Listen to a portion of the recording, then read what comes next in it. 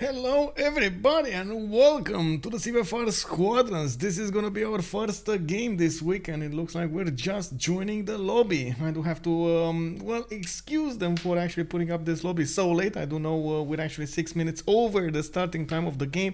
I do hope actually we're gonna get this going quickly, and as you can see over here, probably there are multiple players connecting at the same time. Everybody was there. Click, click, click, click, click, click, click, click, click, click.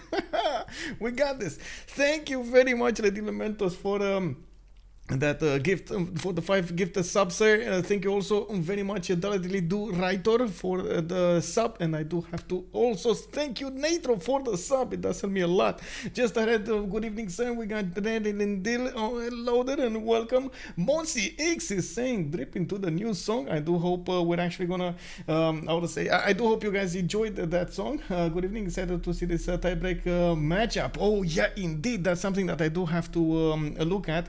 I'm gonna give you a read out in a second over here, just trying to take care of joining the lobby and saying hello to everybody. I do also see we got at the beginning there was Salty Campy Banner picking up that first promotion. Thank you very much, ma'am. And I do have to say, Zep Furiously just followed the channel. Hello and welcome. We got Bigsy in the house. Good evening, sir, and welcome. I did see you're gonna start streaming. Can't wait, can't wait. Let's go, let's go. Gathy Anthony saying hello, Mr. Giga Michael. Wow, I'm not sure if I'm that Giga, but I do appreciate the thoughts, sir. Welcome, welcome. And I do hope you're gonna enjoy the show. Star Spanky, bună seara și bine ai venit, domnule. Sper să te distrezi astăzi. Bună seara, bună seara, bună seara. Going to give it a go for sure. Yeah, just the thing. Oh, that's nice. Oh, so we're gonna get the premiere of the new microphone. Very cool, very nice, very nice. Wait, the Jack isn't playing, so Ulysse has a chance. Oh. Man, that's a how do you call it? That's a low blow, bro. That's a low blow. I mean, Hanan Charm. Also, good evening, sir. Excited to see this tiebreaker. Yes, indeed. And I do wanna take this opportunity to actually put up on the screen over here what has been happening. So, as you can see, we do have. The 8 teams that are in the challenge.com division 1 of the CivFR community squadrons. I mean, we do have Barking Yang leading the pack over there with 9 wins in 3 games. It's going to be quite hard to actually catch up to them, and they do have 2 games to play, and also everybody else has 2 games to play. So they need to actually lose both of the next games to not be first over there. We're gonna definitely need to see what Lendemain de Cuite will do today. They are coming up second with 7 and 5, and as you can see, there are actually 4 teams tied for the second position over here. Lendemain de Cuite, Blackpink, Ulysse, and Sphinx. All of them are playing right now, right? We got Lendemain de Cuite going against Ulysse, and we got Blackpink going against who was Resume Rangers, and Novo Party Antifa going against Sphinx. I don't know, it was confusing. There were quite a few of them actually coming up over here. Okay, let me see. Am I in the lobby in the correct spot? Yes, I am. Okay. So, Novo Party Antifa is going against Sphinx, Barking Gang is playing against the Blackpink, Lesume Rangers against Shy Space Battleships, and of course Lendemain de Cuite against Ulysse. So, they will get quite a few games going. Was there combat? Thank you very much for the follow, sir, and welcome, welcome. Let's see. Start spanking. I'm at work, and it looks like it will be a long night. Whoa! Let's go, let's go. Barking Gang is playing right now. I need to watch. Give me a second. Yes, I think they are playing. Blackpink versus how to say? Barking Gang is right now. But let me find out who is actually streaming. HashK and Adridri are streaming. So if you wanna watch, you can actually watch through HashK. Let me give him a shout out over here. Is oh, it doesn't work. Wait, what? Oh my god, the bots are having an issue over here. I don't know why, but they're having an issue. Anyway, I did notice on Discord there were quite a few issues today as well. It just jumped into the air. Somebody actually probably did quite a few bad things. Anyway, thank you. I will check in that. No problem, no problem. There we go. He's actually streaming right now. He started streaming a while ago. Okay, so Team Plus coming up from Lege. I do want to take a look at the both of these teams' rosters before we go in. We got Romrom, we got Lege, we got Riggy and Astikos playing today for Team Ulysse. On the other side, on Lendemain de Cuite, we do have Arketip, Poolp, TaskForceFish, and Deluxephilippe. I do have to say, with TaskForceFish arriving on the scene over there, I do believe they have a very strong roster. That's something that we definitely need to keep on watching what they're doing. Also, as you can see over here, they're starting up their map pool choices. I want to, before we actually get into the choices over here, because it looks like it's going to take a while, I do have to point out we're going into the second week of the CPL Premier League as well, and we do have the first game of this week on Thursday. It is going to be quite a matchup over there. No Name going against Duhanza. Ooh, the boys that you've seen Sunday are going to go against the big boys from the German community, Duhanza. Can't wait, can't wait. That is going to be quite something. Tomorrow we're gonna have a bit of a different matchup, because it is gonna be from the CivFR community, but we're gonna dive into their third division where there is a very important match being played out. It is gonna be between Macumba Knight and Imhotep, and they're playing for a slot in Division 2. It's extremely important for them to actually get that win. So I gotta say, we gotta put our big pants on and we gotta watch that game, because I do believe they're gonna put up quite a show. Looking at the active benefits here, we got a map. It is Pangea. We're gonna see a lot of action. We might see some naval, we might see some land. We don't know yet. As you've seen a lot of the times on the Pangea map, we do have the players actually spawning relatively close to each other, 3-4 cities, and bam, you gotta whack your opponent over there. You know, on the other side, we do need to see if anybody's going to spawn coastally. We've seen quite a few teams try to go for some interesting combinations over here. Maybe some Portugal, maybe some Coupe, maybe some Russia, maybe some Canada. I don't know. I'm actually looking forward to see this matchup starting up. And we do have two players actually going for the picks over here. On one side, it's Romrom with, of course, the picks for Ulysse. On the other side, we got Deluxephilippe picking up for Lendemain de Cuite. Looks like Coupe is the first one to be taken out. Khmer is going to be the second one. So two simmers, and I do have to point out Coupe over there is quite a chaos maker on the map over here. We do have 4 more choices, and we gotta see what's going on.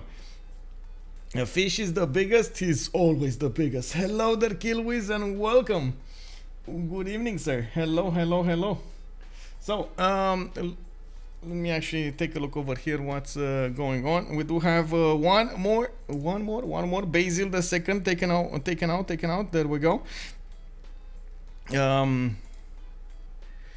Did I do? Let me see. I was trying to figure out something. Oh, okay. I did. I'm actually quite curious to see if we're gonna see some Zulu planes. Last time we've seen Pangea, Fish did not actually enjoy playing that Zulu, but he did notice how powerful. Oh, there we go. Just talking about the wolf, and poof, the wolf appears into our face.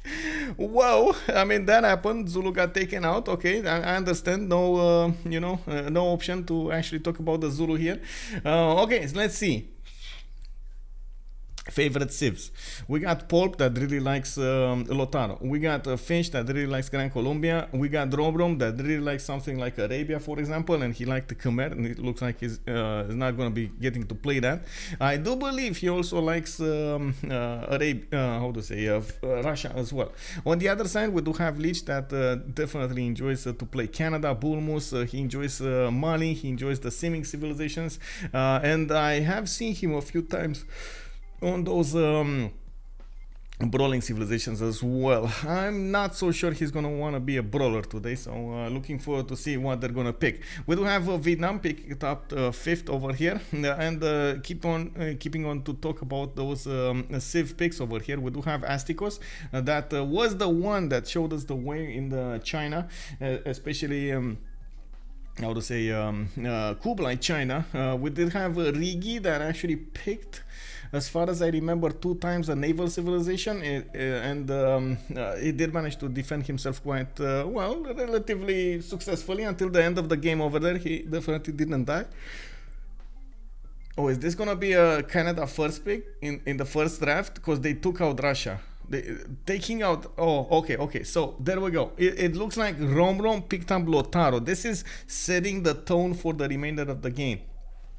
I do want to say that they picked Lotaro on the team that is against Poolp. She's not gonna get to play it. Romrom actually counter picking over here Poolp.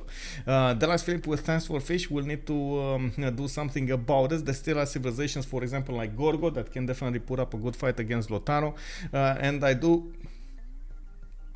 believe they have quite a few choices remaining, even in the other side, in the other case of against Lotaro. The problem is leaving Lotaro in the game does create quite a bit of chaos on the map. Unfortunately, those Malon Raiders at some point they do force the opponent's team to do a lot of defenses, a lot of spearmen, a lot of units to make a line and so on and so forth, so you don't allow not even one of them to pass through. So it is going to be a tough challenge over here for them to actually get this going. We got Deluxephilippe with Rome. It does look like TaskForceFish is, well, picking right now. They're definitely talking about this. They're thinking, you know, big braining this. And I do trust the fish to actually try as much as possible to mold his team to pick the right choices. I also trust very much Poolp, for example. She showed us that a lot of the time she can do very, very well on most situations. Yes, sometimes she does gamble, and of course, like every player in the game, sometimes it's not gonna go her way, but it happens, you know, it happens to the best of us. We do need to see best of us and best of them, however you want to put it. Any chance of Babylon today? Probably not. Babylon is banned, auto-banned in the CivFR Squadrons. That's why it's not ever appearing in the active ban phase or in the picks.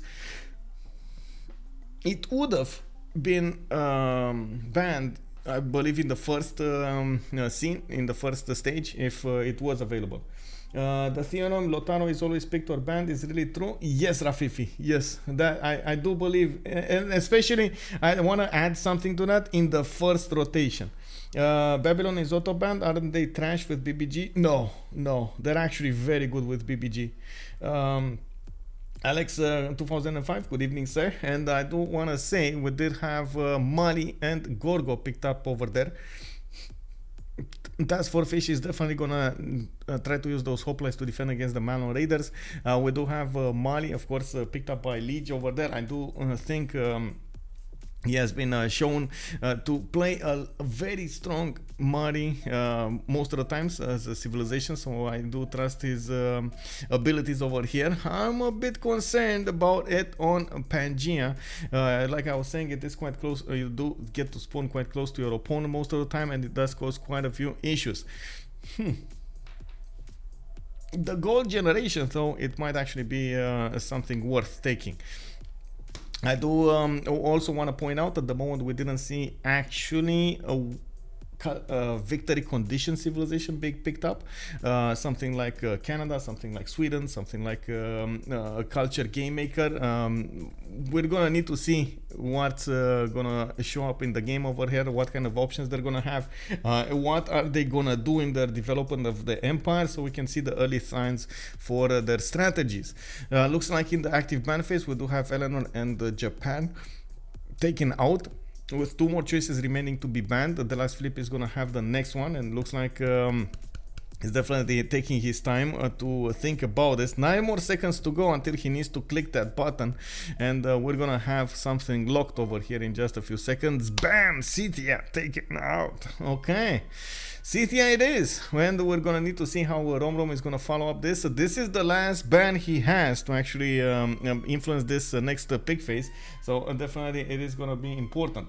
This is Pangea, Alex. Let me actually so I do have to thank you for reminding me this. I do need to put it over here. Map. Pangea. Yep, there we go. Now it's up. Cree is gonna be the last civilization to be taken out. I do have to mention, we still have Mongolia. Genghis Khan Mongolia is available right for the picking, and it's definitely gonna do quite an important amount of damage against Lotaro as well, especially if they want to counter pick it. Nobody banned it. It is available. Let's go, boys or girls. Definitely, Poolp is actually the one that needs to actually pick a civilization here.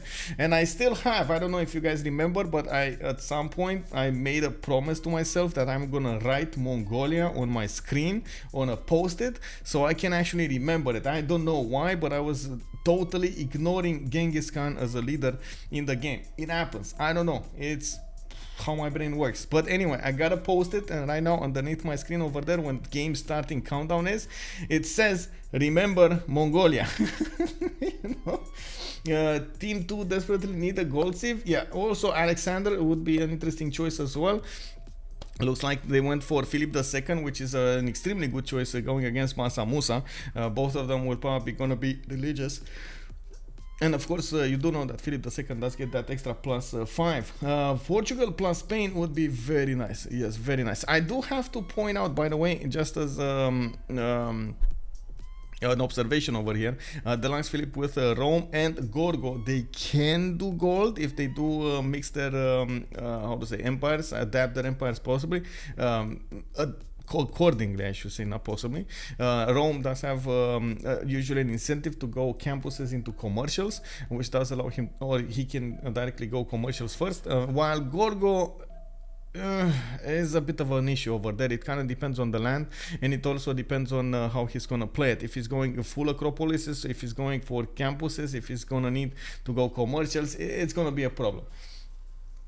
You hear Astikos saying give me Nubia. Nubia might be an interesting choice, but I gotta say it's been such a long time since I've seen anybody do very well with Nubia. Not because it, how to say, not because it has been played, but because nobody played it. I've seen a few games in, of course, the 4v4s, which is in the 4v4s, in the private teamers, in the ranked teamers, but not in the actual competitions, and those I didn't actually stream. Everyone can do gold. The gold civ is someone that wants to do it. Yes, I do have to agree with Alex on this one.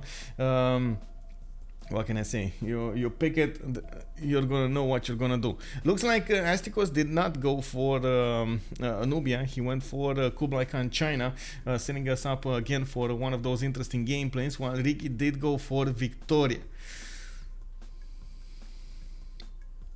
There is a chance we're actually going to see Philip II play against Victoria, and I'm not so sure they're going to do very well. We're going to need to see how this will fare over there. While, of course, Arketip is going to be the last one to pick, he can actually go for quite a few civilizations, including, for example, Persia. That can also be a gold maker. He does have an incentive to go for those commercials, to get those merchants, and so on and so forth.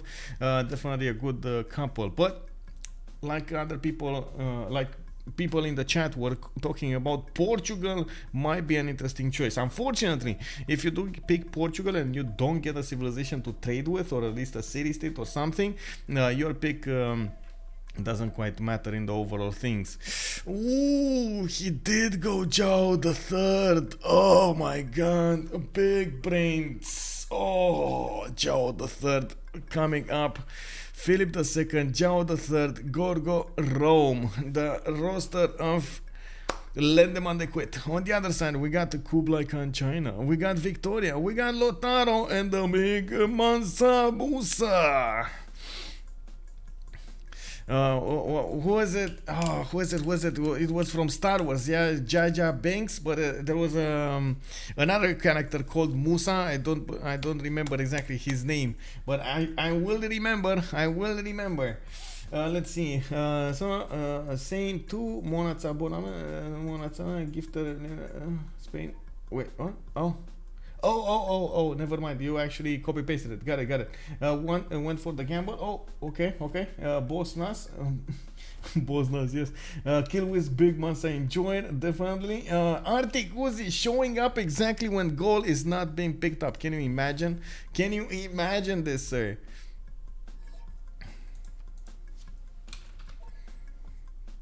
Give me a second so I can rejoin really quickly over here. So I get there we go. No problem, man, but we did see quite a few interesting Gallic plays over there, so that's why I'm pointing it out. Exactly when goal was being played to its full power, you did not see it. Oh my god, you know, lightnings were coming out of his hands, and you did see red in his eyes and everything, you know, he even had an aura around it. Yeah, no problem, man, no problem. Anyway, loading, we're just waiting to load into the game over here, and I did want to do something, but I totally forgot about it. Oh right, I wanted to show you what was happening over here earlier today, but can I actually, where did I put it? I think it was on my Discord. It was on my Discord somewhere. I managed to find. So we got another alert today with oh my god, the big rain coming, oh no, take cover, you know, big drops of water are gonna come against you. And I did put it somewhere, general chat, I believe. No, not general chat. Where was it? Oh my god, where is that? Where did I put it? Come on. Oh my god. Man, this is one of those things. Places to see, probably not. YouTube clips, YouTube videos. Oh, there we go. YouTube videos. So a little rain outside. It is on Vimeo, I guess. Let me show you what was going on earlier. This was going on earlier. You can actually hear the noises over there. Bam! You see how big those droplets were? Oh my god, bro. Like really? Let me see. Oh my god. I might have done a boo-boo. Anyway, did not get any big bad rain in my neck of the woods. Oh, look at this, man. Look at this. It was very bad. It's like it's snowing over here. Unbelievable. Anyway, yeah. Now you got to see what was going on there. That's what I wanted to show you, what was going on. I did get a new short up on YouTube as well. I guess some of you did notice it in my Discord. I do have to thank, of course, Nico for making another good one, and we're waiting for more. Just relying on you, of course, the viewers, to try to clip exactly what you like over there. And I'm gonna try to make as much as possible a lot of shorts from those clips. We got that a few days ago. The ground was white and we lost some cherries. That feels bad, bro. That feels bad. You lost some cherries as in from the trees, or you lost some cherries as in, I don't know. Some I guess you have a plantation or something like that. I'm not sure exactly how to call it. Okay, so let's check it out. I do notice we're on the first map, and this is of course going to be Pangea. As you can see, there's one big landmass, and I don't know what it is. What's this? Is this a lady with a kid? Is this a lady with a kid? Who's on the kid? Oh, right. Also, I guess we need to do something over here. Usually we do have predictions started. How many remaps? And we got none, we got 1, and we got 2. And the submission period is gonna be only 3 minutes, boys. 2 minutes. I can't put 3 minutes. I wish I could. Okay, let's go. How many remaps do you think there will be on this game?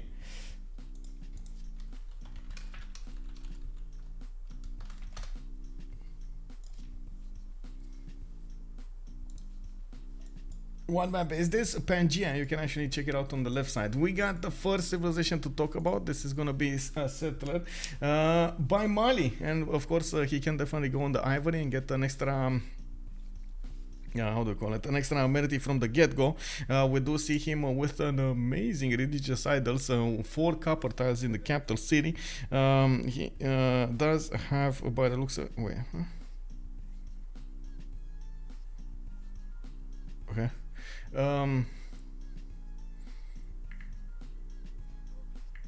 Yeah, he does have, by the looks of it, a lot of food coming up from his desert and his wheat tiles. A bit fortunate for him that he also has a few 1-3s to the south, so he can work some extra production over here. And I do believe he should definitely move on that ivory. Could definitely place another city here on the 1-3 and get some extra adjacency from that geothermal fissure. And of course, he did go for the ivory. Ooh, and let's go. In the northeast, we do have China. We got the Romrom over here with 1 ivory tiles to the east side. He does have a 2-2 base to spawn on, and by the looks of it, he did move actually. Probably he was next to the warrior or something like that. He did move on it. He does have a hut to the west, and this is a lot of ivory. Is this the? Oh my God! Look at this continent. 1, 2, 3 ivory tiles, 4, 5 ivory tiles. Ooh, you gotta go ivory. Oh man. Oh man. Of course, China over here is not actually connected with Stonehenge or something like that. He's gonna want to do something different. And let's see, what did you get over here? It is gonna be prediction. Did I put up? Wait, I did put up a prediction, right? So let's see the prediction. What was it? How many remaps? It's one remap. That's, we got 60% of points put into one remap. Okay, Mali will ask the remap. He has a Greek right to the city. Wait, what? Greek river? You mean this one? Eurotas river? But Greece is so far away. He's like literally so far. Oh, look at this. And he has like a friend in between. He has China to actually take the punches of Greece. I don't know, man. Maybe they're gonna scout and see what's going on. Start spanking, also asking me to stop it with the gambling. It's not very Christian of me. Come on, bro, it's not gambling. Come on, we're not doing this. The Greek river is very long. Yes.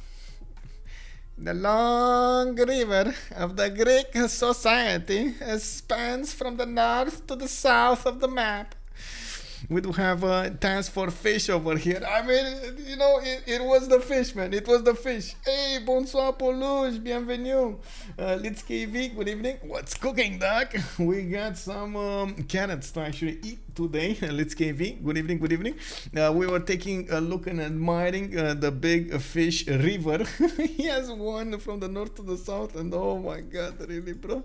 Look at this. He's connected. It's not even this one. This is like you know, his little brother of a river. It's all of this one. It's this one, moving and moving and moving and moving and spiraling away and moving, and until it hits the capital city of Niani. Oh no.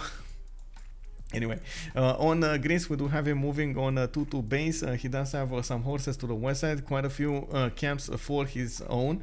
You can see the deer tiles over here. I do see he also benefits from some wine. Well, it's settleable wine. I do believe I like this one actually.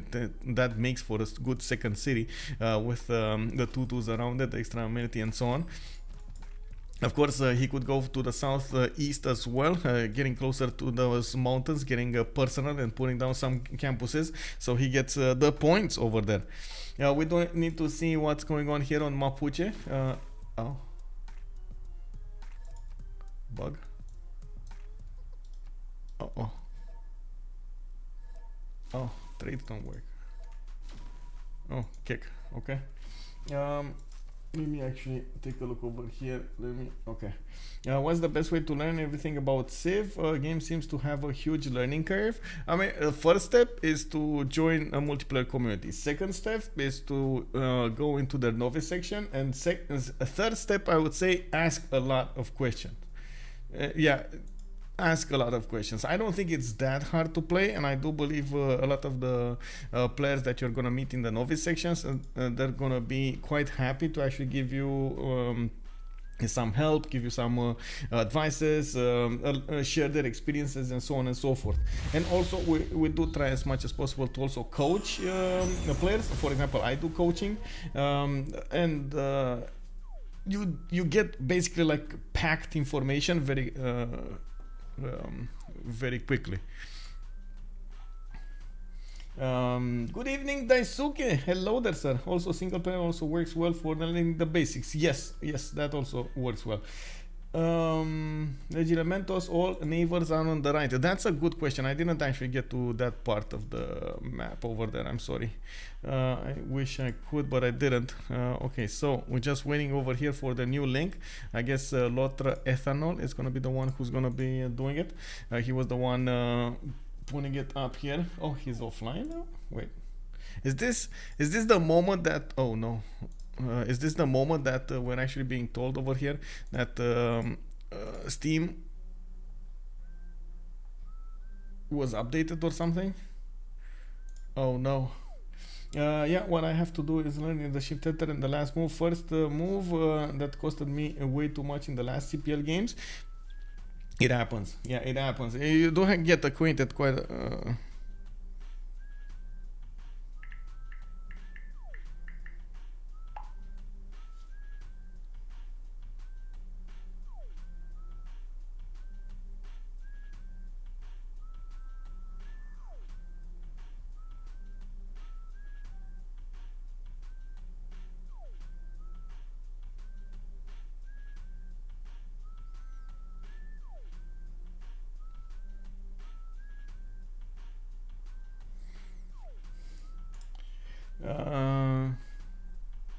still no link?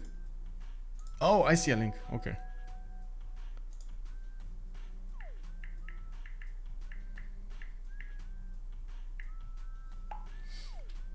Hash also saying probably I have just been playing single player versus AI Prince, and while I can do fine, I feel like I won't do well against harder AI. How does AI usually compare to human players? It is harder, easier, same level.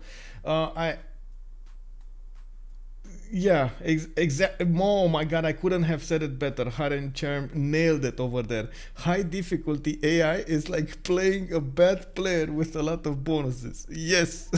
I do have to say yes to that. Okay, let me actually reconnect. Tigridis, hello there, sir. Where am I? I'm fine. I'm here. I didn't see that Arketip sent me a private message. I was waiting for the link to be put into the season 9 rendezvous channel. So, or saison 9 RD rendezvous. The problem is hard to compare AI to human because AI cheats and humans don't play as AI. There are less religions, for example, in general. Yeah, it's also they get like a lot of bonuses in the builds, in the strength of their units, and so on and so forth. AI quits building units after a while. Yeah, and they also start building wonders while you're fighting them and taking over their empire. That's why I'm extremely, how to say, I was really having fun when Harem over there nailed it with the higher difficulty. It's like playing a bad player with a lot of bonuses. That's exactly how it is. Also, I didn't actually listen to, I didn't actually see if you guys answered this. What does this map look like? What does this map look like?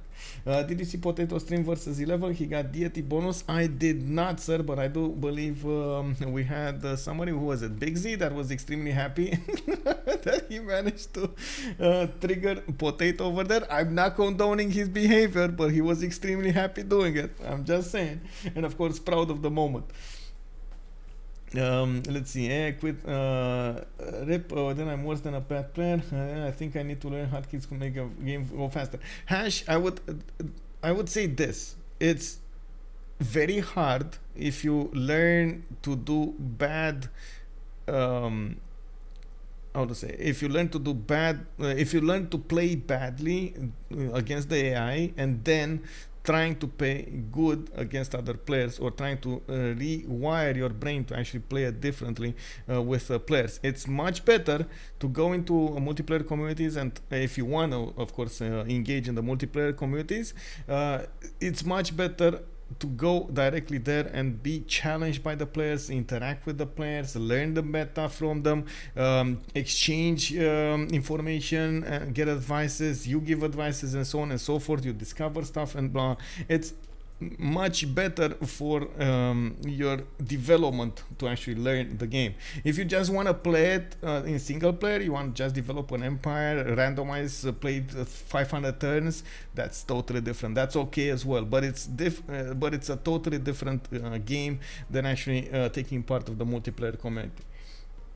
The map looks like a mother carrying her child. Yes, exactly. That is amazing. Also, I was one of the 11 in that game. There we go. Bigsy, the man himself over here. One of the 11. You did it, man.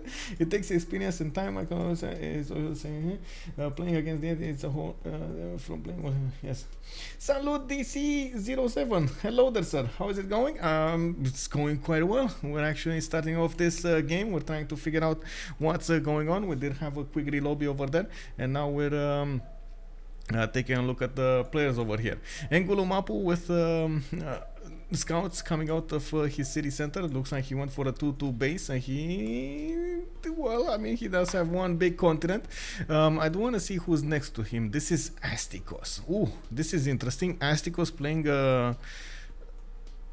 dangerous civilization over here. So he has somebody to go against in the north, of course. That's the fish, but that's also Gorgo, so it's not going to be a big incentive to do that. On the east side, he does have an ally, that is England, and I'm pretty sure Riggy is playing it, so there we go. He's going to get to trade. And in the north over here, we do have Madrid, that has a triple continent split. East Lemuria, west Kalahari, and Europe is going to be his own continent. He can definitely send his trade routes towards the city of Alpha and connect those cities. Very nice, very nice. There's gonna be like wow. A lot of economy here from Spain. He's also 2-3 base. Was that a deer tile? That was a deer tile. A 1-4 that turned into a 2-3. He does have geothermals to play around, and by the looks of it, quite an interesting array of tiles to develop on the east side. You gotta remember, usually it's a very good sim for Spain. If he does get a continent split, he does need to put those cities on another continent so he can benefit from the missions. If not, it's kind of a meh kind of sim over there for Madrid, so we'll see how this develops. I wouldn't hold my breath for Arketip over here to give him his whole north of Rome. So yeah, we're gonna need to see how Deluxe is gonna develop this. Remember, Stream Chat said we might have one remap. That's the one that won over here in the prediction. So we do have to see what's gonna happen. We do have in the east, of course, Rome over here with Arketip. He does have Pamukkale to the northeast. We do have also Astikos finding a relic, the first out of 30. Lendemain de Cuite, Rome is gonna pop out a settler next turn, and we are turn 8, just a few seconds away from finding out who is gonna do this. Lisbon, London. Lisbon, London, Lisbon, London, Lisbon, London. Oh no, they're actually gonna go against each other from the beginning. I do believe this is gonna be quite hard for Lisbon over here. I'm pretty sure also Rome will be incentivized to put a city on the coast, but it is gonna be a problem. London does benefit from free units whenever he is gonna put cities on this continent, so that is gonna be a problem. Let's see. Few seconds to go. May 7th, no remaps. This is gonna be the game. We got London, Lisbon, London, Lisbon coming out next to each other. They are gonna need to show us the way over here. Cities also justice. Good evening, sir. Guten Abend, guten Abend. City states are not influenced by difficulty, so it doesn't matter. Yeah. Let me actually take a look at the prediction, close it up. Let's see. None was the answer, and who got it? Who got the correct answer? Let's see. Winner. Prediction ended this winner. Pulush and Fluffy Dragon. There we go. They were the winners. The ones correctly predicting this. Bam, bam, Fluffy, you did it. Pulush, yes, you also did it. And she is also saying these players were going for a settler so early on. I feel like I need at least 2-3 military before going for other things. Yeah, I mean, okay, I'm gonna need to go through the civs again, but I'm gonna come back to that subject a little later over there. There's quite a bit to actually say about what you're talking about there.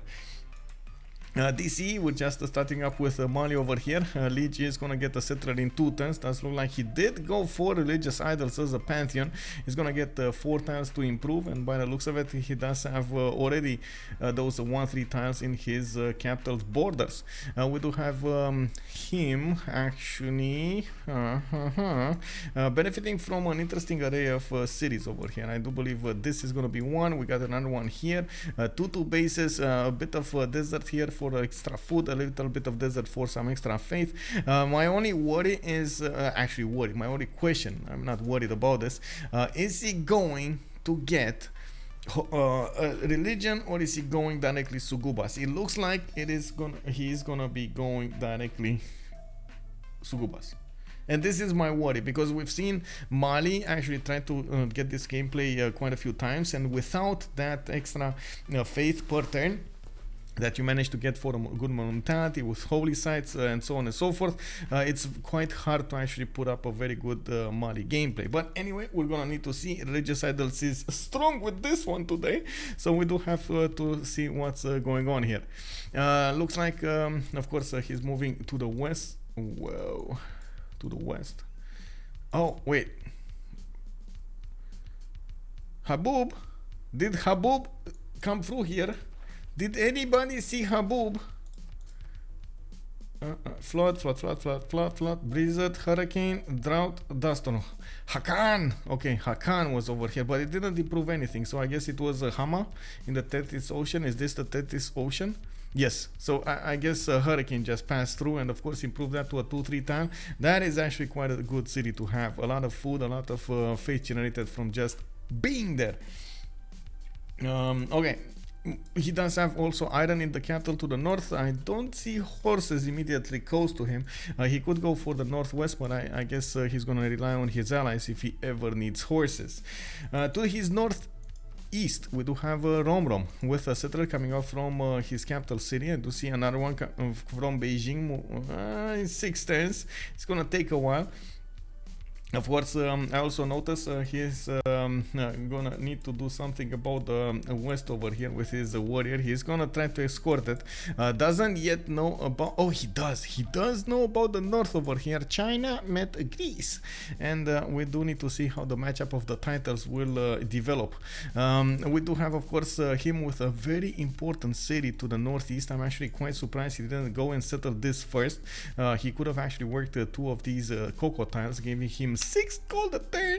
He had a +3 campus, a good commercial, and so on. Quite a few interesting things.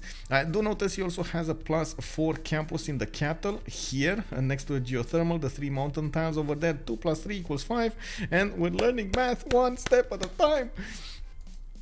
We do need to see, of course, what kind of pantheon he's gonna pick over here, but he definitely has a strong goddess of the hunt with so many ivory tiles.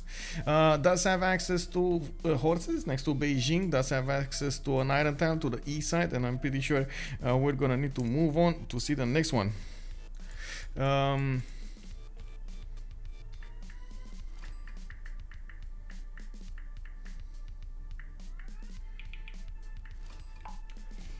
Give me a second, cause I'm okay. Yep. Okay.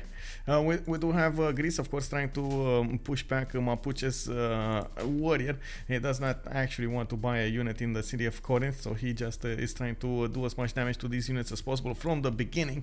He does have a slinger. This slinger actually reminds me of somebody, somebody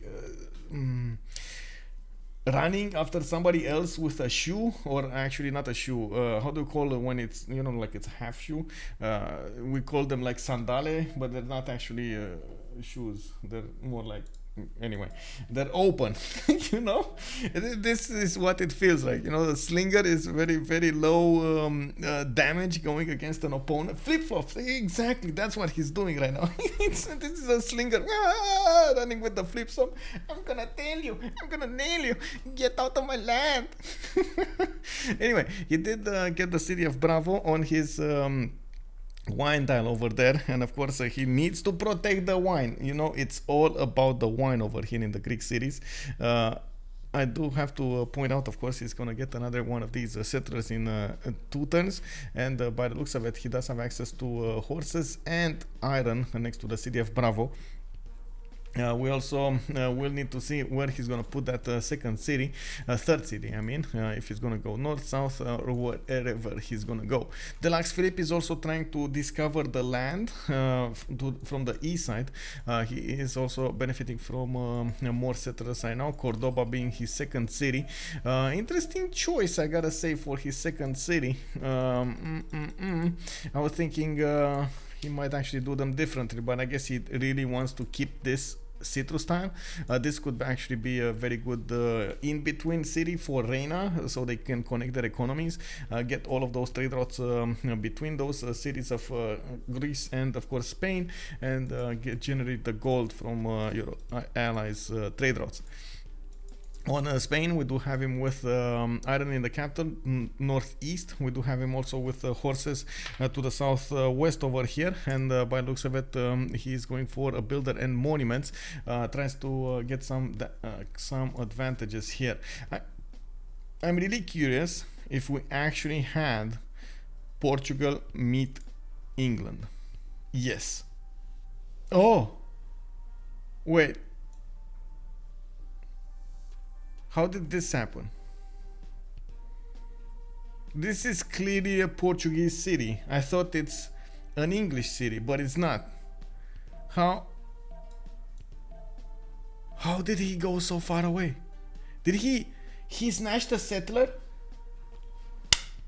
Oh no! Poolp did it, boys. Poolp did it. We got the Riggy overwhelmed by Poolp over here. Definitely showing up in his face with boats, showing up in his face with scouts. She came out of the forest and that settler made a big Pikachu face. Oh my god, I can't believe this. I was like wondering, I was looking at the map over there and I was like, but wait, that's a different color, and I'm pretty sure it was the cliffs of Dover, and I was like, how does that compute? But I don't get it. How? Anyway, it's still, as you can see, it's rebelling. She's trying to get some more boats out. It is gonna be very hard to actually keep up with this, and mostly because England, yes, he's gonna need to actually build those Royal Navy dockyards to benefit from the boats, but if he gets attacked so fast, getting to celestial navigation while you don't have a second and the third city out, it's gonna be quite hard. And you can imagine we will see an increased aggression coming out from Poolp against his cities. We do have also Rome from the north. Arketip is gonna be slamming that Londonese city from an early start, and you can see we got Rome, we got Arretium and Cume. Arretium and Cume are coastal. They do have good harbors on them, 2-3 tiles to work, 1-3 tiles I mean, and 2-2s to work. Definitely can get quite a few damage points over here. Oh my god, this is... I don't even know if I need to watch Mapuche over here, because Mapuche is going to be so long until he's actually going to do something. Anyway, let's see what's going on. We got Astikos moving to the northwest. We got Puel Mapu with a 2-3 base. That is spy style. He actually planted his city on a spy style. He does have a +3 campus, so he started in Mapu, going for some more monuments. Okay, very strong start over here coming up from Astikos. He does also benefit from horses. He gets iron tiles to the south of Engulu Mapu, and I do believe he's gonna get some builders to actually improve those tiles. Definitely needs to get as much strategic resource as possible. Hello there, Sir Luke, and good evening, sir. Hello, welcome. Giga Chad, MS calls it out. Yes, we do. We do have somebody Giga Chad. I guess it's Poolp Giga Chad. Poolp is definitely Giga Chad. By the looks of it, in English cities, we do have both in the city of London, of course, boosting that strength. We do have more scouts appearing from the north, Spain and Rome, and we got Portugal. Oh my God, this is the meetup of the year over here for him. Okay, well, it's happening. What can I say? We do have London with. Let me see. Yeah, we do have London, as you can see, with a monument next turn. He definitely wants to get as soon as possible his oligarchic bonus, and I do believe he's going to need as much gold as possible from Lege. This is probably going to be their focused early game, so they can keep as much as possible England alive. He's trying to get a city to the west side here. Maybe he's going to try to go for a safety settle. This is relatively a problem. I would say actually it's quite a big problem, because if England settles here, look at Viso. It is a connection city. He can actually go through the cliffs of Dover, through that ice or whatever it is, and get to the south part of the map. And I don't believe it is actually even... oh, it is closed. Okay, it is closed. It's one tile of some... whatever it is over there. Snow, ice, blocks, something. We do have to the north, of course, Rome over here with iron, with horses. He's gonna get to improve all of them, getting boats out, and I do believe it's gonna take a while until they slam and take the city. Oh, initiation! It's picked up by England. Okay, I mean he just got 2 extra warriors. He might actually get what he needs. You know what he needs right now? A slinger in the city of London. London needs a slinger. Somebody give him a slinger. Okay, so I guess 1022 over here. I did receive a call at some point by I guess not a call. I would say a suggestion from the stream chat that I should put up those predictions much faster over here. Let me actually start them up quite quickly. Who will win? And on one side we do have LDC, that actually Lendemain de Cuite, and on the other side we got Ulysse. 30 minutes for a submission. Yeah, I'm gonna put it 15 minutes. I'm gonna put it 15 minutes because we don't know exactly. This might be a long game. This might be anybody's game. Yeah, we don't know. Naked settlers are a no-no.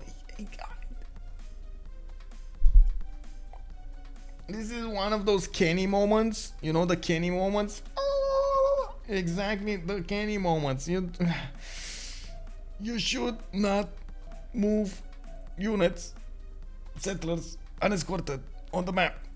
You need to have them escorted. At least you have an excuse that you had them escorted, you know, if you lose one. Anyway, let's take a look over here. Poolp is asking for a delete. Is that a second? He made a second galley, I guess. Yeah, I guess so. But he could put it in the... Oh, I see. He's deleting the scout. I see what he did, what he needed to do. He can go from England on the seas and get help from Mapuche.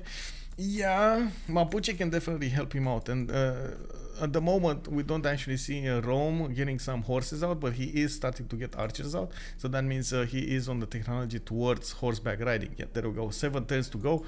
He's going to need to upgrade his pastures. There we go. He got one, so he got the boost. He's also going to need to upgrade his horses while he's getting his 4th city out. Remember, Rome is one of the civilizations that can actually go for that 3rd city quite quickly. He gets early monuments, free monuments. You don't need to actually spend the time to build it, and that gives you quite a bit of freedom to do something else. If you want to get builders, granaries, not saying granaries, you shouldn't get granaries. You can get archers, you can get warriors, and so on and so forth. Let's quickly take a look at what's going on here. Wow, fish just stepping the big man. His shoe is like this big. He just stepped on that campus over there to the east of Beijing, and it's keeping Romrom from ever building that. Now, this is actually, but why would you, I guess it why would you ever put a campus over there when you have like big +5? I don't know. Anyway, one of the reasons, I do have to point out the reason, it's because he wanted to not discover bronze working, so he doesn't need to actually kill that rainforest, chop it. But at the same time, it does create quite a few problems over here. He needed to spend a lot of gold, and it is, as you can see over here, being stepped on by a warrior. It is a problem. What can I say? It is a big problemus maximus. Let's take a look at the overview here. In the city states, we got Hattusa and London picking up that science bonus. We got Buenos Aires with Hong Kong, Cardiff and Mexico City picking up for industrial bonuses. It doesn't seem like we're gonna have a lot of industry on the map over here, but definitely late game simming. We might actually see Rome getting the free sim over here if they manage to nail England to the ground over there. Not to mention Spain is actually quite a powerhouse in the mid to late part of the game. We do have Yerevan with Vatican City for the religions. I do think that at some point we're probably going to see Mali get the religion here. At the moment he's getting his sugubas, not really going for the religious play, and I think actually all things considered, I think he's doing a good thing, because he definitely wants to get a lot of gold for his teammates. He's doing 65 gold a turn right now. We do have also Cahokia, Zanzibar, Branda and Brunei for the gold, and of course all three of those will be amazing if Mali manages to take it. It's very uncommon to actually see one single nation getting so many of them. I mean, really, bro. I have a little spider on the camera. Like, what is this spider invasion, man? It rains and spiders come. What is this? I'm sorry, guys. I'm gonna have to nail this. I don't know what he's even watching me, bro. Like, this is starting to come out of those movies. What is this, man? Nailing spiders, bro. Yeah, I mean, I gotta do it. Let me nail this, bro. You're in the wrong house, bro.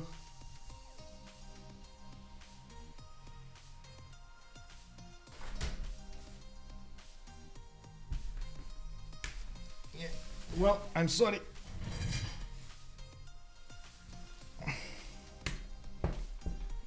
What can I say, man? It happens. Maybe I will get some powers. Yes. Wow. Some powers, yes. Magical powers, yes. Austin powers. Wait. Maybe you wouldn't have the guts to do that again? Wait, what? I mean, he's not gonna get a second chance. Let him watch the stream. What can I say? Anyway.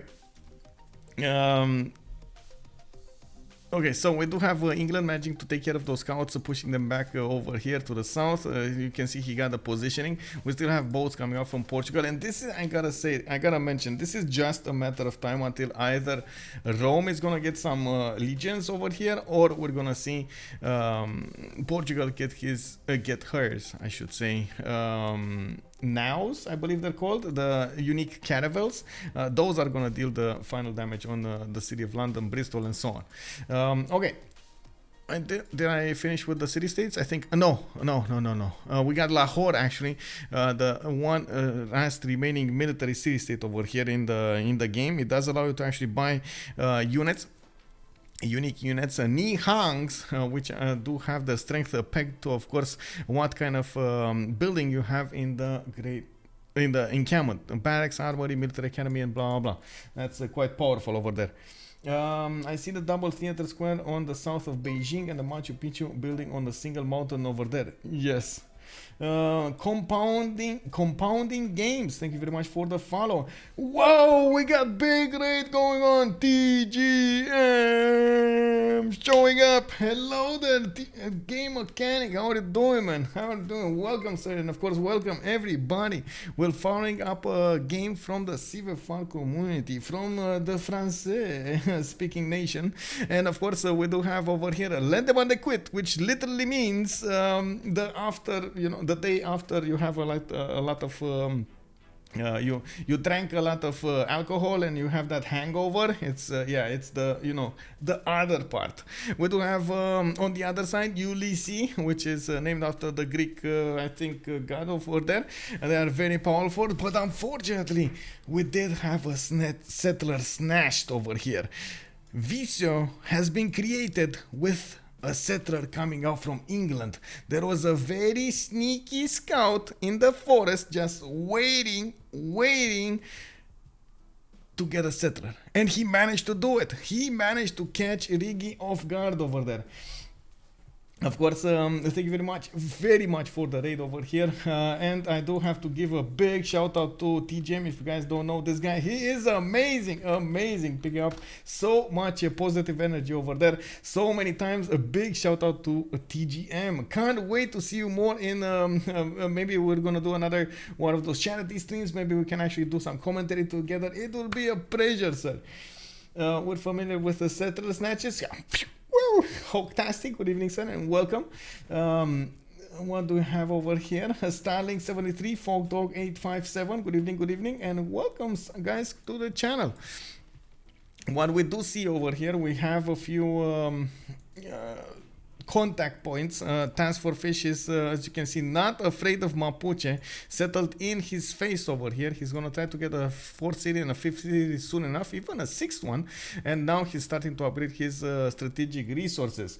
We also have a prediction going on in the chat, as you can see over here. Lendemain de Cuite is getting a lot of points because it did manage to snatch that settler. It put them way ahead. It is all up to Ulysse to come back into this. Of course, we do have Lege trying to get a great path on the river. He's getting his government plaza, already doing 100 gold a turn. Turn 28.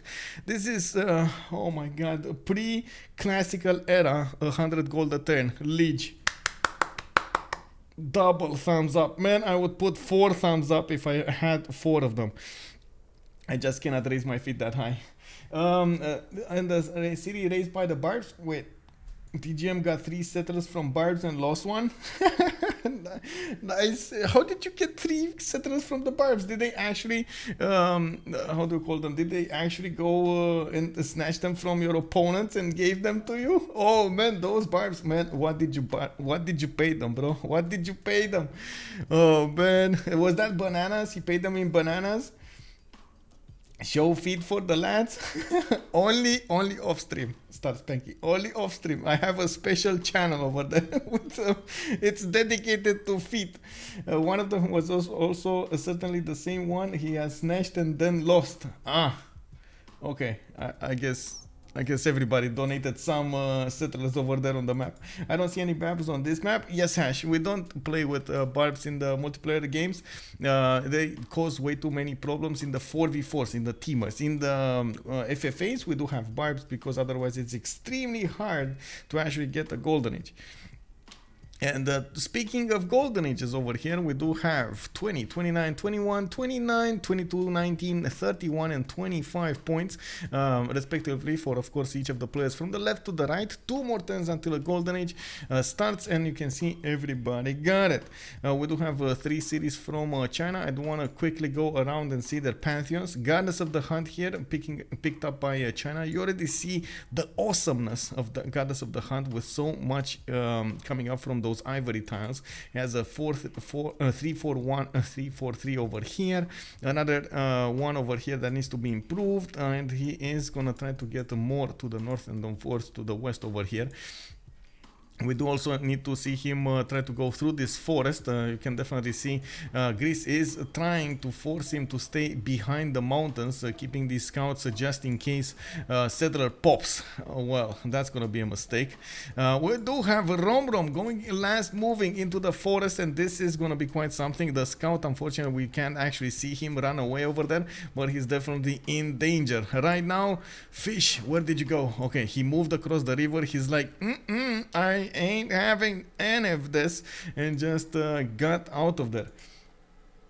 They GG man, Thai Eggman. Oh, good evening, sir. This is observer view. I guess that makes sense since we can see everything. Yes, This is cast of the game. So what we're doing is we're talking about the game. I'm trying to get as much information for you. I'm trying to answer questions, giving you a strategic read on what's going on, their development of the empires, and what they could do, what they couldn't do, and so on and so forth. Is there any use of improving bonus resources? Yes, it kind of depends on the bonus resource, but as you can see over here, there are a few ones that could be improved. For example, the rice tile could turn into a 5 food one, and that's going to be very nice.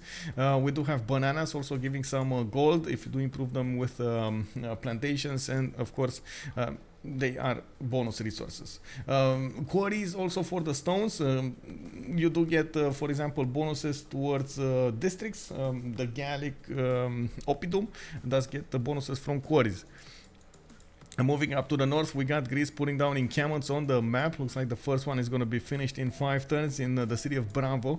We do have him getting big, wide, and of course he's going to try to get as tall as possible. He already has big feet. We're gonna need to see if he's gonna have wide feet as well.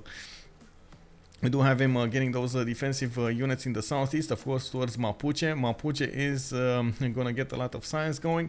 And talking about Greece, though, fertility rates is gonna be his pantheon. He is gonna try to get some extra food yields from the wheat tiles. By the looks of it, he did improve both of his strategics, and of course, we need to move on because it's time is ticking. We got Astikos picking up religious settlements. Very interesting to see him picking up religious settlements. Yes, he has a lot of land to the south, and they also need to catch back up for the early game, because Riggy's mistake over here might actually cost them dearly. He is trying to get a settler. Maybe he should actually consider getting it to the snow over here so he never dies.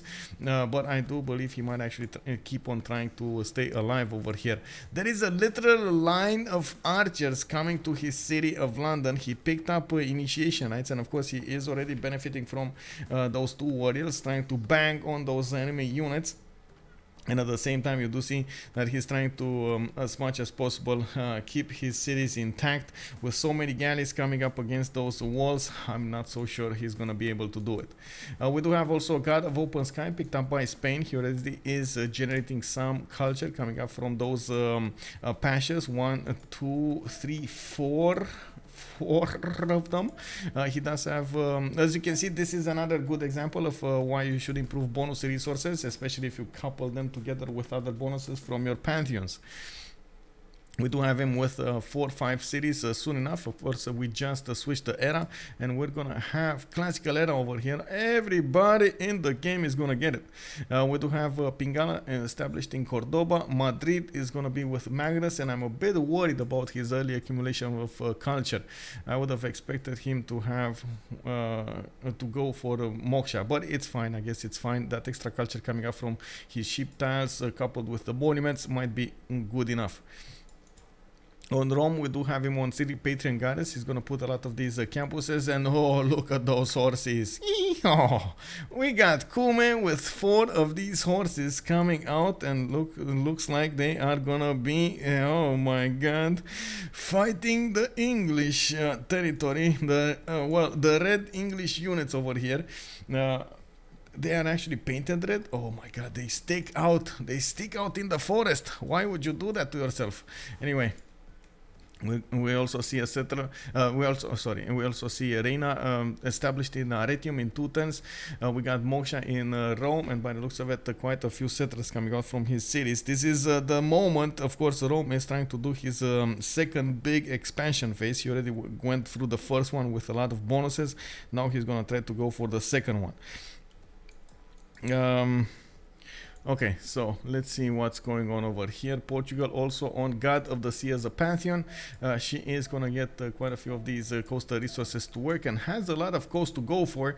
You can see to the southeast over here, she does have one, well, I guess she could go for the freshwater. I'm not sure if she will, or go for the 1-2 base. Okay, so let's see bonuses. Deluxephilippe, pen, brush and voice, golden age. He's gonna get the extra culture and gold for each specialty district. We got Portuguese Empire, free inquiry, golden age, and Of course, she's getting a 19 science with 16 culture. I'm pretty sure she's gonna try to rush as fast as possible those nows, so she deals the death blow to London as soon as possible. I also see she started making 54 gold a turn, but Lege is, oh my god, triple that amount, 157, 157.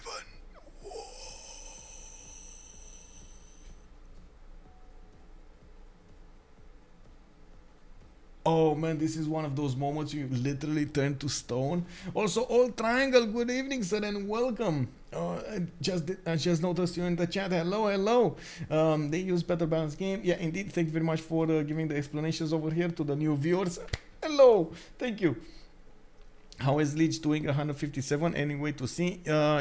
Yeah, I mean, first of all, it's the traders. He did go for early sugubas and got the markets in them. As you can see over here, all of them have markets. He's also switching his connecting his economy to the big city of Beijing over here. Now, all of them are probably going towards Beijing. Yeah. Oh no, it's actually, yeah, it is. No, Xi'an. We got. Xi'an, Timbuktu, Guangzhou,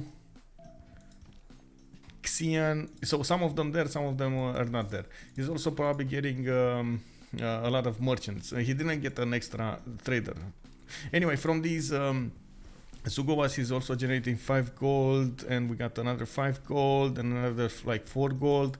So that's a lot of gold over there. Has a lot of copper improved. You can see he's generating from each of these tiles improved. He's getting 9 gold. So a lot of gold coming out. For 4 tiles improved, he's gonna get a 5th one, and by the looks of it, a lot of other mines also allowing him to get some more gold. That's a lot of things over there. Make prediction if Lege setup gonna flood. He's getting the bath, bro. Man, he likes his people clean, bro. He's fine.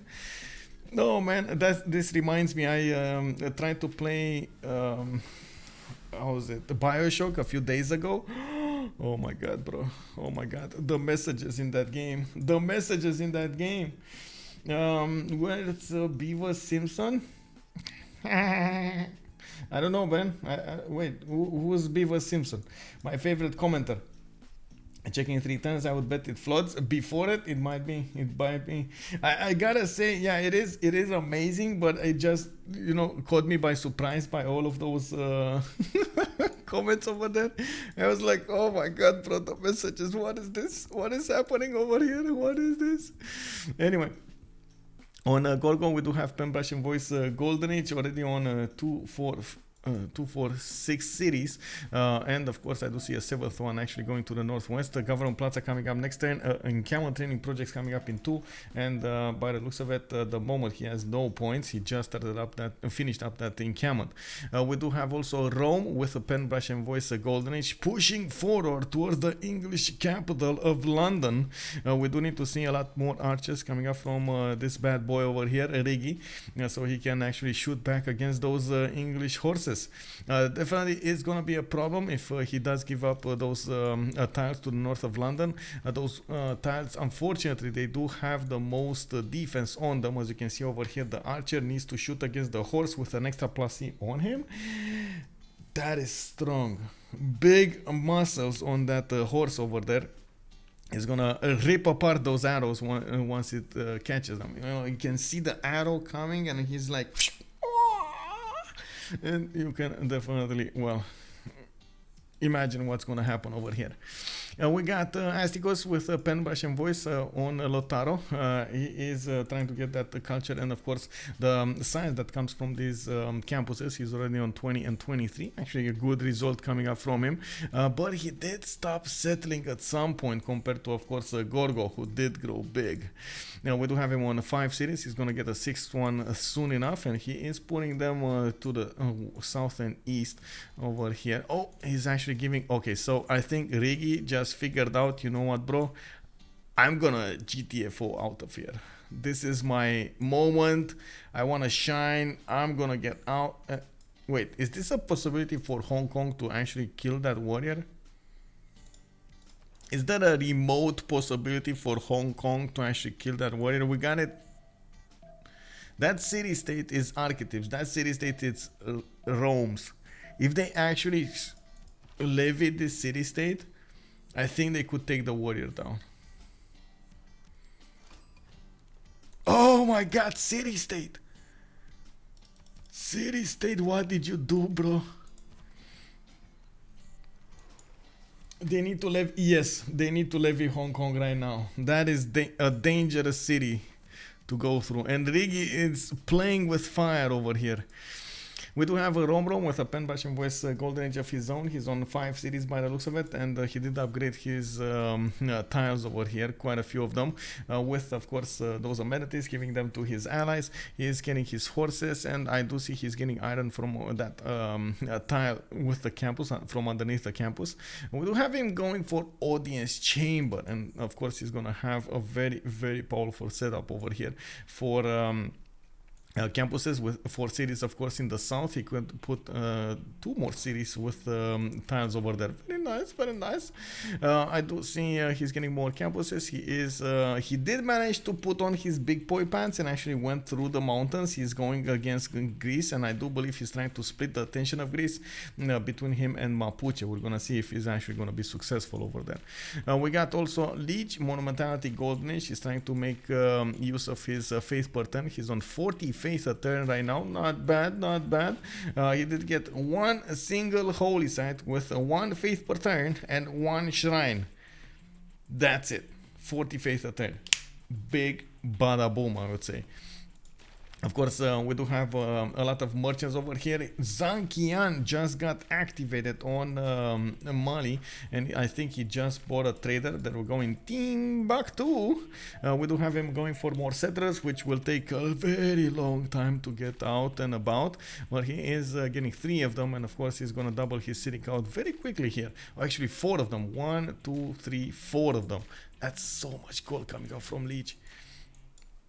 Of course, more and more units are pouring every turn towards England, and oh man, this is, I gotta say, I gotta feel bad for the guy, for Riggy. I gotta feel bad. Like, even with that settler snatch, this is, I think, like the 4th or the 5th game in a row in which I see Riggy being pressed against the wall by an opponent, and he's on over there in the front line. He doesn't get a break, man. He doesn't get somewhere, like, you know, to freeze him somewhere in the back line and trying to be, you know, happy and get your empire bonuses and do, you know, the things.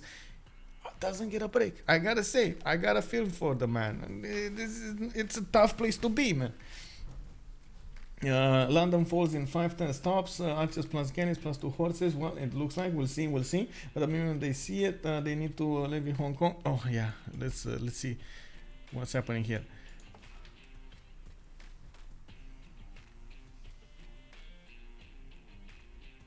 Hong Kong still alive, bro.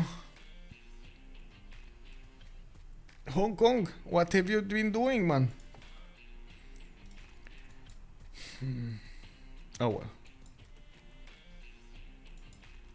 It could have been a thing, but it's not a thing anymore, and we're gonna see what the thing will do, but at the moment it's not a thing. Okay, anyway, we do need to see, of course, how everybody is simming over here. We do have Zaragoza being pressured. We got quite a wait, can that die? So these are 2 archers, right? Both of them can shoot. Bam, bam. It's gonna take around 20 HP, no, 25, 30 HP, and then bam, bam, 2 warriors. Spang, spang. You can see how much health they're doing, the damage they're doing. Let's actually see next turn. During the, oh, he moved.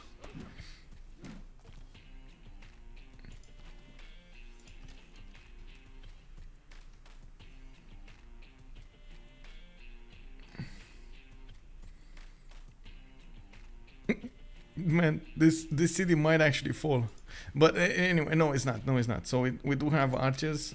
Wait, these guys can actually do enough damage. They can't do enough damage. I mean, they won't kill the archer. It's all about Zanzibar. I know. Big Paul. I'm sorry, I actually put a prediction. Will Zaragoza fall? Yes. No, and of course we got the famous kick W over here. Let's go for 1 minute because we're very close to seeing this happening. Also, archers can't take cities. Yeah, No, they can't, but the warriors can. You are totally correct. 2005. Yes, he just needs to kill the warriors, but he only has one single archer that can actually attack on the warriors. And yes, he could kill one. The other ones, though, are gonna be a problem. This one, you see, he's having a problem here. Anyway, he chopped a horse for city strength. He's gonna be fine. Okay, okay. Oh, he did? He did? Where did he do that? Oh, he did it over here. Okay, he's fine. Deluxephilippe is in a pen bashing voice. Ooh, expensive chop over here. Is it? I mean, honestly, is it fine? I don't know if it's fine. You know, I don't know if it's that fine. He lost the movement on his archers. He tried to shoot down the archers over there. I don't think he's fine. Like, if actually Zanzibar attacks into Zaragoza with all 4 of these units, he should be able to take down Zaragoza. All 3 of them. Even 3 of them. Check this out. Check this out. Let's see. Bam. Bam. And bam. Oh, it's dead. It's dead. We have a winner over here. Oh my god, look at that. Actually, 9 people went for the no. Kick W, man. Man, this is exactly a scratch moment. Man, this is the biggest city of them all. Zanzibar's muscles right now are ripping apart to that t-shirt over there. Oh no, we do have the horses. They're just too late. Can you imagine that the face of the horseman over there? That was like,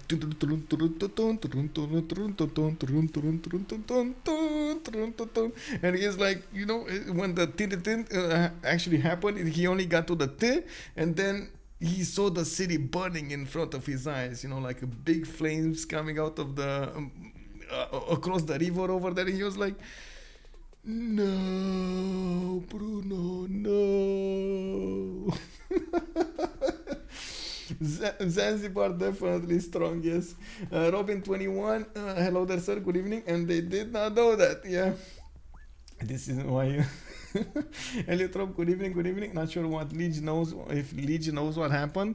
I mean, they're on opposing teams, and I honestly don't know if they actually keep up with how they're playing this, as in how many cities they have and so on and so forth, or if they lost one. But Zanzibar is, who's this? That's a Lege city, by the way. That is one city soothed by Lege over here. You are correct, Eliotrop. Also, old triangle. Okay, I thought they could levy and turn after the units already moved. They could then have movement next turn. Yeah, they don't get movement that turn. You to get the next turn.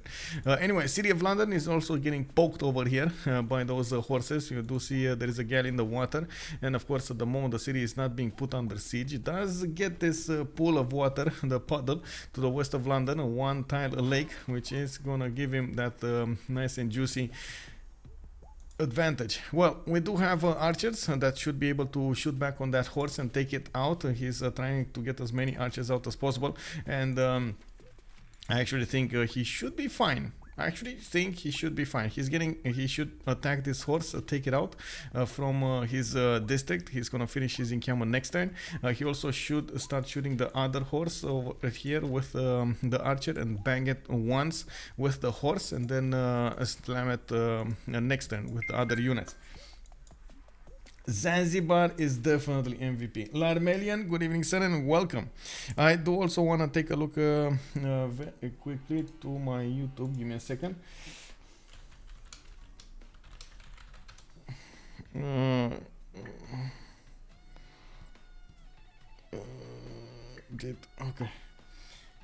Okay. How do you choose a city-state without sending envoys? I mean, you don't, yeah. Wait, you don't really need to send envoys if you do the missions. So, like, if you finish the missions, you basically get free envoys. They like you, so you can get a Suz by that and then levy it, I guess. I hate you for having the same message sound as me. I'm sorry, Justice. I'm sorry.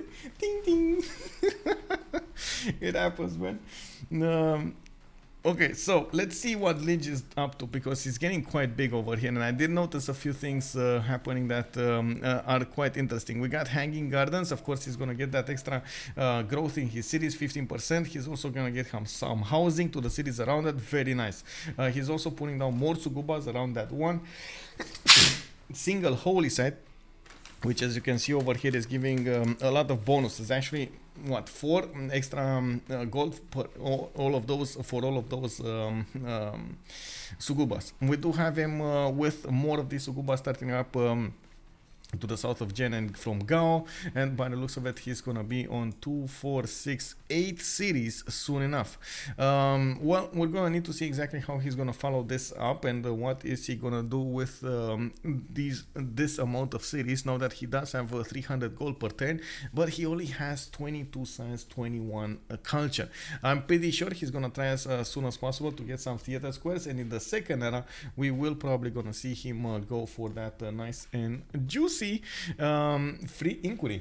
Where did Riggy's third settler go? That's a good question. It's here. Man, this is like Tommy the Tank over here. He keeps on moving, staying alive, staying alive. Does Mali have a religion yet? I did not see one. No, I did not see one. He keeps on, well, I guess waiting for it. 2.3 grid profit points a turn. It's definitely not his focus over here. Actually, I'll go as far to say that he might need to go for divine inspiration with sacred places, because this looks like a definite King Shi setup over here. Anyway, to the north, I did also notice something interesting from China. He did manage to get Temple of Artemis from Beijing. So he's getting a lot of amenities, he's getting food, he's getting housing in there. That city is going to be whooping. And we do have him with Moksha. I do see a Victor established in Yi Yang. That's going to give him the extra defense that he needs against Gorgo. Let's take a look at the moves over here. Yeah, there we go. So England, Riggy did manage to push back the attacking force of Rome. It does look like only a few scattered archers here and there are remaining. The horses have been taken care of, and now Rome is going to need to go back. He did what he needed to do over here. He got as much as possible the pressure on England, and of course kept him from building up his empire, and while he did build up his empire behind all of this. We also have Mapuche with 2, 4, 6, 7 cities being attacked by the big fish. Fish has a general, Fish has a swordsman. He's going against Mapuche over here, but you gotta remember, Mapuche has an extra +5 against civilizations in a golden age, and Gorgo didn't miss his golden age. So, man, I gotta say, this is a hard one. This is like trying to attack with a sword into a steel wall. This is not gonna work. You can see his soldiers, his swordsmen actually are dying, attacking into just a single swordsman over there, just staying in the forest. He's like, got it. Now that's it. Defense done. He's not even gonna break a sweat, bro, in that forest.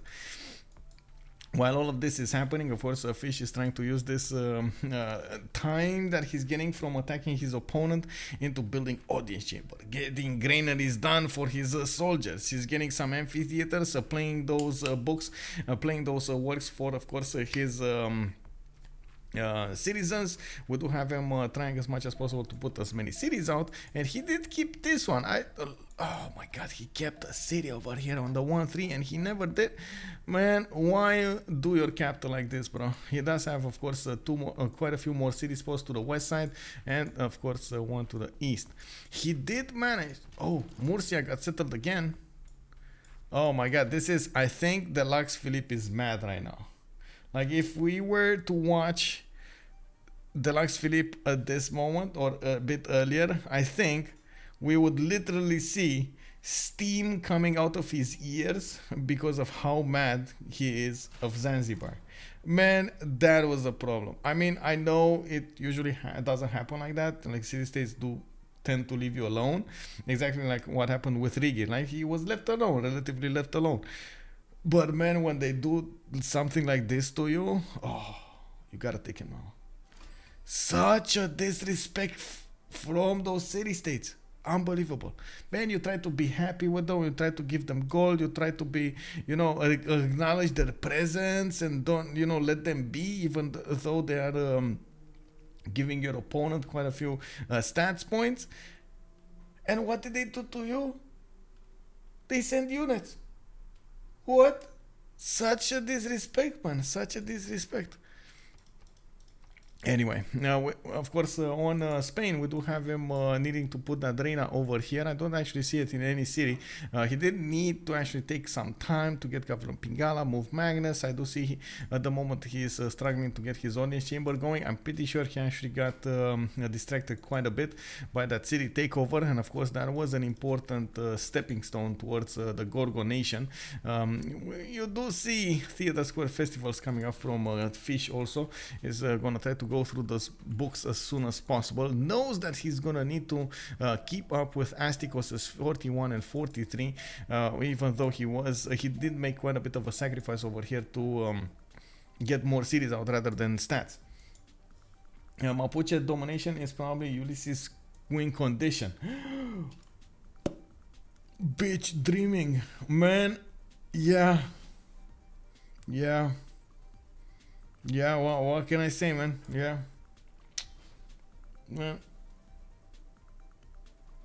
Rush Rome is on the corner of the map, but then nukes happen. I mean, I don't think anybody's gonna rush Rome.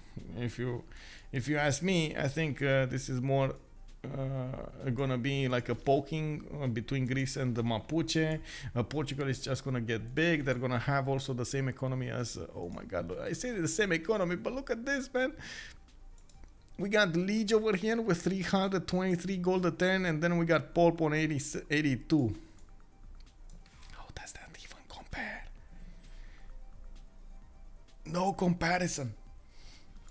Yeah, casual 324 gold a turn. Like, he wasn't big enough, We do have him putting more holy sites down, and I do see him buying builders. By the looks of it, he did manage to arrive at that magical number of cities. He should be going 10 cities soon enough. I do like this, man. He keeps on settling. I really like this, by the way.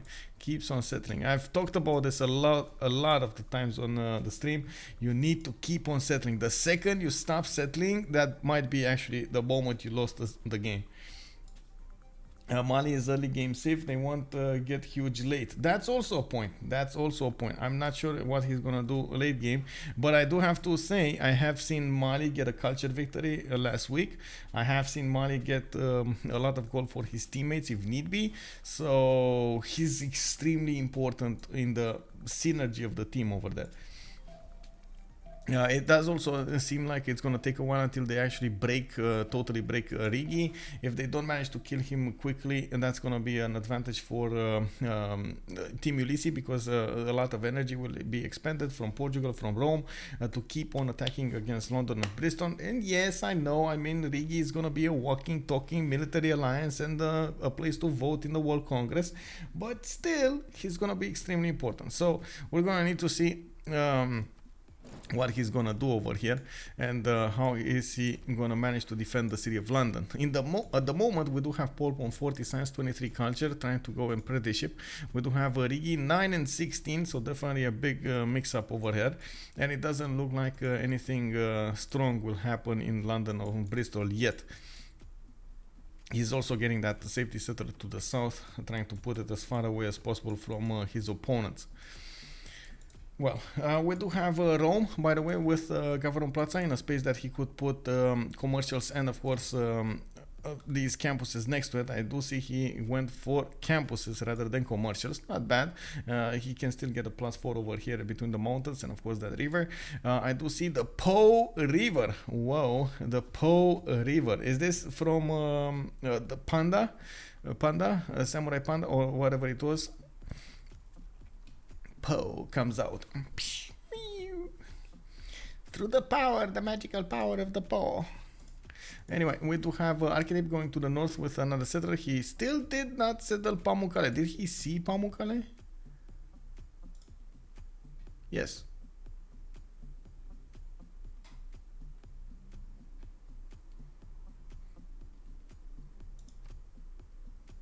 The Po is a river in Italy. Ah, really? I did not know that. Thank you very much, Rich. Also, Jules, hello there, and hello there, sir. Welcome, bienvenue. I don't know if you know, but Rich still has no idea about Zanzibar's move. Wait, really? Oh my God, he doesn't?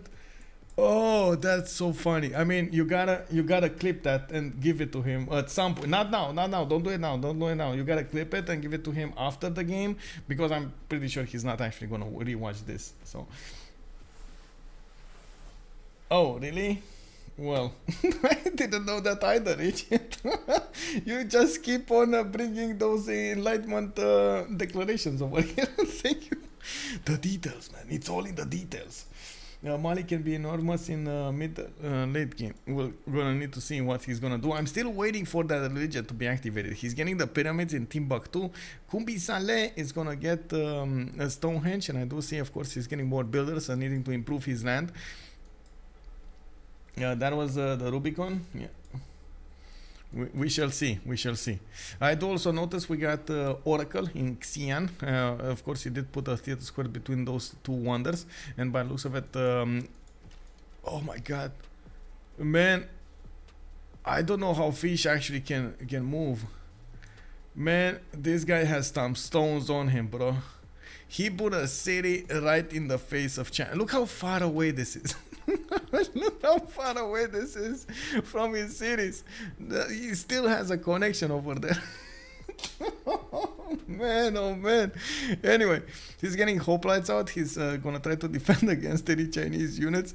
China, well, I do understand it. China only has like 1 horse and 2 archers. What's he gonna do? What's he gonna do with 2 archers and 1 horse, right? But it's still, oh my God, bro.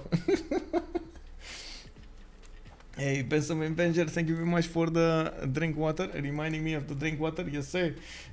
Maybe not in gold, okay, but in other stats, money will be better. Ooh.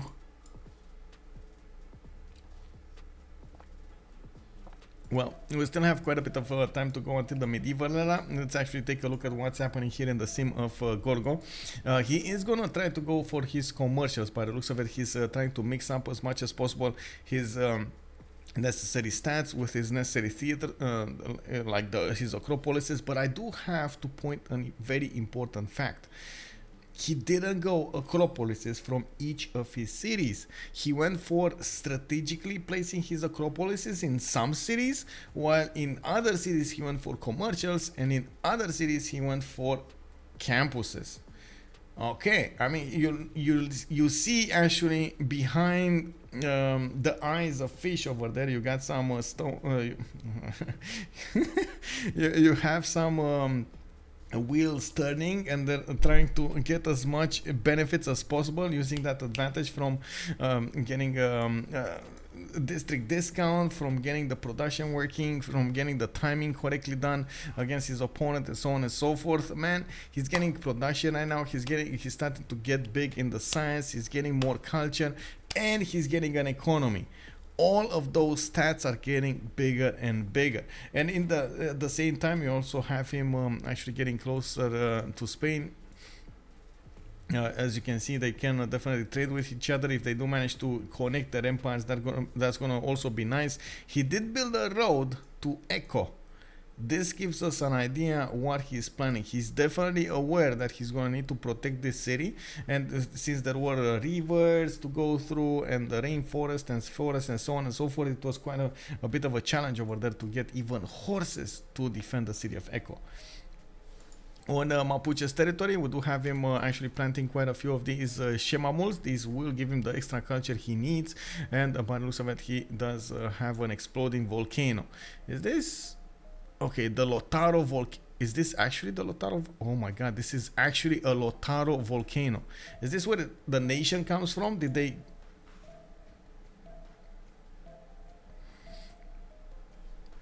I gotta ask the big question. Did they spawn out of the volcano? Is Lotaro actually a volcanic spawn? You know those little guys from like Diablo? You know those ones that run around the map and shoot arrows? Is this how Lotaro got spawned over here? Oh my God, look at the preparation, bro. Look at these. 2, 4, 5, 6 of these horses with a general in Mapu.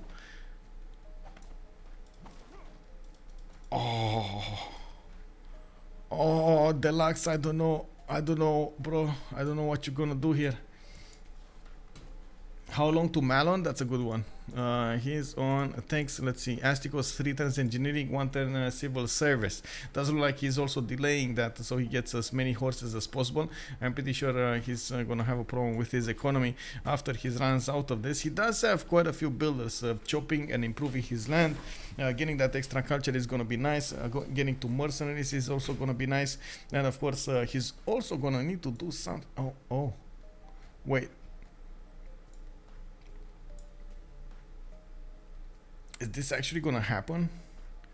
Is Riggy gonna push back Arketip? I mean, I don't see that many units defending here, but I do see immediately Arketip notice what's going on and he's putting a warrior in production. Okay. Romrom also built the first knight in Bay. Okay, they're going for the double triple attack over here, trying to overwhelm the attention span of the opponents. Of course, as you can see over here, Romrom going against the city of Hotel. Actually, wait, no, he's not. He's just staying here, looking pretty. I don't think he's actually gonna do anything.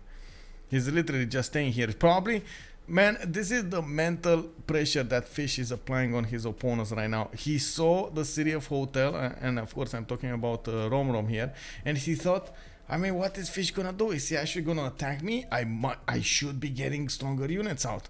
And he didn't have time, and he discovered knights.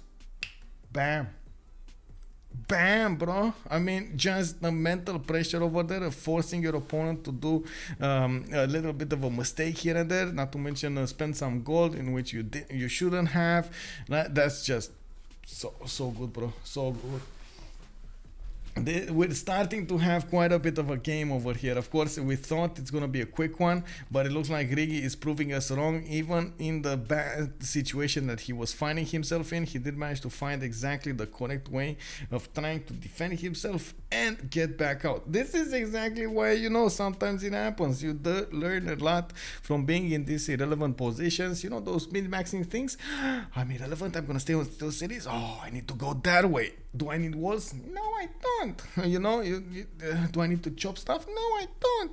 You need a lot of things that usually you don't think about, and if you don't get through them, you just don't know that you're gonna need that or the other one. Oh, give me a second. I got a message. Ding, ding, ding, ding, ding, ding. Okay, so okay. I found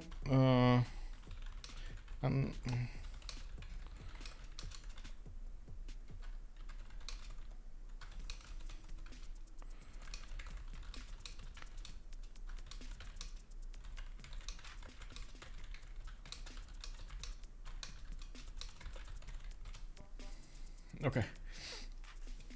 Sometimes, you know, it happens. I'm trying to respond to some messages over here. Okay, so we do have Arketip over here with Kume. He's getting his warriors out from Ostia, from Kume. Actually a lot of warriors from Rome, from Antium. Still did not set them Pamukkale.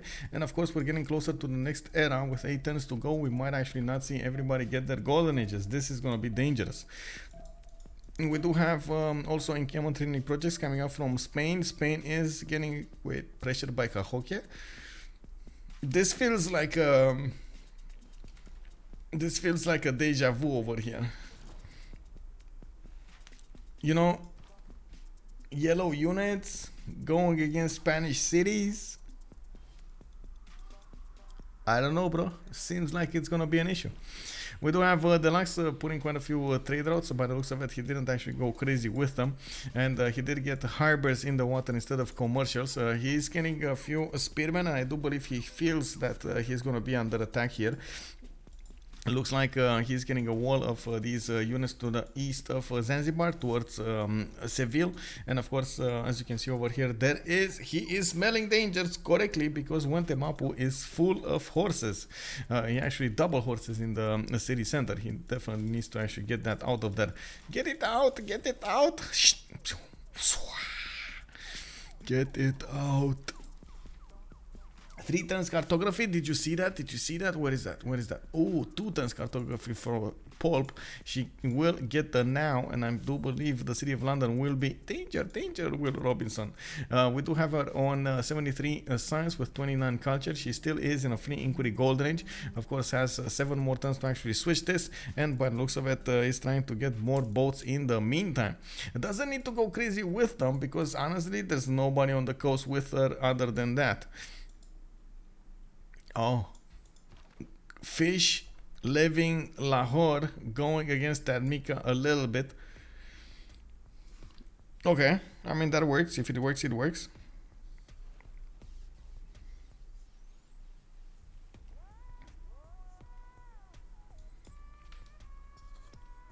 He gave away etc. to make them feel overconfident. Now he's gonna smack them. Oh my god, can you imagine? He knew this. This was all in the plan, boys. Riggy did this. Riggy was like, you know what? I'm gonna make you play badly by thinking you're gonna overpower me.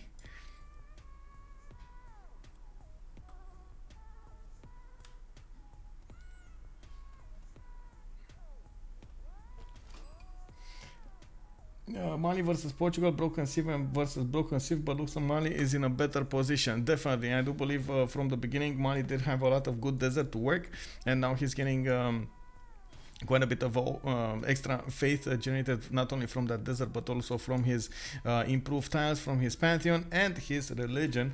He did go for Judaism, for divine inspiration. Old world wonders do provide him with a +6 faith, and I was thinking like this should be the way to go, right? You get divine inspiration, you get some science, you get some culture, you get some gold, you got the faith going on. It's all good, man, all good. You know, you got everything you need over there. One big package of goodies. Mod away, thank you very much for the follow, sir. And we do have a soak Dodger. Portugal, how many pre-builds? Let's see. We got 1, we got 2, we got 3 and a 4. That's it. 4 pre-builds. 5 and a 6, I guess, if you take into account these ones next to Bristol, which I'm pretty sure she's just keeping over here to keep away England from ever building more, just to keep the number down, you know. Oh my god. Riggy is still doing this. He's forcing his opponents to actually get more units out. He is doing it, man. He's doing it.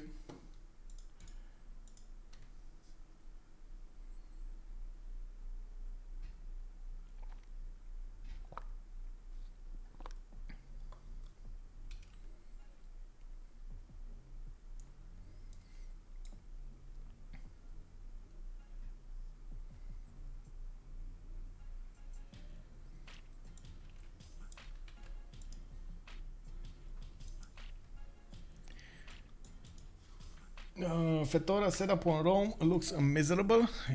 I mean, yeah, you only have like what, 2 tiles?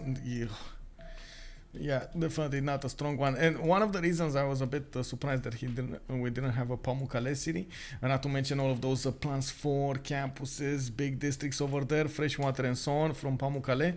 It looks like Rome is missing out, man. Rome is missing out.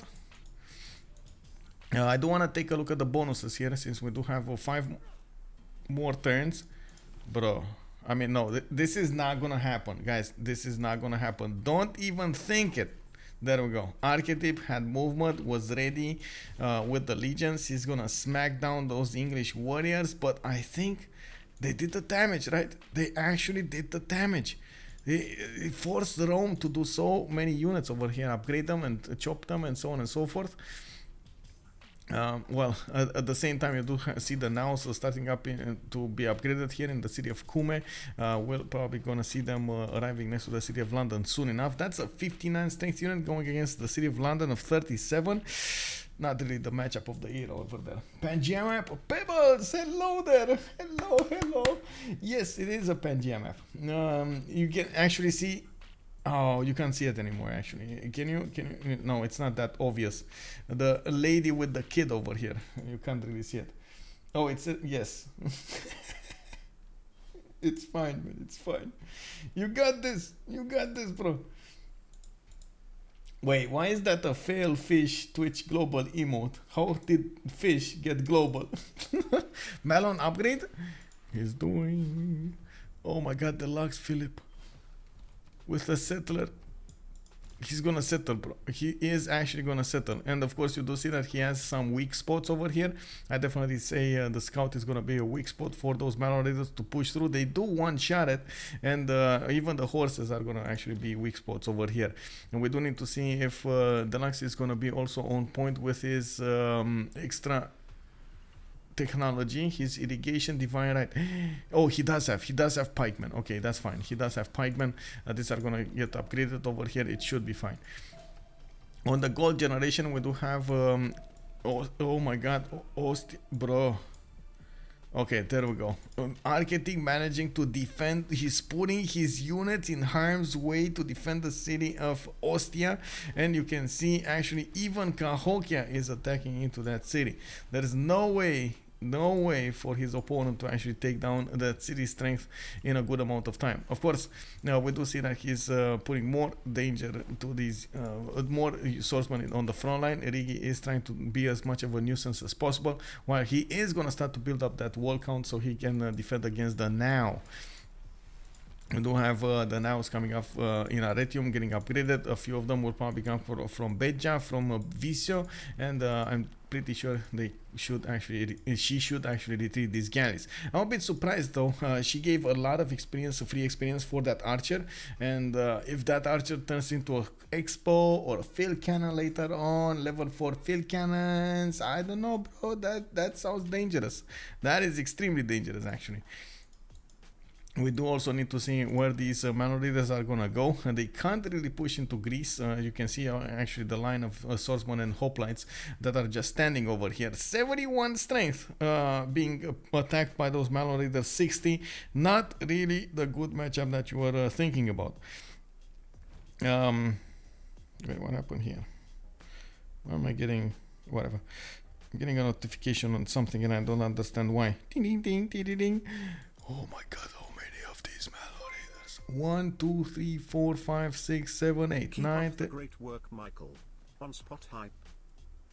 Hey, thank you very much, Trojan Man 25. Glad to see you, man. Thank you. 4 months in a row. Nice, bro. We got that's an amazing checkpoint. Yes, choke point for Greece. Indeed, it is amazing for Greece, and I do believe that's the reason actually TaskForceFish put that city so close to Mapuche. He knew Mapuche is gonna take a while until he gets there, and he did so well to do it. Well, we do have Deluxephilippe getting pressured over here by his opponent. We do see these horses. Some of them do have promotion. Some of them did run away inside of those encampments or city centers. We also need to see what's gonna happen and how fast these Malon Raiders can actually push through, if they can push through. There are no crossbows to keep on the pressure on his opponent, and as you can see, it's gonna be a general Ethelfled that's gonna give those bonuses to the pikemen. They do definitely overwhelm the Malon Raiders defenses over here. I'm pretty sure we're also going to see crossbows soon enough coming up from Spain, going for engineering, going for mercenaries. Oh my god, he upgraded all of these without. Ooh, that's a lot of gold. We do have, of course, on the other side, China with Mali getting their synergy going, and you can see how big they're getting here. This is actually going to be quite a problem because we got the Romrom, 100 science, 95 culture, definitely big, 75 science leech, 102 culture, 355 gold per turn, and this is pre-free inquiry. I want to bet that Lege is going to go free inquiry next time. He's gonna get cuirassiers. He's gonna do so much damage. I wanna bet this. I wanna see what he's gonna do. But honestly, you can see he keeps on settling everywhere. He keeps on building up that advantage. I gotta admit, yes, there could be a run for culture victory over here. It's not like anybody's gonna stop him. Who's gonna stop him? Greece, that's fighting with both China and Mapuche at the same time. Doesn't look like it's gonna be an easy way. What is this little way of... Oh my god, so many hoplites, bro. This is hoplite land, bro. Thank you very much for the follow, sir. Porto just needs 1-2 frigates for the obvious walls. Yes, I agree. 1-2 frigates. Where is she on the frigates? Construction, divine right. I guess she does need to go for military engineering, right? So she gets the niter. That's the problem here. Needs the niter resource, and then she can definitely go for square rigging. Square rigging to do the Riggy. Lege announced the culture 3 minutes ago. Ah, there we go. I was, oh my god, look at that. How close is that, Gerhavato? How close is that? We both did it at the same time without connecting. Portugal stopped settling. Lege is free for a fast culture. Quit don't have a lot of culture, and hello. Yeah, Mapuche is invading. Yes. Man, this is the Trump time. We got Astikos. We is going in the city of Zanzibar. We got also Cartagena pushed through Cahokia, allowing these malnourishers to get through. He's also pillaging those tiles, of course, from that city center. Declared war on it. There aren't enough units for the Deluxephilippe to defend himself with. 7 turns, 4 walls in the city of Cartagena. And of course, more of these malnourishers are gonna show up to the fight. So many units upgraded. So many units upgraded. We also need to see when Poolp is gonna get more cities. She did actually manage to get 2, 4, 6, but I think she stole a little too much, starting to actually attack the city of London over here with her fleet now. And I think she's actually, yeah, there we go. They're actually getting quite a few admiral points. Since we are 2 turns until the next golden age, I do want to take a quick peek over here, a sneak peek on what's going on in the score screen. 46-49. Okay, 3 more points. We got Spain over here, needs to do the work. We got Poolp 59-59, got her golden age. We got Fish getting his golden age. Arketip, oh, very far away from it. 47-49. I mean, he's trying to get a +4 harbor. That's gonna work. It would have been amazing if you would have managed to get the points from sending Pamukkale. That would have been nice. Extra +3 never hurts. We do have him, of course, with the Legion already set up. He got it. A boat. Did he build a boat? Yes, he did build a boat earlier. He has one here. I guess he got horses. He got legions. A wonder, that's what he didn't build. A wonder, any wonder, just do a wonder, you know, any wonder. Anyway, there could be a possibility for him. There could have been actually a possibility for him to get there. I'm not so sure it's available anymore. We got Astikos 49-51, and of course he just needs 2 more points to get there. Might actually equal one of the city states to take that to take those points. Romrom 54-49 got his, and of course he's still on let's see, 2, 4, 6 cities, pushing alongside Mapuche, but you do see those hoplites are way stronger than the Mano Raiders. I'm pretty sure Romrom over here would need his crouching tigers to go against his opponents, and they could make quick work of the hoplites on the way. We got the Lege with a monumentality golden age 94-62. That's a lot. That is a lot. I'm a bit sad that we got Cian actually getting Oracle, but well, what can you do? While Riggy is 7 points away from getting his victory condition over here. 8 points, sorry, 8 points. Math is hard. 8 points away from getting that victory condition. Well, you do what you have to do. This might... Hey, hello there, Bex. Hello there. Is Colosseum built? I didn't see one. I did not see one.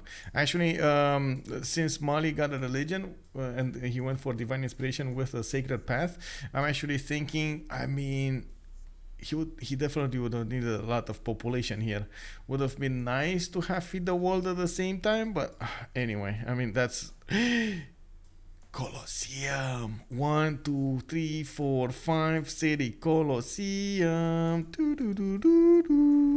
We got Magnus inside of Vallata. He did chop as much as possible. Still has 1 chop, but I think by the time that builder gets there, Colosseum is just gonna finish anyway. Mali in the south. Yes, DC, thank you very much. Thank you, sir. Thank you. Mulțumesc, mulțumesc. Love the Mapuche city name. Which one? Wente mapu puel mapu picun mapu engulu mapu. Oh, yeah. Well, I guess Mapuche found a way in. Mapuche is getting in, boys. We got Deluxephilippe trying to defend all of his border over here. Still a few units that need to actually arrive in Seville, and we're gonna need to see next turn what Astikos is gonna go for.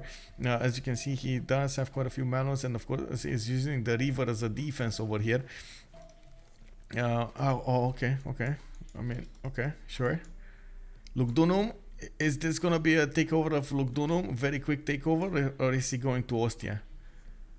Oh my god, he could have gone to, I don't know why he didn't actually. He could have gone to just, you know, bully Ostia here into submission. It still can happen.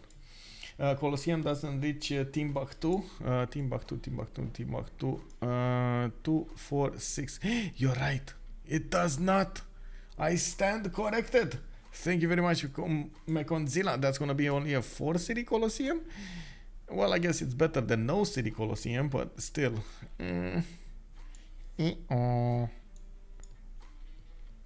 Does Colosseum hit Timbuktu? Looks like 7 times away. Yeah, you're right. You are right, all triangle. Thank you very much. I stand corrected there. Let's see what's going on in Russia. Okay, finally we got the Crouching Tigers coming out, 58 against 55 Hoplite, and that is a Hoplite with a brother next to it. I would have loved to actually see a lot more of these. Romrom just didn't build enough pre-builds. We do have him going for universities, getting more settlers out, and of course improving quite a bit of his land. A bit of a no-no over here. I don't see him getting his walls up, and walls, when I'm talking about walls, I'm talking about the Great Wall. It's actually a very important special improvement, unique improvement for China. You can get a lot of culture and gold coming out from those walls. Anyway, he has a few of them, but definitely not in the big number counts that we're used to seeing on the map here. Good evening, Hand Z. Hello there, sir, and welcome.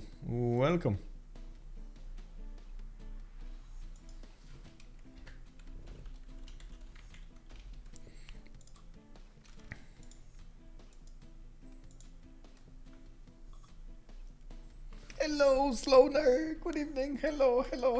I think we just passed the era, and we're gonna see the first Malo Raiders. Malo Raiders got through. Man, this is the time the sirens actually need to howl during the night over here.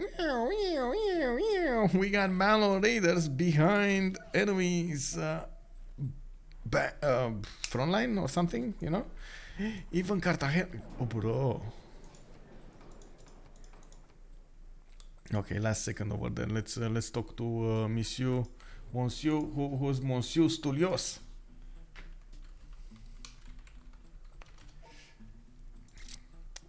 Bonsoir, mon ami. Let's see. It's silk. Let's go for silk. I'm on second slot, so let's go for minus silk. Let's go for minus preserves. I mean, really, who's gonna build preserve this game, right? No. I go B. Let's go for silk preserve U.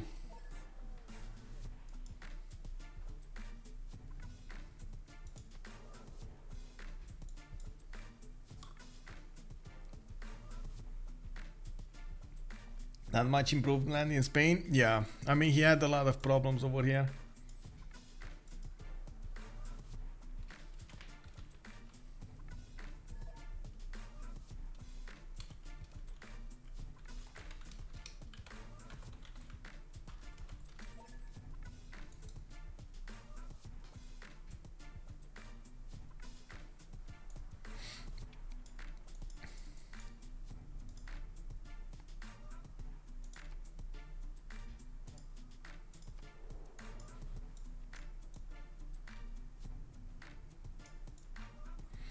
Is that, where is silk?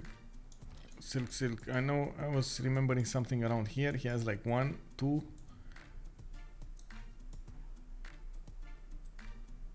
3, 4, I guess.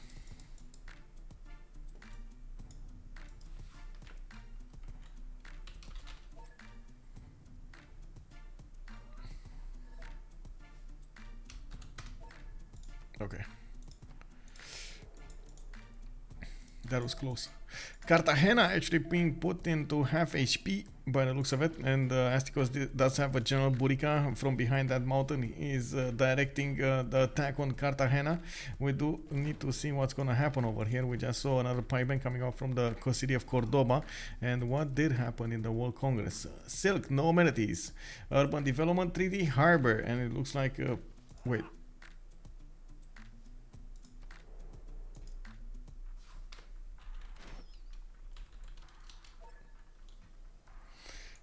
He went B instead of A. I guess it's fine.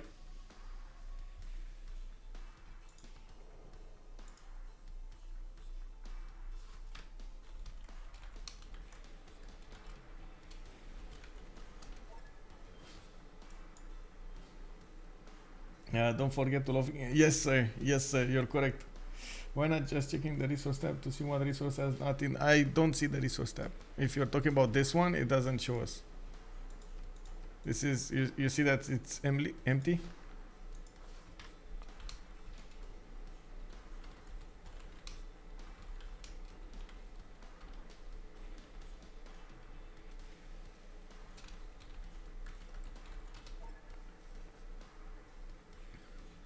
Oh, this one, it's still empty.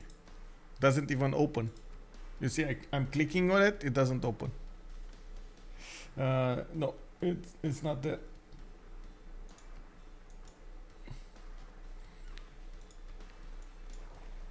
I don't want to see what happened over here. Did they? So let's see. 1, 2, 3, 4, 5. They had. Wait. 1, 2, 3, 4. All right. Okay. 1, 2, 5. Wait. What? 1, 2, 3, 4, 5. Okay, they had the 5 points into this, and then with the, citrus was 1, 2, 3, 4, 5, 6. Oh my God, we did actually. Yeah. Well, it should have been citrus. Oh well. Rip. Actually, it was. I think it was tied. If I see this correctly, it was tied. Anyway, harbor, urban development treaty passed, and of course towards buildings they're gonna get faster lighthouses and so on.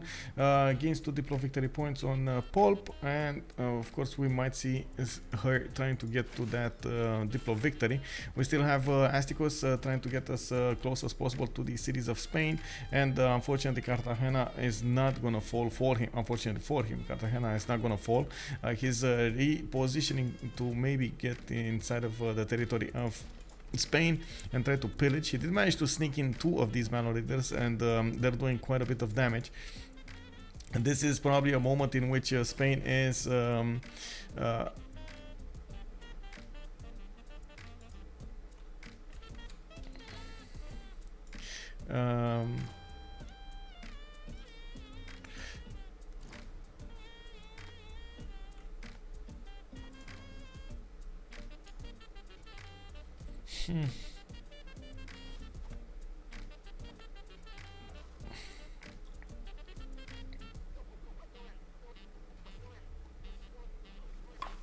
next time just go for salt is better anyway. Yeah, salty capybara definitely showing us.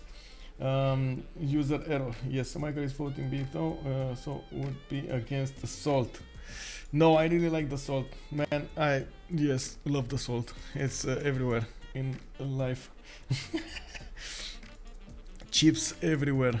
Chips everywhere. What can I say? Anyway, I was thinking about the Congress over here. If it did matter if we did go for silk, and we would have equaled out anyway, it would have been 1 and -1, right? So it should have been fine. But at the same time, that +1 on the silk might have been interesting on the citrus. Even though, let me see, 1. Let me count again. 1 and 2 and 3, 4, 5 and 6, right? And then we do have 1 and 2. 1 and 2 and 3, 4 and a 5. Okay, so it would have been 6. It would have went for a tie. So yeah, it would have been a tie. Oh well.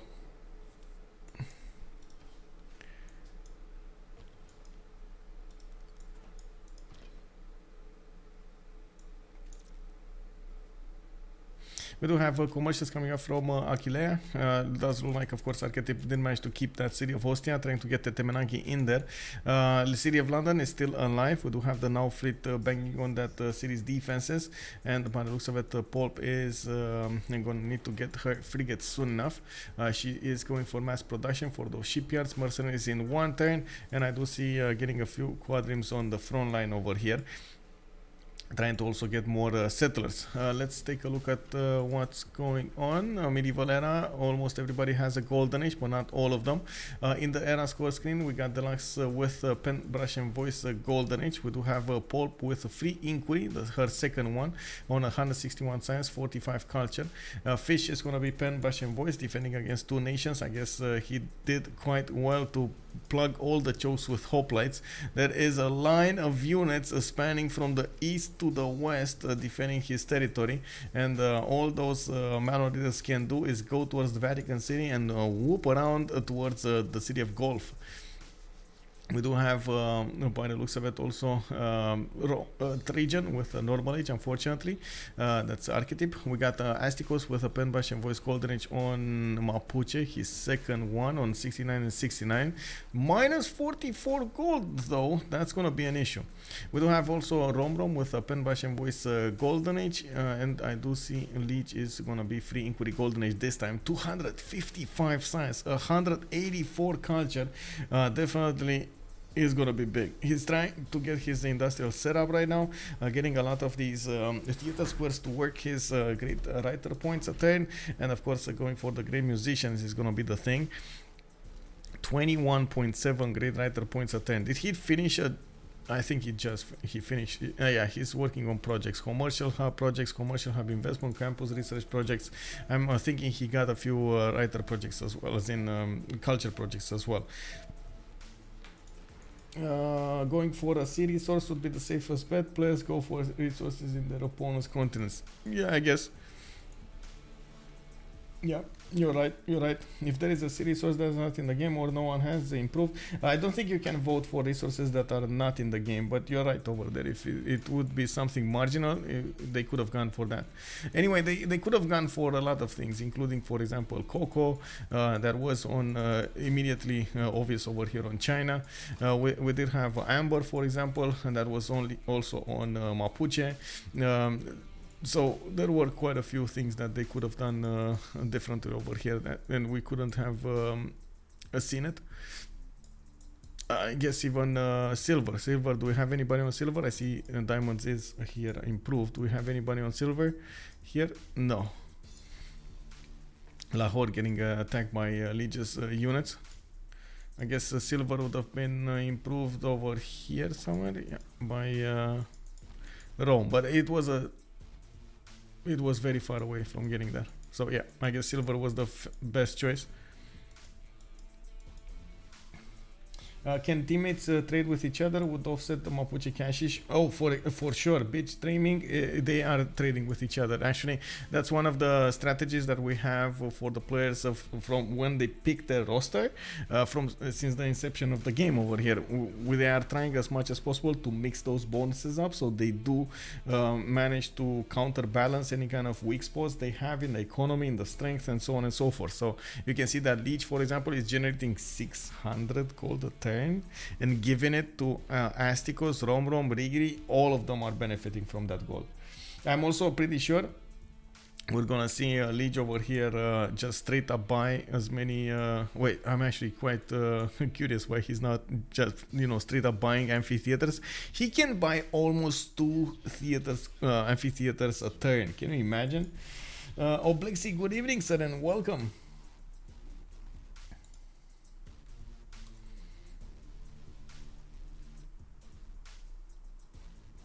Oh, that's another thing, right? They could have gone for ivory, and we wouldn't have seen it, right? So much ivory here on Mali and sorry, not Mali, China, and so little on Greece. That's not improved.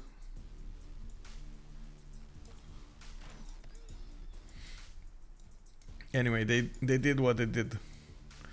How many of these? Two of these were improved. Okay, sure. Just one got taken out. This seems kind of over. Can I get a short summary what happened? Yes, sir, you can. There's actually one of those redeemable rewards over here and challenges, I guess, in the channel for points. What is it? Recap. Yeah, it's recap. But it's fine. It's fine. From the beginning of the game, we did have, unfortunately, London losing settler to Portugal. You can see the city of Viseu got picked up by that one. We do also have Portugal managing to get a few units in the face of London and trying to keep him as much as possible contained. You do see that London, Riggy did break out over there, and he's now having a safety settler towards the south of Mapuche's land, while of course he keeps on trying to trade units with Rome. We do have on the west side, we did have on the west side Mali getting quite an important start over here, and as you can see, he's generating a lot of gold per turn with science and culture coming up at the same time as a decent amount of production, 177. 139 faith to go as well, 258 science, 183 culture. He did go for religious idols at the beginning and got his Sugoba set up way before he got his anything else, as in holy sites and so on and so forth. Thank you very much, Verzan, for that follow and welcome. You can always count on the Big Z. Yes, sir. Thank you. We do have, and we did have also China go for Goddess of the Hunt, and he got a lot of good ivory tiles to work. We also did see Fish Man get so close to his opponents. We thought at some point he might lose cities, but the stones on Fish were just too strong. We did have Echo, Charlie, Hotel being put right in the face of Mapuche and China. They couldn't do anything. And of course, as you can see over here, he did build a literal line of hoplites to defend himself against Malon raiders. He did successfully do so.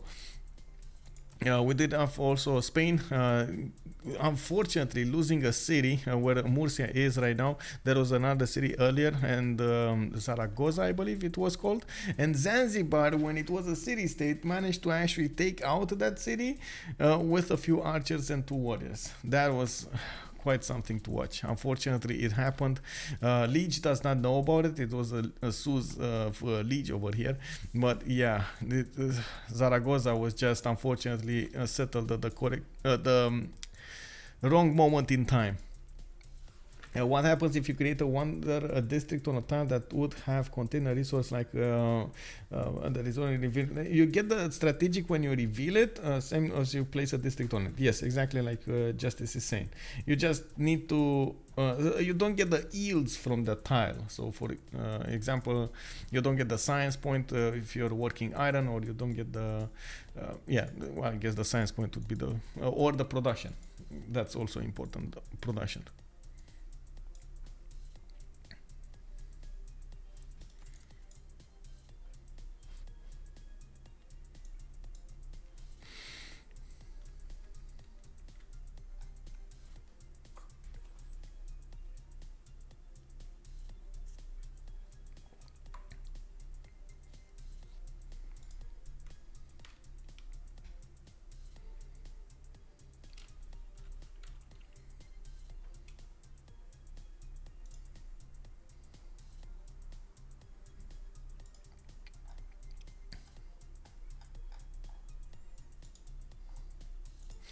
Okay, with much pleasure, it's fine. We didn't have a big Z cover here, it's all good.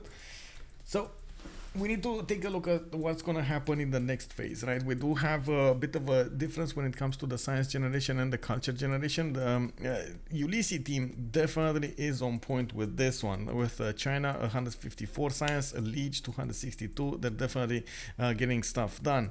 It doesn't look like they didn't actually manage to successfully take out London and Bristol. That's also a win for Team Ulysse. They still have on 4 members, and that means that they can definitely couple up those military alliances and get the benefits from it. And now we do have a counter push from Deluxephilippe going against the Mapuche, even though honestly I don't really believe in his chances of success. We did have him generate a lot of gold just by pillaging, and of course his manual raiders are notorious for being so obnoxious over here everywhere on the map and generating those yields. He did lose a lot of them, and he did need to upgrade a lot of them also. While we do see in Mapu is trying to get a few more defensive units here, crossbows to do the defense against the units of Spain. We don't have Spain yet with conquistadors or religion or crusade or any kind of shenanigans like that. I don't think he's actually even gonna go that way, but it looks like he is gonna try to get more stats up, campuses, commercials coming out, got his Diplo quarter, and so on and so forth. We did have in the World Congress, in the first World Congress, some points on Portugal, which did allow over here Poolp to try to get as much as possible. Well, not trying to get, but she does have the ability to go for Statue of Liberty, or the chance. I should call it the chance, because the ability does imply she's actually having a lot of culture, which she doesn't. That's the problem I was trying to get to. She only has like 51 culture a turn, and there could be any time a city put by Lege with a harbor out, and boof, he just like chops Statue of Liberty or something like that, or gets it with the engineers. That's gonna be a problem. That is gonna be a problem for Portugal. One trebuchet may not be enough and doesn't want to give free expat to enemy units. Oh, London no trebuchet because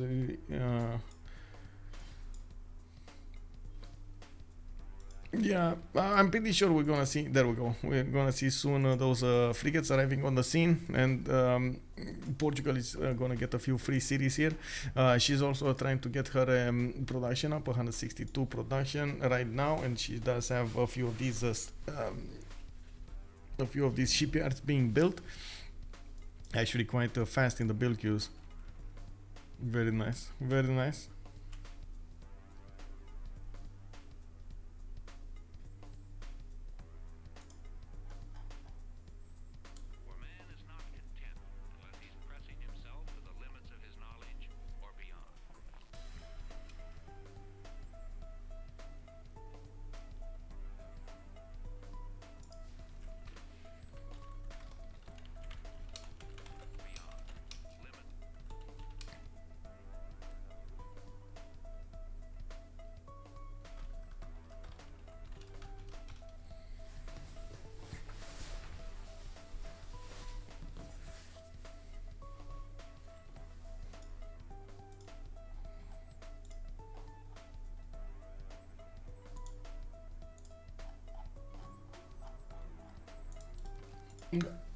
But he's been shooting them with archer crossbows a lot. Yeah, I guess I don't know why he did that. He gave a lot of promotions to these nows. At the same time, England got a lot of promotions with the archers. You can see he's benefiting from level 2 crossbows, level 2 archers, and so on. These were all upgraded because he kept on shooting the nows. I do have to point out Portugal did manage to keep as much as possible the number of the English fleet down, which did allow him to actually get this defense going. Get this attack going, I guess, on England. At the same time, of course, right now with the frigates coming out to play against the city of London, then it's going to be a bit too powerful for that city's defenses to stay up, and we're going to need to see what's going to happen here and how fast this is going to go. We do have a bit of a problem for also Mapuche. He does have in the south, of course, an opening. Hong Kong can be definitely taken over if need be by his opponents, and of course maybe some Portuguese units will get into the lands of Mapuche, which is going to be an issue. He has no defenses in the south over here. Now we need to take a look at the west. By the looks of it, there were a few Milo raiders trying to go all the way. Oh my god, they're actually going all the way around to the west of Vatican City. You can see TaskForceFish is trying to figure out if there are units coming against him. One of the things that we did also establish earlier was Lege is probably going to go for a culture victory. 4 turns Petra, 5 turns art museums, we got the banks, we got theater squares, and so on. Grandmaster Chapel coming up also from Niani in 3. This will be important because of course we do need to see how fast he's going to try to get that culture victory, and if TaskForceFish is going to be able to defend him. At the moment Fish does have 154 culture with 74 science, and we do see him of course trying to get more of these defending tourists. He's right now on 29 defending tourists, and he is probably gonna need to be at war with China and Mapuche at the same time. That's gonna be an issue. That is gonna be an issue, and I do not think Deluxephilippe will have enough strength to go against Mapuche to keep him away from attacking into Greece. Of course, we also need to see how China is going to interact with this. Even though he does have very good stats, he doesn't really have an army to work with. And I'm thinking he might actually go for some strategic planning over here. Just need to figure out exactly what his strategic planning will be looking like. We do have more of these wonders. Petra coming up from Timbuktu, gonna get a lot of yields from that city center. We did have Colosseum earlier. I did notice, of course, pyramids got finished, and by the looks of it, the industrial setup is real. That's gonna be a +4 industrial soon enough. We do have quite a few theater squares coming out of his cities, and by the looks of it, he did manage to take over the city of Lahore to the south, giving him an extra encampment, and I guess he's gonna have to see what he can do with the Mandekalus. On China, we did have him needing to build those walls. At the moment, as you can see, these are lacking, and he's trying to build up his production as well as his culture at the same time. I'm actually... look at that. I was curious about the gold per turn from Poolp, and she did manage to get to 366 per turn. That's a decent amount, more than decent amount. And of course, her allies are actually on the positive side, the 94, 58, and 86.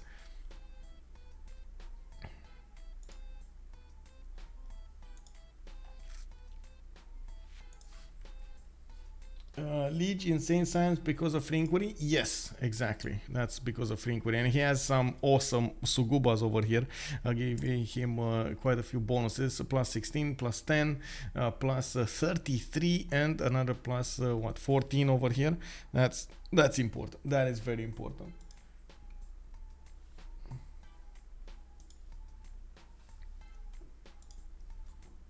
Yeah, that is quite something. That is quite something. And he's also getting the banks, as you can see, so he's getting a lot of gold, an insane amount of gold from that.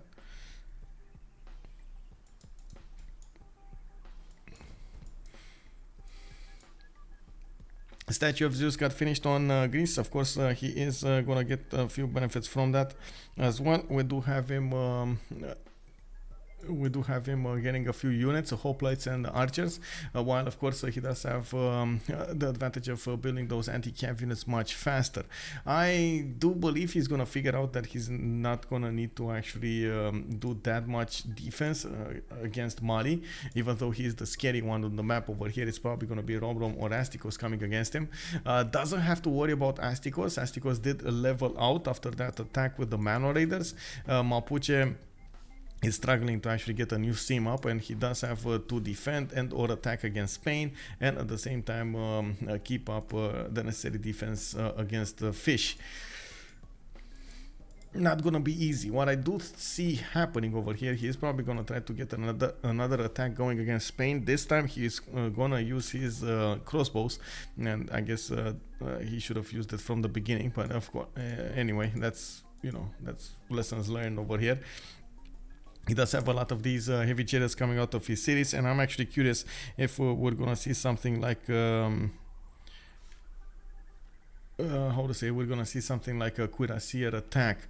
I'm not so sure. Cuirassiers, actually I'm pretty sure cuirassiers are not the correct unit to go for against the Spanish pikemen, but I guess Astikos does want a stronger unit to work with, and it would be quite out of reach to go for line infantry, which would be the correct unit to go against your opponent. Here it is a melee unit. It does deal that extra damage against anti-cav units, and it's quite a pain to handle. Is Portugal in free ink? Yes, it's actually her second free ink over here, and I do see her getting her navigation schools right now, and she's gonna actually get a lot of science, London going down. Oh no, London has fallen. What will we do now?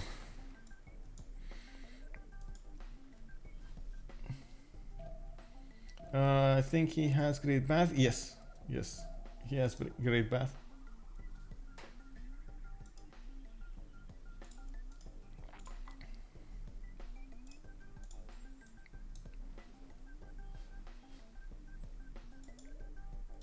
If you're talking about Mali, he does have great bath over here. Bam. Oh my god, I nailed that in the city.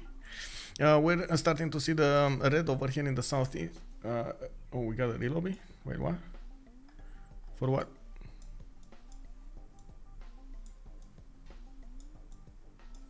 Did they give the free person? Oh, Poolp has bug.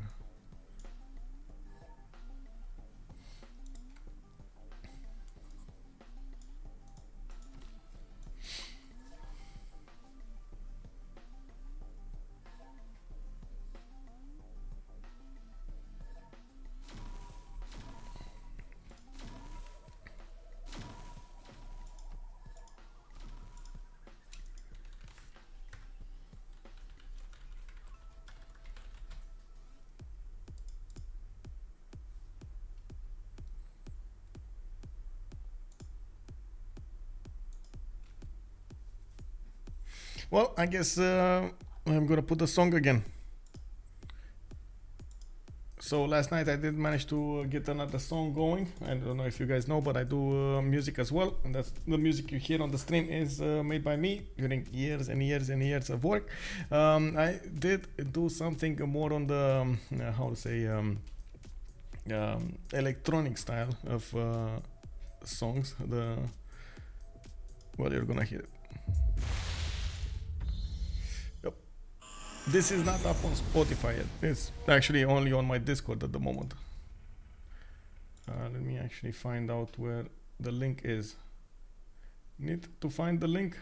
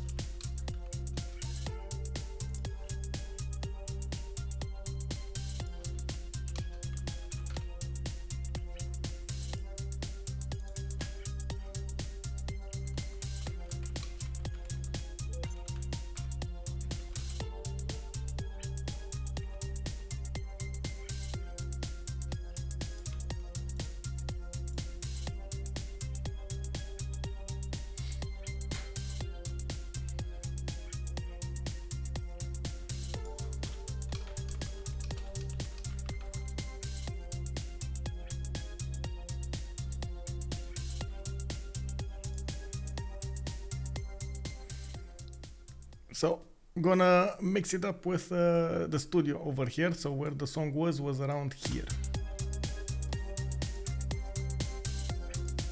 This was the song.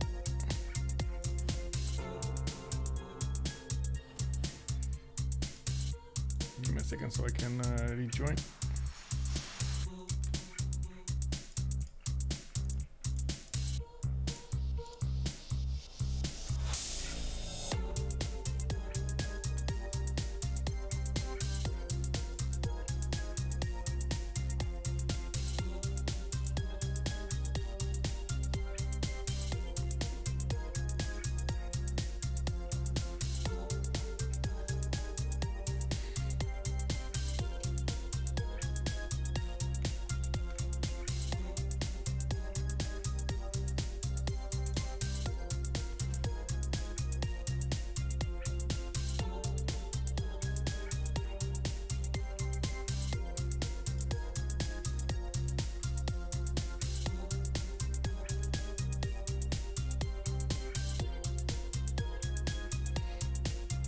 I can only also do this.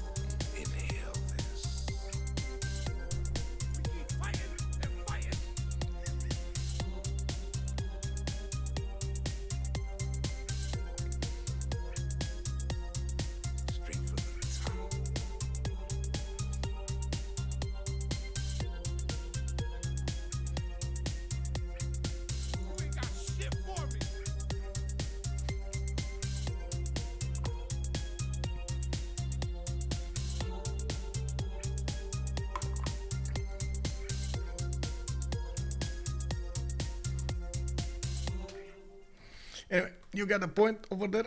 Just gonna leave it in the background over here. Leave the music in the background. We are going into the game over here. I do hope you guys enjoyed the song over there.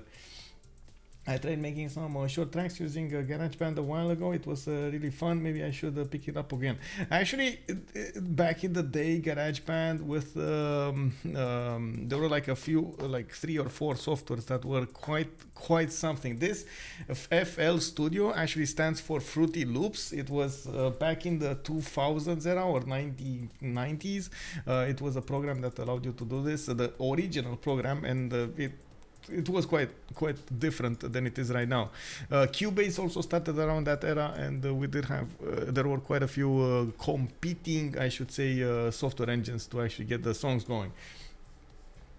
Thank you very much, Sir Luke. Glad to know you did. Well, I'm gonna try as much as possible to get them out there, but on Spotify and so on, and registered. But I don't know. It's just at the moment I'm just sharing them in my Discord, and you guys can take them from there.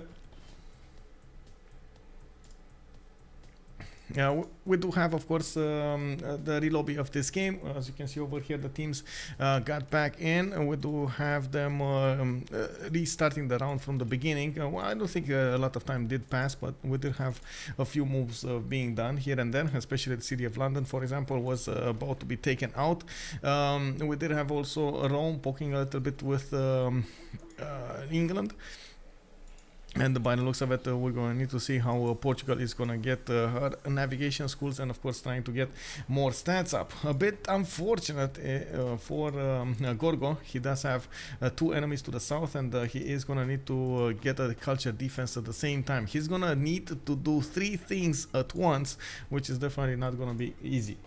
Ozdemir Berk, good evening, sir. What's happening? We're first of all, we're going for a culture of victory. We got Mali, backline Mali, 685 gold per turn, definitely very big.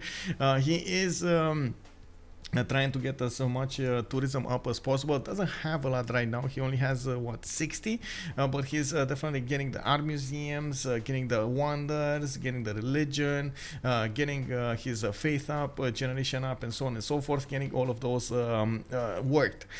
He is also getting Apadana for that extra music, and so he's going there. On the other side, we got the brawlers. We do have, for example, Rome going against London with the help of Portugal on the seas. It looks like they will be smacking those cities down, London and Bristol. We do need to see if it's going to be bad enough that they could even go against Sheffield. Sheffield is... instant might. Oh my god, he's starting to double his city count over here, getting another settler, safety settler, maybe on the west side over here of Hattusa. We do need to see him trying to stay alive as much as possible in the game.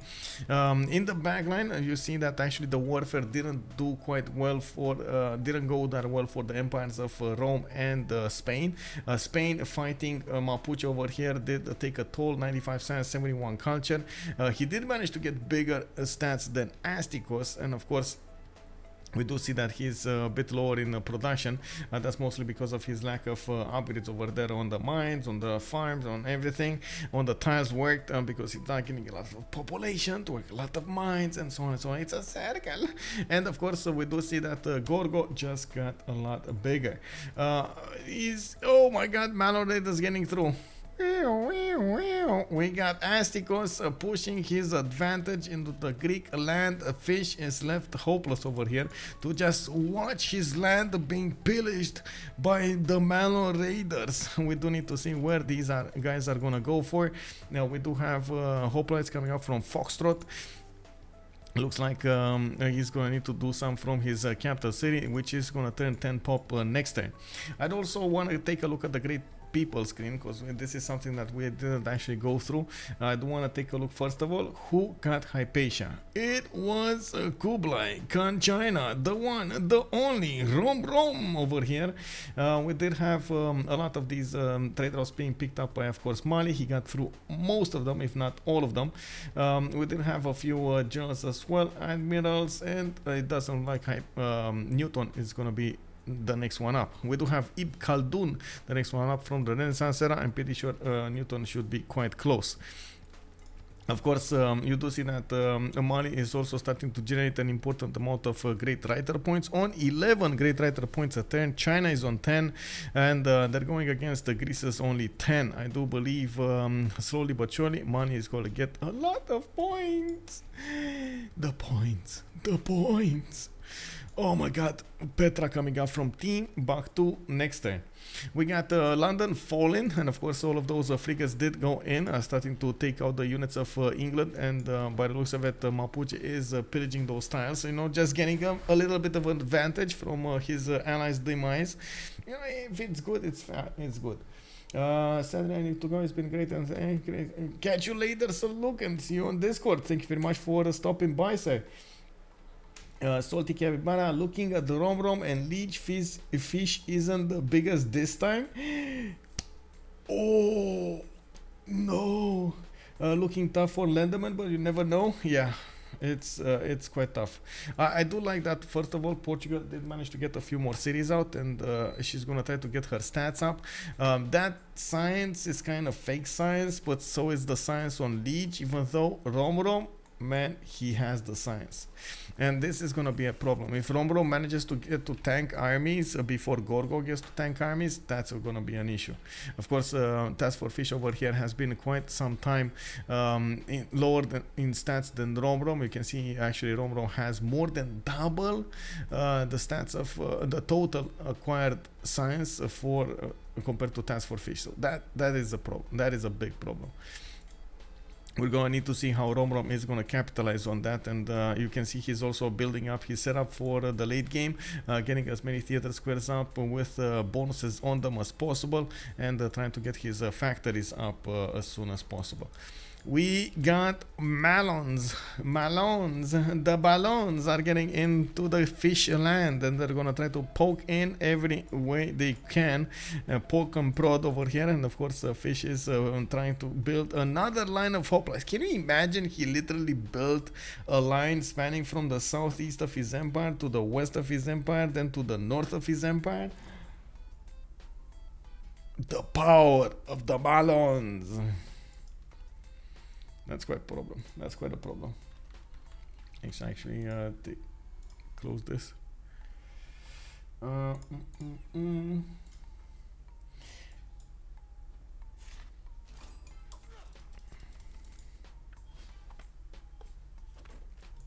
think I need to go get some water over here because I'm running out of steam.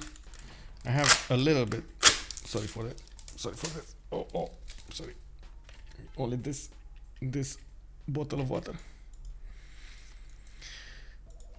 I'm also curious how Rome and Spain will try to get this going, get the development of their empires next, because as you can see, they're barely on 100 science, and they do have a problem when it comes to their culture. Rome is gonna get a Temenaki, which is gonna do quite fine in Ostia, getting that Liang in, and of course I do see him putting down a few more of these libraries inside of his districts. This is actually quite a problem, right? He did manage to get the districts but never put the libraries in. That's a lot of science that you're not benefiting from. At the same time, we do have in the overview screen two of these science city states. That one is Astikos and the other one is Leges. So both of the science city states are being kept quite safe over here by Team Ulysse. There could have been a possibility to take out Nalanda. I'm not sure if TaskForceFish is trying to keep as many envoys as possible to take it back, or is he planning on taking it out in the next era? So maybe, you know, send a few units towards that city state to smack it down and take that city and raise it. We're gonna need to see. In the meantime, he's a bit busy dealing with the manual raiders, and of course you do see the hoplites are dealing the important damage over here, doing the work for the fish. Did someone say water? Yes, yes. All hail the water.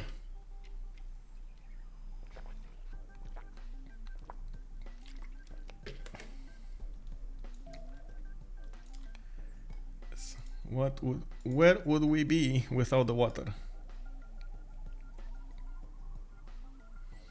Oh, another one? Oh my god, another one.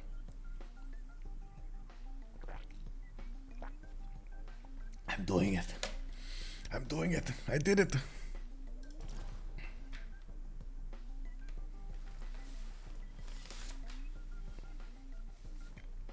Oops.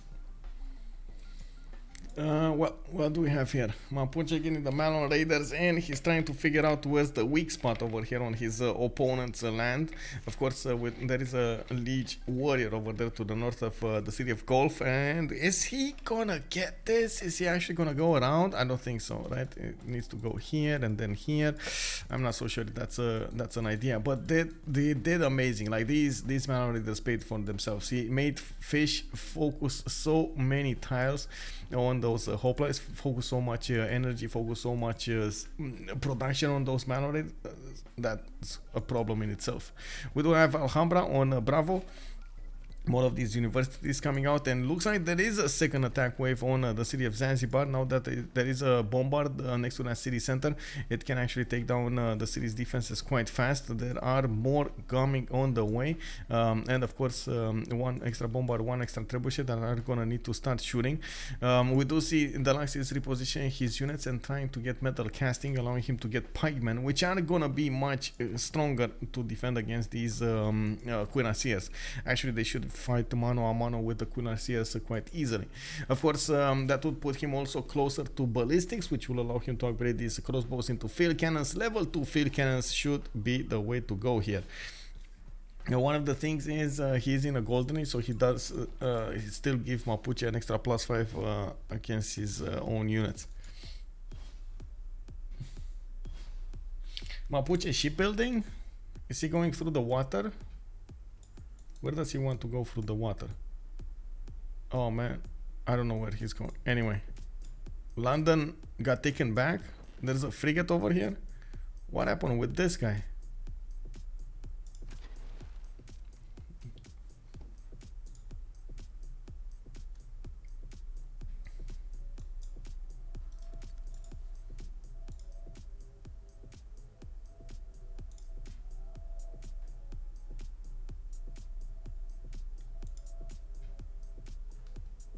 Yeah, there we go. Now moving in, definitely needs to take out Bristol. I don't know why she doesn't have. Oh, now they're moving. Okay, she's moving at least one. Needs to go against Bristol soon enough. That's a 65 defense strength city with Victor established in, with a man-at-arm defending it. That's quite a strong city to go against, even with the frigates, especially if you have only one frigate. It takes a while to chew through the wall defense. Okay, so Zanzibar is probably the most important one to watch. As you can see over here, we do have the cuirassier being pushed out of there. Of course, Deluxephilippe did move in with his pikemen and shoot it down with the crossbows. They still do important amount of damage against even the bombards over here. As you can see, that's a, oh my god, literal rain of arrows going against the bombard.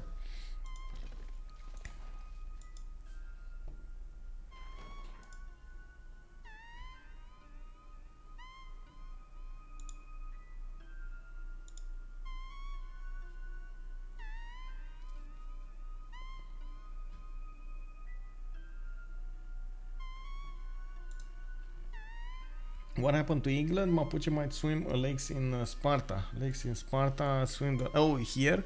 I guess he could try to do that. To England. England lost a settler at the beginning. This Viscosity got settled with his settler, and since then he has been fighting Portugal with Rome from the north. He couldn't get a lot of cities out, and basically he at some point just gave up. He started building new cities in the south of Mapuche over here, and just trying to stay alive in his main cities. He did lose London when frigates came out from Portugal, and of course with the help of the Naus it was a bit too much for them to handle. Trapped in the lake. Yeah, it was trapped in the lake. One frigate with a knight.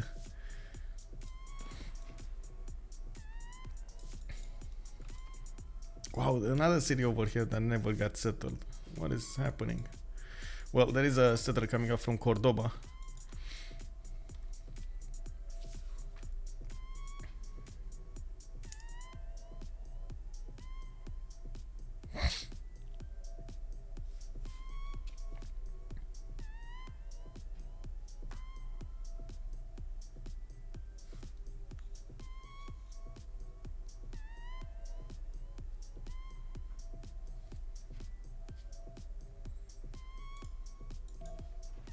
Well, we do have Fish realizing that he's going to need a lot more science now that he did manage to get extra population. He's getting a few campuses out.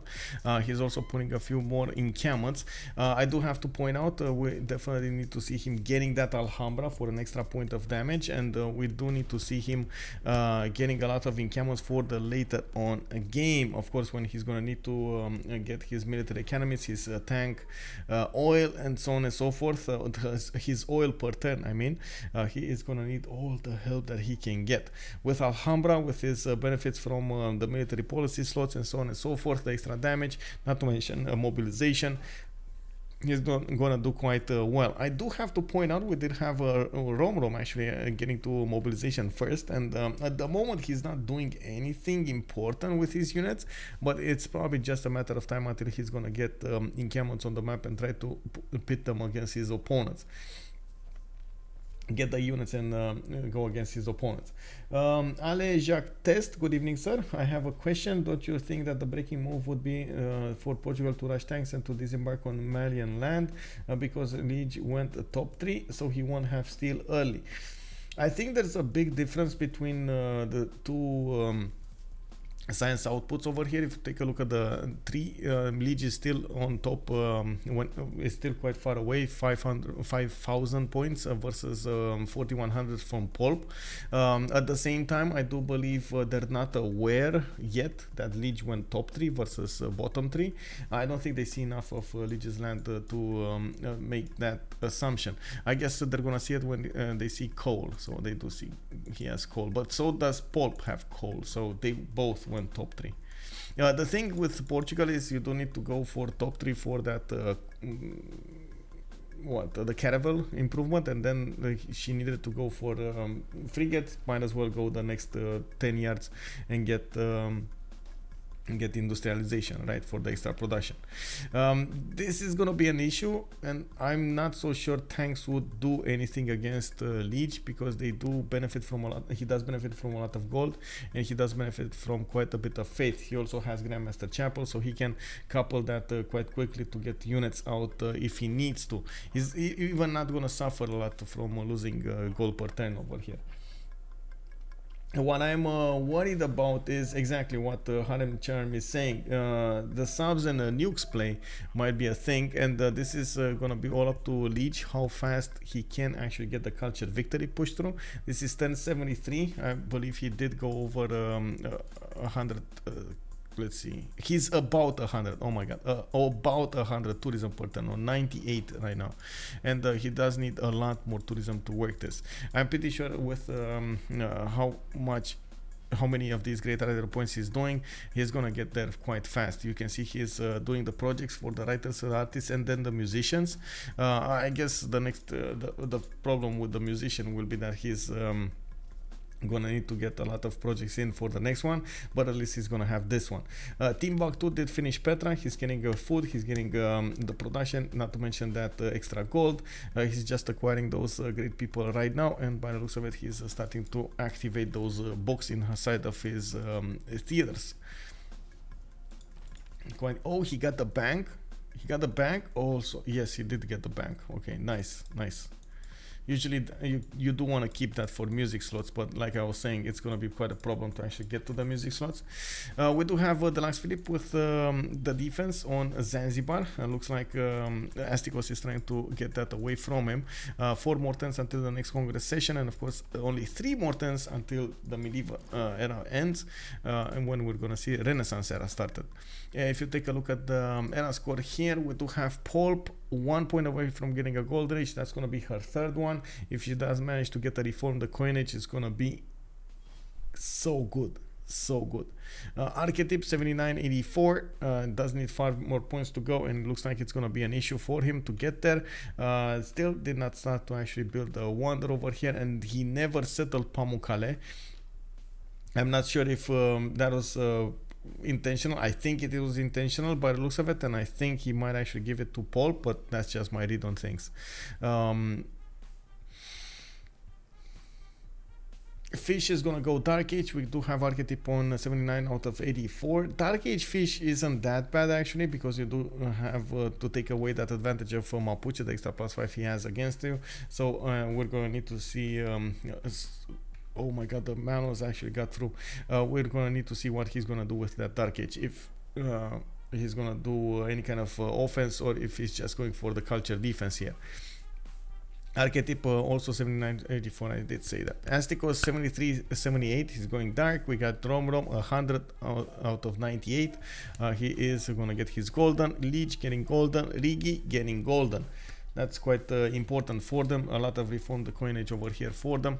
I'm actually curious if Lege is gonna choose reform the coinage, or he's gonna go a 3rd monumentality. He did go, oh, actually a 2nd monumentality, because he was in a free inquiry. Never mind.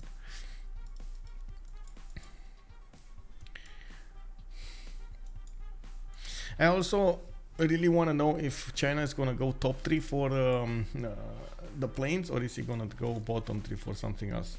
Imhotep and Isodor at the same time. Oh, bro, you gotta get a city on the coast. You really gotta get a city on the coast. Like they definitely need to try to take away that Statue of Liberty from their opponents, and this is their chance to actually get that going. He needs to chop the harbor out, and then bam, you get that Statue of Liberty. Bam, bam, bam, bam, bam, bam, 2 turns, you know, nail, get it going. But I guess that's not gonna happen. Malon's gonna hit Spain in the north. Malons.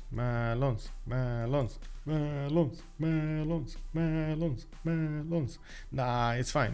He's gonna block it. Deluxephilippe is ready for this. He's gonna block that tile with a galley, and that's it. Actually, I think the Great Terminal does a great job anyway, right?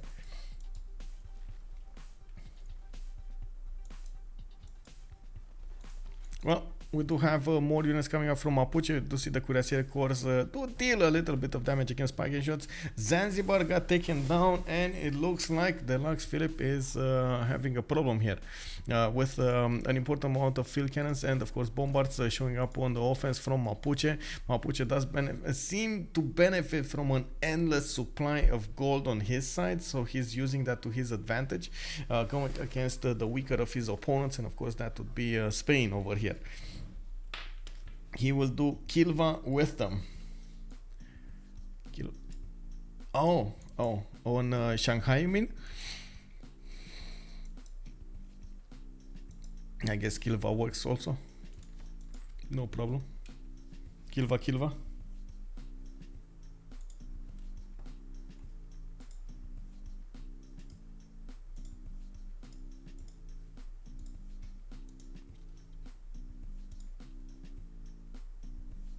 Oh, I didn't need to get my water. Give me a sec.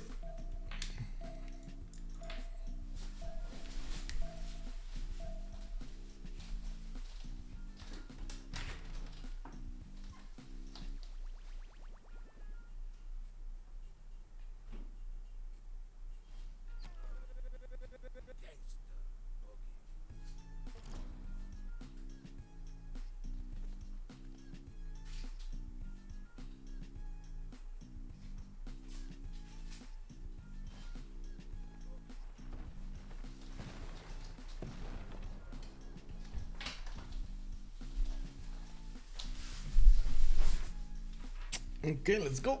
Let's see. Well, we do have a cuirassier upgraded here from Spain, and as you can see, he did get that extra strength into his cities. We do need to see if the field cannons will be strong enough to actually push back these Mapuche units. Of course, now they still benefit from the extra +5 against the civilizations in the Golden Age, while in the next age, Deluxephilippe is not going to have an extra +5. We do also need to see if Mapuche will keep on making units and go on the offense. He did manage to get a spy out, and by the looks of it, at the moment he still has one in the city of Madrid. Probably, oh my god, taking out these units of Spain, the pre-builds, is gonna be an issue. I don't want to take a look at their gold generation. They do benefit from a decent amount of gold. It's Deluxe on 90, we got Poolp on 387, we got Fish on 56, and Arketip on 129. It kind of feels like they should have enough gold to upgrade him, and I guess 682 gold is something that he needs for his heavy chariots to turn into cuirassiers. He is trying to valiantly defend against this attack, and Astikos is trying to figure out where can he actually do the most damage, so he manages to break Deluxephilippe. In the meantime, of course, we still need to see how Rome will also get his attack going. Cahokia is being... Wait, is he being pushed or is he defending Rome? I don't know.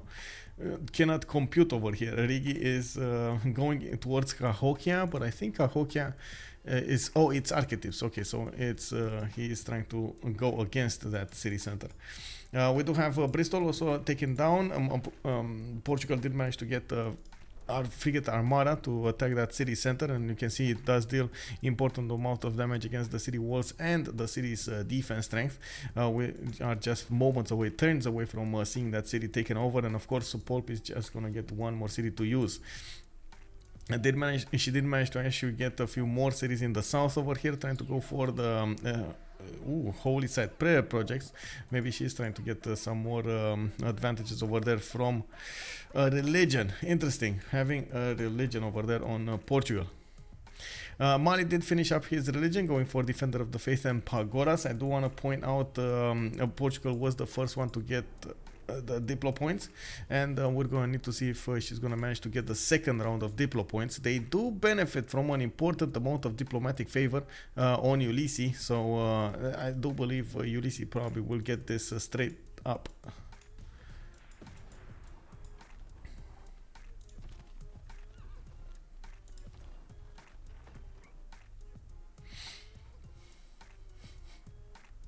Who was the one who's saying Mali can't do culture? Oh, that's a good question. I don't know, but I mean, he can. I'm pretty sure Lege can. 300 culture, we got him on 140 science. He just dropped from his golden age and of course lost his free inquiry.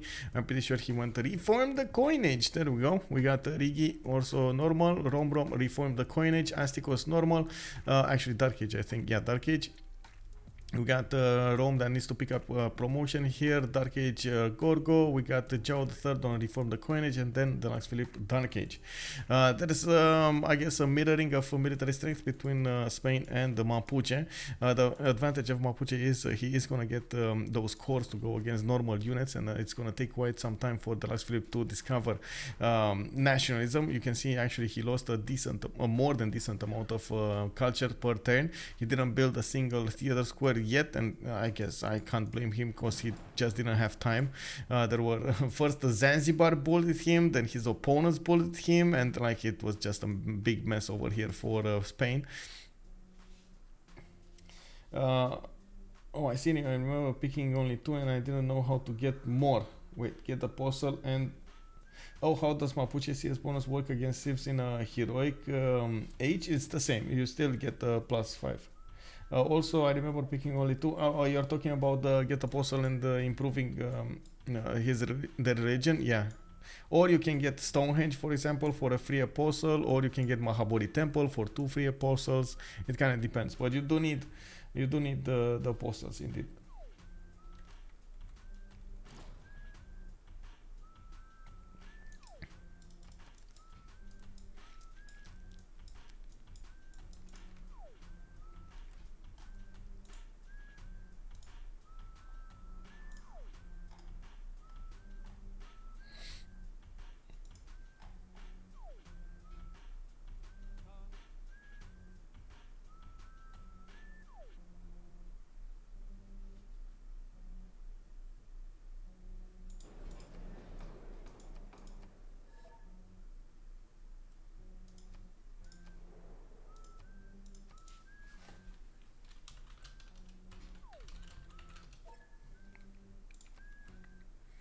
Okay, let's go Judaism. Let's go bridge dam.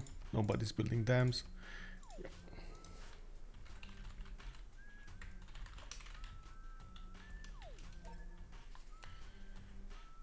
Is Spain borderline trash without the quality split? Not really. It still can do well. It's just you don't get the best that you can do with Spain. You still have a possibility to work those like do a crusader, crusader timing, like conquistador timing. I mean to say, you can still use your bonus against civilizations that have religion and so on. In this particular case, he didn't get either of them, right? He didn't get his conquistadors to go against his opponents because the timing was just not there. He didn't go full on trade routes, and he doesn't have a lot of them to get the full benefits out of his opponent's cities. Didn't spawn next to Mali to get his religion. It was a bit of a unsatisfactory spawn for him, even though honestly at the beginning I thought he's gonna grow quite big over here. Looks like time proved us differently. Oh well, it happens.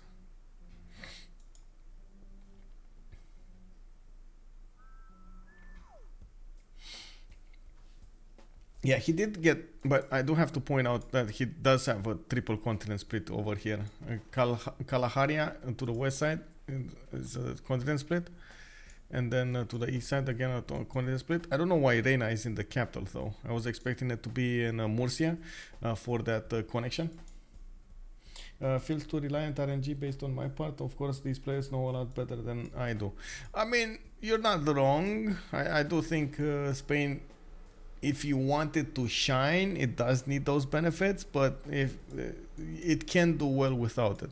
But honestly, it's true of a lot of civilizations over here. For example, I would point Mali would have been having a different game in that aspect. Mapuche also is land dependent when it comes to his Shema Muls. The whole reason Mapuche did manage to get more culture compared to Spain is because of the Shema Muls. He has quite a few of them in his land, so he's depending on the appeal of his land. Australia, for example, again depending on the appeal, and so on. So there are quite a few civilizations that do share that drawback, I guess. Well, now looks like most of the units of England are dead. He lost his second city, Bristol, and we do have London getting stabilized in the loyalty. There are going to be ancient walls being built, and of course you can see Riggy is trying to get out of there as soon as possible towards the city of Sheffield and Liverpool. He did build a diplomatic quarter in the city of Sheffield, and he did get markets out there as well. Okay, let's see what happened here. Poolpism got 10. We got siphon funds of 2 levels higher, and looks like chosen player Poolp did lose 2 diplo points. A lot got pushed into that, and I want to see what Poolp did, by the way. I want to see what Poolp voted for. She voted against herself, so she got a point back. Let's see. In the diplo point, we got her on 5 out of 20. Actually, everybody's on 5 out of 20. And then on the other side, of course, we got them on 2 out of 20. Not really an important part. I do want to also take a look at over here on the culture screen. We got the Lege doubling his tourism since last time we checked, and I believe it was only a few turns ago. We do have him on 194 tourism a turn, 329 culture. Still generating a lot of these, oh my god, a lot of culture, and getting his broadcast centers up. He did put a few aerodromes also on the map, and I do see Machu Picchu is also getting in. Ooh, good Machu Picchu here. I do also want to see all of these broadcast centers being populated by music works, and of course it is going to be a problem. The problem I was pointing at was because he is going to do the projects for the writers, for the artists. He's also going to acquire the musician way before his era. And what happens if you do acquire a musician before his era? Well, you push the next one to be very, very expensive, and you can see over here it's actually 535 points, while China is going to need to do a lot of these projects to actually acquire that. That's going to be an issue. He also has a good faith for rock bands. Yeah, Mali also has a safe path to China for his rock bands. Yeah, that's gonna be extremely important. He's gonna rock band this. I do have to point out I'm not really a fan of doing rock bands with only 200 faith per turn. I do still prefer the to say the safety of 400 500 faith per turn, or I should say the flexibility of that faith per turn. But if he doesn't need to actually use that faith per turn in anything else, I guess that should be enough. I also would like to see him keep as much faith in the bank as possible from now on, because he shouldn't be that far away from getting, yeah, there we go, his ideology in 3. He should be on Cold War quite soon. Ideology 3 needs Cold War, right? So he can get Cold War before totalitarianism or one of these. Does China have many TSs? Theater squares, you mean? Yes, he has 1, 2, 3, 4, 5, 6, 7, 8. Yeah, he has a lot. I would say he has a lot of them. Oh wait, China. Oh my God, China. I'm sorry. I thought you're asking me about Mali. You're correct. You're right. So he's getting them. Jiaodong. He's getting Handan. He has a few of them in Xi'an and Beijing. 1, 2 of them, as you can see here. Chengdu has one. He's building Kilva from Shanghai for another one in Yang. So he has like 4 or 5 of them, and he's building some more. It's fine.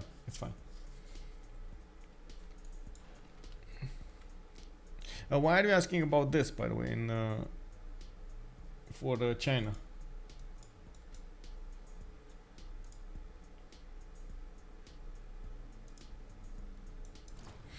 I do want to see how Greece is going to follow this up. It's clear that he's not going to have a way in to get out of that land he is, because he's just going to be locked into defending the culture victory. He's on right now on 157 culture, and he did get an important amount of science in the meantime. The problem with this is he definitely needs to be aware of what's going on his east, and of course Mapuche can just get a few units towards him quite easily, while Mapuche is pushing towards Murcia, essentially breaking the defense of Spain. I do want to point out, with so few units, it doesn't look like Spain is going to be able to keep up the defense. But I know we've seen players do well in these situations before. We're going to need to see if that's going to happen. I just think we do have more than enough gold on Lege to keep on funding the upgrades, not to mention buying units, pre-builds, and so on and so forth if Astikos needs them. And I also want to point out Astikos is quite good in knowing if he's going to need to buy units beforehand. He knows how to anticipate what his needs are. That's what culture city-states are in the game. Isn't there one that lets you choose rock bands promotions or something? Yeah, that's a card, and that's quite late. Someone told me rock bands have better RNG on the theater squares over other tiles, especially when target theater square. It's hard and charm. It's basically depending on a lot of factors. If you do have better RNG, as in better chances to get that win, I believe it's in this order. It's promotions, it's appeal, and it's middle student also was also calling it out that it's also movement speed, but I'm not so sure about the movement speed, as in movement points, not speed. If you have like full movement, or you just are playing at the last breath, at the last step of the way. A lot of people are talking a lot of stuff about those rock bands. I want to just say something. The rock bands are rock bands. They are what they are. They are RNG based units, and you, even if you say like, oh, it's like 20 science, 20 points, 20%, yeah, but that still means, it's 80% to actually die.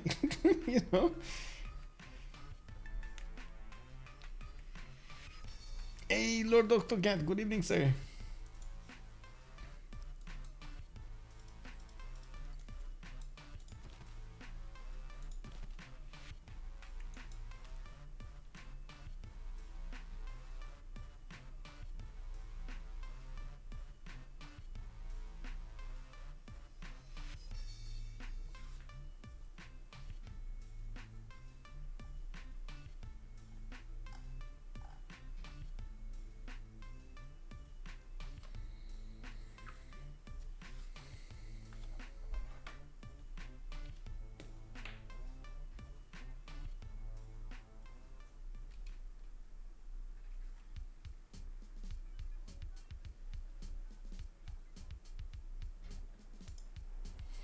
Move on makes sense. Band on tour is exhausted versus getting a chance to win. Does not in enough, but Felix is game where 99, but it doesn't guarantee a victory. Yeah, I mean, even in real life, 99% chance doesn't actually guarantee a victory. That's the problem. Chances are chances, right? Chance-based system is a problem. Anyway, we do have, of course, Deluxephilippe getting a few more units, trying to get this, keep on the defense. Murcia is getting surrounded, and of course the bombards are going to start banging on the city walls. We just saw the first shot fired. That city is 82 strength with the cuirassier core inside of it, and of course the bombard cores are quite good over here. Shrapnel, grape, and so on and so forth as the upgrades. I did notice we did have a problem over here. Romrom is starting to get his pre-built 4 tanks, and he's gonna have more than enough, I can't stress this enough, more than enough gold to upgrade whatever he wants. Is gonna benefit from Lege's 995 gold per turn, even if his allies are losing a bit of gold, especially Astikos over there. You know, just a tiny bit, 100 gold per turn, but it's just gone through the drain, but it's fine. I mean, he has 800 more to work with, and of course, as you can see over here, we do have Arketip generating quite a bit on Lendemain de Cuite. Poolp is also on 657. She's starting to get an important amount of science with culture, and it looks like we're gonna need to see what she's gonna go for. It looks like it is gonna be Diplo, trying to get the Potala Palace, trying to get to civil engineering so she can actually put down the Statue of Liberty. I did not see anybody go for it yet, and of course that I think might be a mistake. We're gonna need to see if anybody's gonna snatch that away from her. In the meantime, of course, Mali is trying to get that defense, that attack on the tourism. 214 tourism a turn, 400 culture. 10 out of 61 tourists is still a long way from actually getting a victory condition. We do have a fish with a need to do the army as well as the defense for his team in the culture, and I have to say this at this point, somebody needs to pick up that flag of the defense. Maybe Rome, but I doubt Rome will actually be able to do this. I mean, at this point, I don't know how they're gonna counter culture. It's fish over here that's kind of locked in place. It's Spain that might lose his cities if he ever does anything else other than units over here.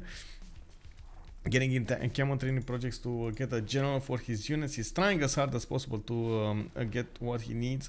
The industrial more than one, and of course that one is affecting the cuirassiers and the tanks. It's just hard, so hard. Let's see. Oh my god, look at these level 2 field cannons, man. This is what I was saying. You don't want to upgrade these field cannons. Like, you just don't want to do it. They're so strong. Strong.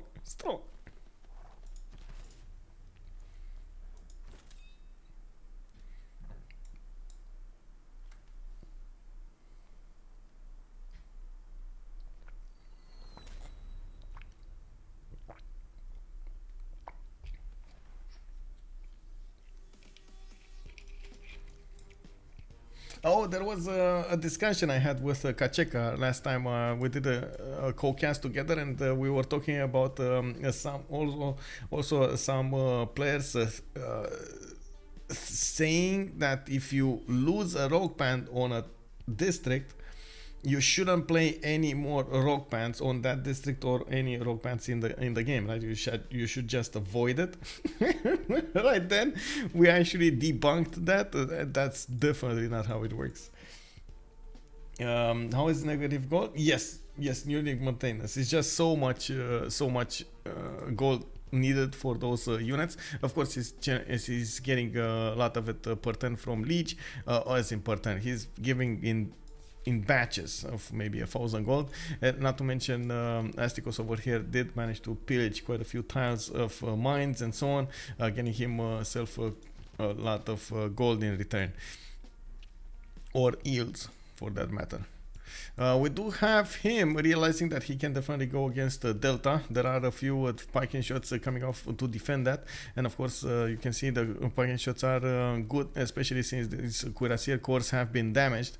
It would have been much easier if well, they weren't damaged, but oh well. We do need to see if Astikos is going to keep on pushing Spain. I do think he's going to break the walls in Murcia soon enough. He's encountering a Governor Victor city over there, and that's the problem on that city center. It takes a while until the bombard corps breaks that wall defense, and then they need to chew through the garrison strength.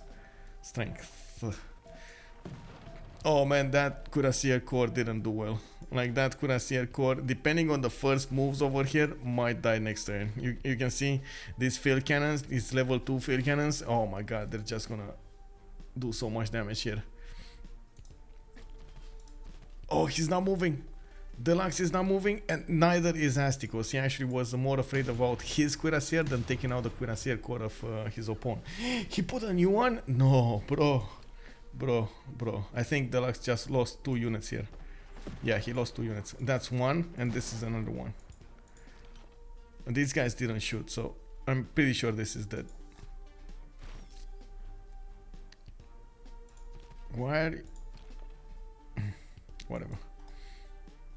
Anyway, we do need to see more units coming up on the front line. Astikos did put a few of them to repair themselves and got new heavy chariots. That's also one of the things that Mali is funneling gold towards, giving as many pre-builds as possible to Mapuche and allowing him to upgrade those into stronger units.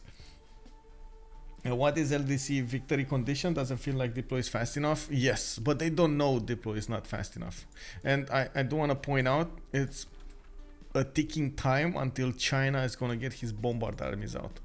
We're going to get artillery armies and tank armies out. We're going to get to see live if pike and shot armies can hold tank armies. What do you think, boys? Pike and shot armies can hold tank armies? There are so many legends about rock bands. Yes, I do have to echo that. We do have theater score festivals coming out from Lege's land. Of course, he's gonna definitely try to go for the next musician, generating an important amount of points passively per turn. Not to mention he is going for Broadway. Poof, poof, poof, poof, poof, poof. We got Romrom over here getting his tanks going. Vroom, vroom. Oh my god, vroom, vroom. Does he have a jar? He does have Rani Lakshmi Bai. Yeah, it's a hard one. It's a hard one. What can I say? I do have to point out at the beginning, people were definitely going towards LDC, and the longer the game went on, Ulysse came out on top. Greece is Deadsville. Yeah. Bro, I can't argue with that. What's Riggy up to? Is getting more. He's trying to get more cities out. He got his commercials for extra trade routes. We do see him connecting his economy with, of course, Mapuche over here, and that's about it.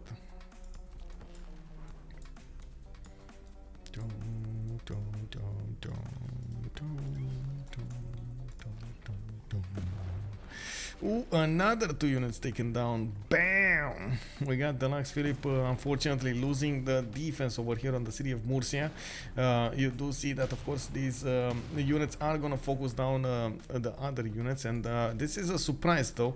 I was personally expecting the bombard corps to keep on shooting this wall strength. I guess he is realizing he's gonna need to take out the units anyway. We do have Madrid and Cordoba building those cuirassiers. We do have Arketip trying to get a few cav units to defend his ally over here, but I don't actually believe the cav corps the cavs actually will be strong enough to defend against cuirassier corps with field cannon support. These cavs are light cavs, of course, of the light cav category, and as you can see over here, they get wiped clean out of the map from the field cannon corps. Not to mention, Rome is golden age. Extra +5 on him. Man, we got Astikos over here holding the guns on Rome. or the lasers, depends.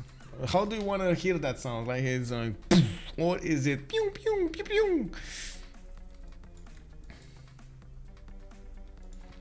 I do remember when the scenes were coming out from how to say, from Star Wars, when Leia was shooting that laser, repeating laser or whatever it was called over there. Pew pew pew pew pew pew pew.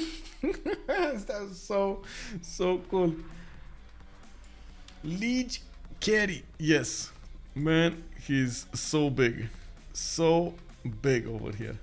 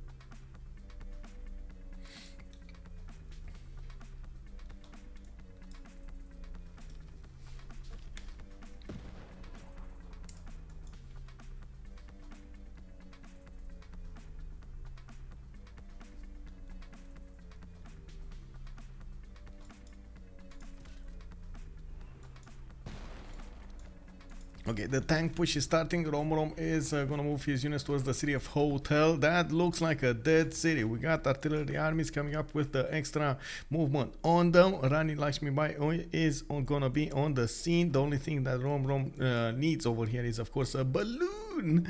I don't want to point out Romrom is also benefiting from 613 production, while TaskForceFish is half that. Not to mention the gold is just starting to evaporate over here on the big fish. We got him 209 science, 168 culture, minus 26 gold a turn, and 300 production. Steel walls coming up next turn, mobilization in 2, and of course we do see immediately Romrom is gonna take down those walls. Just 1 second to go, and bam, bam, bam, bam, that wall in the city of Hotel will go down. It's gonna go back up, but still it's gonna go down first. Me too. Wait, Fubarius, what's going on there? Salty Capybara telling us also there was another great win from the Buckingham boys, and now I am proud because I managed to ask questions in French on Hash's stream. Hey, good one. I'm also actually quite happy about myself that I'm starting to string together some words over there, especially in in writing and so on. It's man, so much time. I'm gonna need so much time to actually learn French, but I guess I can only take it one word at a time, one expression at a time. Man, take out the city. Take it out. Take it. Let's see. Two tanks. Bam, bam. Can he? He should. You see, one, he should be able to. What is he afraid of? What do you think Romrom is afraid of?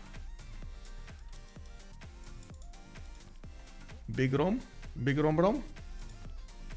Why is he not taking the city? He could take out the fear cannon. He can. No. I'm playing Oblivion in French right now, getting myself slow spoken practice.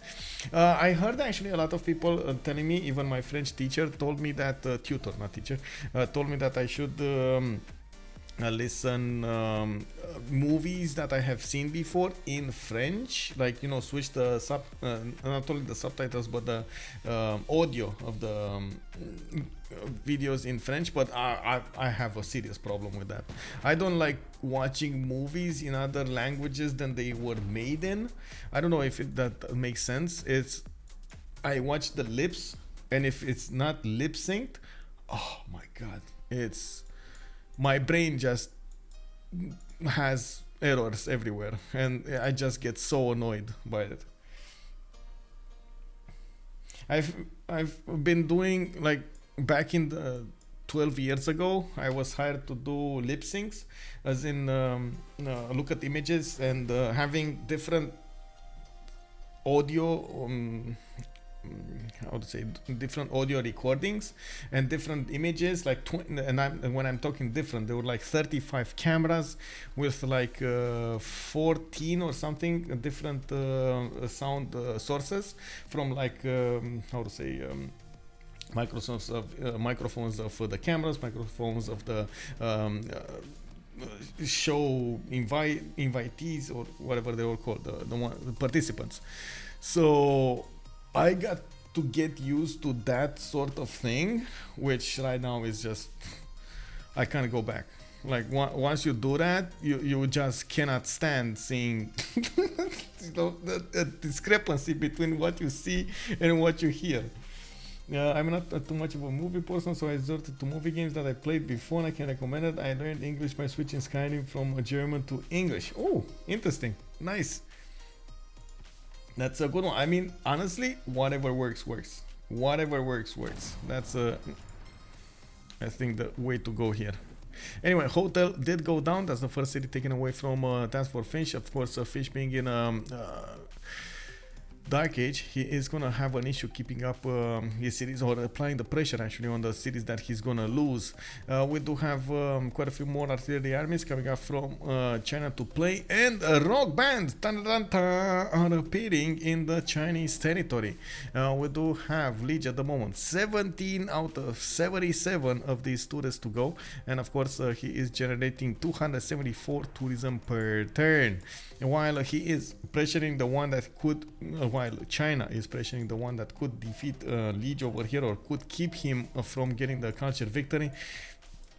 Of course, we do need to see what's gonna happen and how fast he's gonna get that going. We do have 1, 2, 3, 4, 5, 6, 7, 8, 9 rock bands coming up from Lege. He's gonna get his Broadway in 4 turns from the city of Miami, and we do have military engineers coming up from Kumbisale. Okay, let's see. Romrom, vroom vroom. Oh man, Pargeshot armies dying, Hoplat armies dying, field cannon corps dying. What is staying alive in the fish army over here? We do have also Murcia got taken down on Spain's territory. Of course, Mapuche over here is going to need to make a decision. It's probably going to reposition his army going against Cordoba, but you can see actually we got Cav Corps coming up from Arketip trying to keep a defense on his neighbor, on his ally, while of course we do have Astikos needing to get a few more field cannons, getting them repaired, healed back up, and of course reposition to go against that city center. It's gonna take a while, but it is probably gonna happen here. They just need to keep up the pressure. Since we did have in the World Congress session 2 lost points for Poolp, they just don't have enough points to go for the victory condition here. Even if I do have to mention, even if Poolp is gonna go Statue of Liberty, Potana Palace, that's gonna be 10 points. She can try to get Mahabodhi Temple, that's gonna be 12 points. So she would need 2 full congresses to actually get a win. Well, the next congress is in 11 turns, but we already have rock bands playing in the cities of China. So you can see my point here. It's about it's kind of a hard struggle over here. And what do we have? The flying surprise. We do have Arena Rock. We got this one that doesn't have a name. He just played Wild Puppies. Oh, the wild corgis. They just got 200 album sales, easy peasy. 750. The Green Horses, 2000 tourism.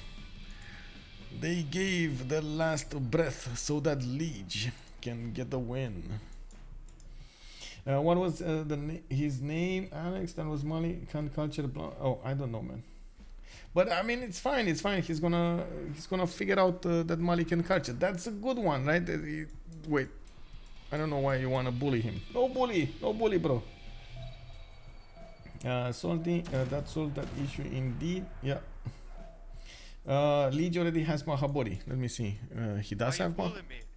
Exactly. Look, you see, no bully, bro. He does have Mahabuli. Where is Mahabuli? Am I just not seeing stuff here? I see his. Oh, I see it. It's the same city, Niagasola. Okay, so he got Mahabuli Temple and Potala over here. 6 turns. Potala is 4 turns in Beja. Beja. Wow, these rock pants, bro. Another one died, and another one died. This might die as well. The wild puppies, not the puppies. Anybody but the puppies. Music festival performs at national parks and natural wonders for expected 1,000 tourism and 1 level more experienced. Click here for more info. Gorgo still went. He already has steel, but it's too late. 300 fortification health, 75 for garrison defense. Yes, the tanks cannot push through, but the artilleries can make quick work of those steel walls. I think Mali over here is not really in luck with his rock band roll. It's gonna take a lot of rock bands to push this through. 24 out of 80, that's just not enough. Too many of them died. He needs passive tourism more than anything else. Yes, 300 is important. Yes, he does need to go for musicians. He's probably gonna need a lot of holy site prayer projects as well to keep on buying these rock bands and so on and so forth. But it's not gonna be as fast as we thought initially.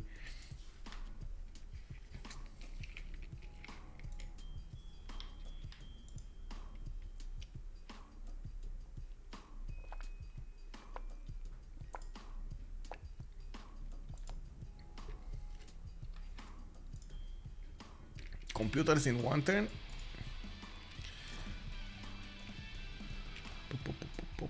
Yep, and he needs environmentalism as well. He's on rapid deployment. That's one civic away, right? Environmentalism, rapid deployment. Yeah, 1 civic away. He's gonna get the 50-50. 50% from that, 50% from the other one. Actually, that's another thing that the players do want to wait for. Computers and environmentalism. But I guess Greece is gonna fall. We got China with War Department. Wait, he does? Where is his government plaza? Here, right? Let's see. Yeah, he does have War Department, Foreign Ministry, and Audience Chamber. So he's attacking, taking out the units of Greece and reclaiming health. That's a problem.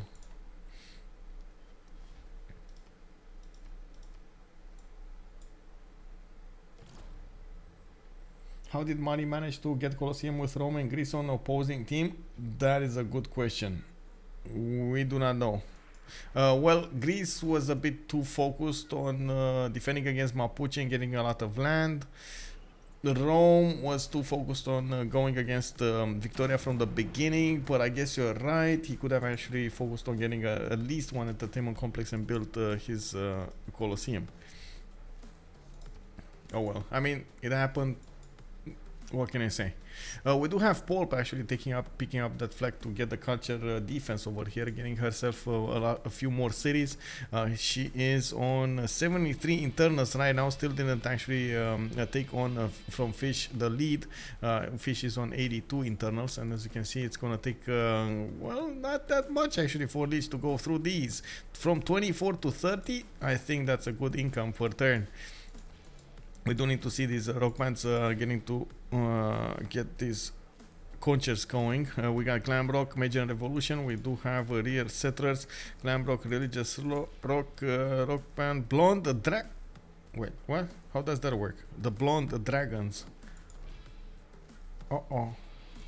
I mean, what are they gonna do next? The Ginger Dragons? Can you imagine a Ginger Dragon? Oof. Of course, Ulysse, Lege at the moment is doing actually 456 faith per turn. He still is working on his Theatre Square Festival projects by the looks of it and getting a National History Museum. He does need to get to Johann Sebastian Bach, and once he's going to open this up, he's definitely going to get an important amount of tourism from those musics. He's also benefiting from Jerusalem, as I can see. Vatican City, I mean, not Jerusalem, Vatican City. He does get the extra 400 religious pressure spent whenever he's activating great people, and he has quite a few of them to use. Yes, that is 1600 gold per turn. From that's not in the bank, that is per turn from Lege. That's just so big, bro. So big. Well, I guess sis. Yep. Also in the tourism he did go computers, right? So let's actually take a look over here. He's 470 tourism per turn, so it's just gonna be faster and faster and faster and faster over here.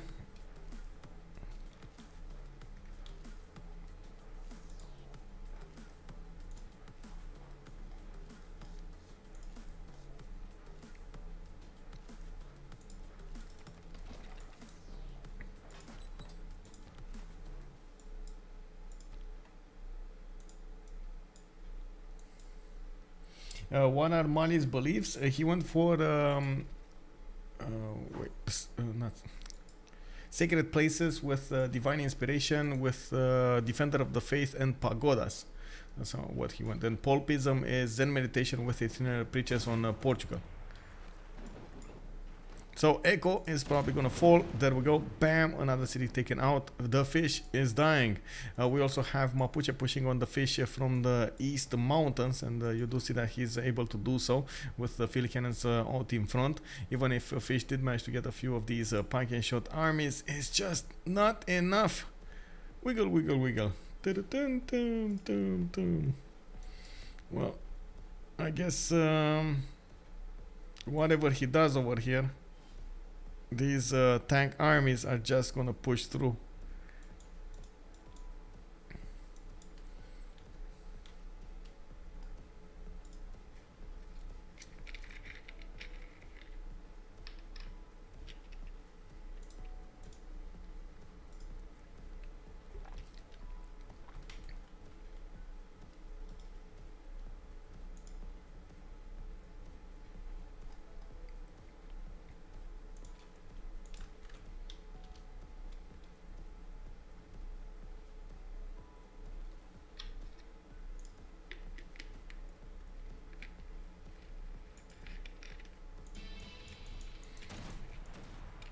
I don't know where to look. Rock bands, blonde dragons, or are we watching the tanks? What's going on? Okay, I guess rock bands it is. Let's see. Culture victory 38 out of 80. Oh, this is gonna go fast. This is gonna go fast. 38 out of 83. He just got 8 more. And of course, still would need to get the real settlers to play somewhere. There we go. He found a place. No, they died. Yang was not the place to be for those rock banders. Rockers. We do have, of course, National History Museum coming up next turn. We do see Johann Sebastian Bach arriving over there, getting recruited. Wolfgang Amadeus Mozart is going to be the next one, and I'm pretty sure that China does need more projects. He is getting some Theatre Square projects, not Theatre Square projects, I mean. We do have in the tech side him going. Wait, why is he still? Wasn't he rapid deploying some time ago? What happened here? Foreign culture victory imminent. He just passed. No, he's still on the halfway point. 42 out of 85. The computer says a victory in 8. Of course, with the demise of the Greek Empire over here, there will be quite a few issues, especially since Greece does not have a safety settler, and he cannot get one. He is probably gonna totally die over here. I'm pretty sure actually China is gonna keep him alive on one city, so his ally over here, Lege, is not gonna lose those tourists.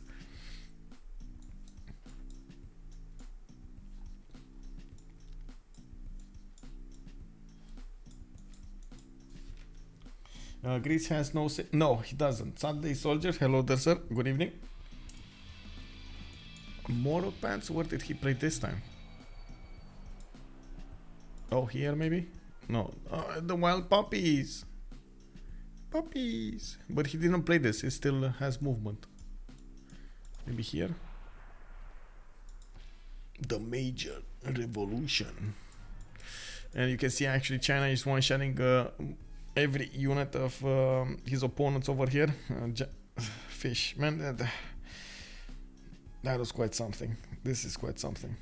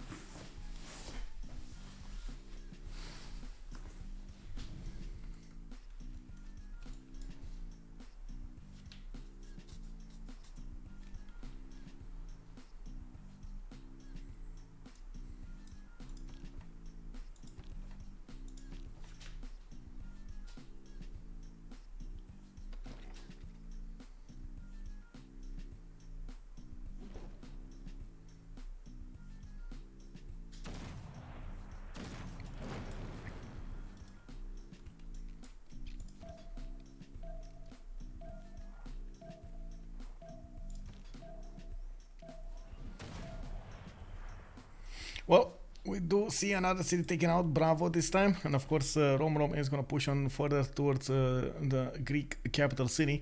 Wolfgang Amadeus got picked up by Greece in his last moments. We do have China with the possibility to get Yatsuhashi Kengyo, while of course Mali, Mali is going to get that, and China is going to get the next one. Very nice, very nice.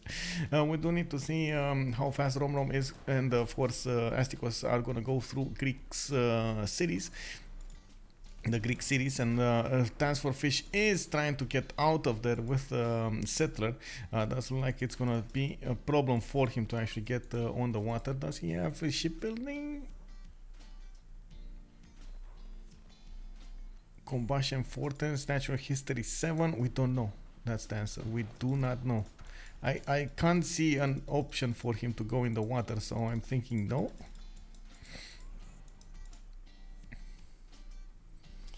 This is looking very GG-ish. Yeah. Hello there, Tooth Bias. How are you doing, sir? Portugal gets nuked before he has nukes.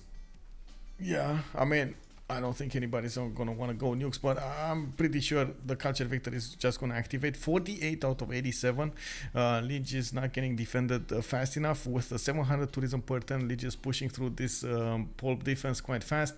TaskForceFish lost around 100 culture in the past few turns, losing those 3 cities, and it does look like he's gonna lose some more.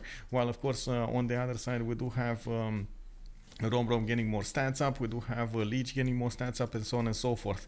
And man, I gotta say, we started this game with a settler snatch over here on the city of Viso. We thought that we're gonna see the demise of Ulysse over here, but no, they did not CC. They did not give up, and until the last breath they fought on. And right now we do see them actually leading their charge over here with the Chinese tank armies going against their opponents. Very, very good. Very nice, very nice. Okay, let's see. I see major rock pans. I see military engineers coming up from Lege, helping the infrastructure of Romrom. We do need to see stadiums coming out from Xi'an. Okay, I do see the wild puppies. Puppies unite! Dang, what a great comeback. Yes, also Sharkins24, I understand your thinking. Play concerts at home territory to attract tourists or to Civ, but that would be far too easy, less travel time and all that. Yep. I'm fine, sir, I'm fine. I'm watching this, how to say, competition play out. We do have 2 more weeks to go in the CivFR Squadrons until before the playoffs, and it's really important who's actually gonna. I can't even believe we went through so many weeks. I gotta say, it feels like time is flying, man. Time is flying. so many things to catch up on, and sometimes it's just whoa, just whoa.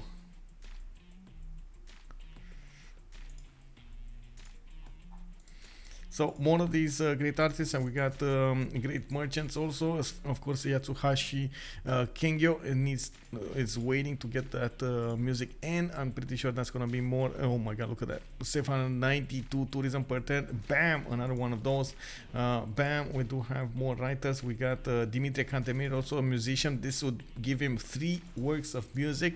Very important snatch over here. Did he get it right now, or where was he? Yeah, he did get it before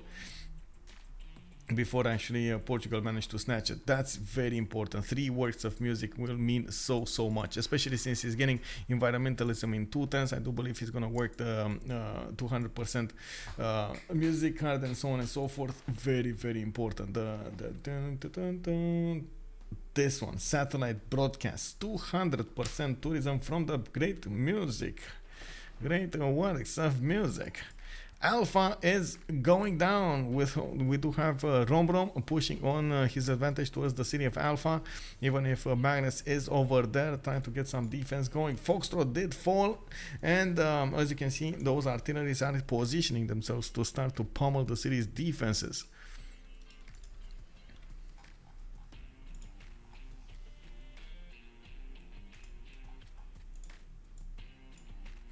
From the east side, Astikos is pushing in his advantage to the city of Delta. Of course, he does need to use his field cannon cores to dwindle the defenses of the piking shots and then take them out with cuirassier cores. It does look like it's taking him some time to actually get there, especially with 300 fortification health from the steel walls on the Greek cities. It's not going to be that easy to take it out. But for Romrom, it's a totally different matter. Tank armies, 111 strength going against the city's 82. And a 1 and a 2 and a 3 and a 4th attack will come up next. I'm pretty sure next turn with the artillery army will shoot those shells up to the city's defenses. That city is gonna fall. Doing the surgical strike on the Greek Empire.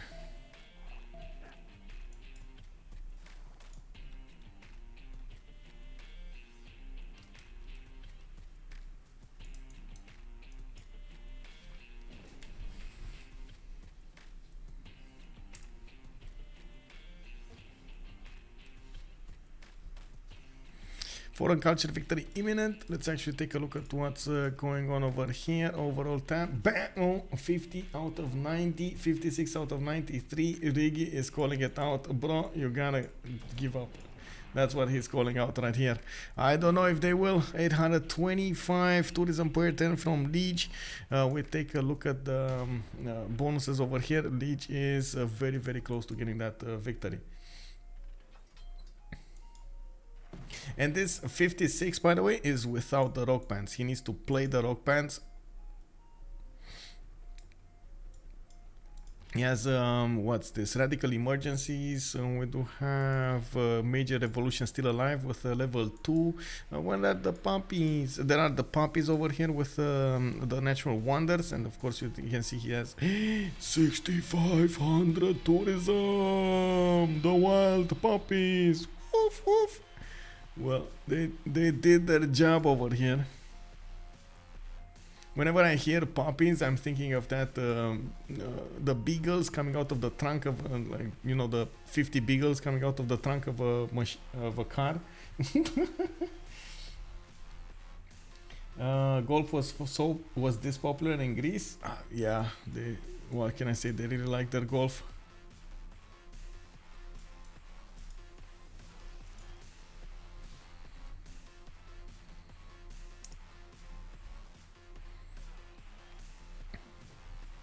Well, taking a look at what's going on over here, China is has stopped building units. He saw that he has more than enough to actually go and power through Greece, and you can see Alpha got taken out. I'm pretty sure right now TaskForceFish ran out of steam to get his defenses going. We do see that Astikos is going to keep on pushing towards the Delta, and this keeps TaskForceFish on too many fronts to actually keep up with the necessary defenses. We didn't actually quite catch up, but honestly we did take a look at the yield tab over here for the other players in the game. Arketip on 188 science with 148 culture was just not enough to outbalance anybody else. We did have Poolp getting bigger and bigger, 394 science, 340 culture, but without Greece in the game to pick up as much as possible that defense, it doesn't look like it was a good way to go. We do have Lege on 62 out of 93 right now, tourists, and of course he did generate so much tourism in the meantime. Let's see, 939 tourism per turn. Did he finish? I'm not sure. Oh, next turn he's gonna get environmentalism, so boom, he just like got 50% more. Lege is on 69 out of 95 tourists, and we do have him on 1278 tourism per turn with 1000 culture. He is gonna get more projects, he is gonna get more musics in. He still has Dimitri Cantemir needing to work that. Getting big ban over here, and I do believe he's gonna keep on buying those rock bands, so he sends them on the front line. Portugal overtook him, yeah, it's Portugal defending, but it's too late. It's too late. Poolp is just 94, too late. They would need to be 150 to have a chance of keeping up the defense. It's just too much. Too much tourism per turn, too many rock bands. I'm also pretty sure they won't kill Greece entirely here. They would be shooting themselves in the foot. 1, 2, 3, 4 cities need to be taken out, and as you can see, Romrom is not actually doing this fast.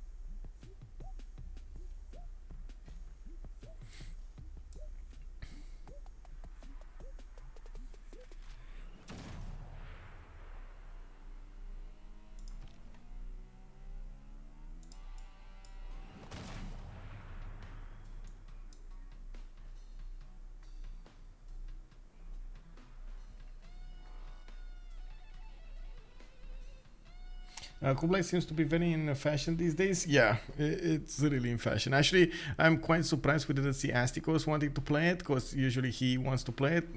That's what I said at the beginning of the game when I saw them picking. I was like, oh my god, Kublai, that's gonna be Astikos's. But they didn't. Actually, Astikos went for Mapuche, and he still did very well over here. Going against Spain, he did he keeps on going against Greece over here, and as you can see, these defenses are dwindling every turn. We do have also Mali needing to get that theater square. Okay, still doing the theater square projects, by the way. Let me actually see. 840 points for the next musician. Whoa, I'm not so sure if that's actually a good return anymore. I think doing holy set prayer projects would be much better, so you can buy more rock bands to push this through, rather than get theater square festival projects for like a few writers, artists, and so on. That's just not enough at this point. Not enough tourism at this point. It's a much better return on the rock bands, but I guess, you know, sometimes you just get it out of reflex. You don't think anymore, especially when you're so close. 76 out of 98. The defense is just not there from Poolp. 363. She did try. I gotta say, she did try. It's just needs to do so many things to actually get this properly going.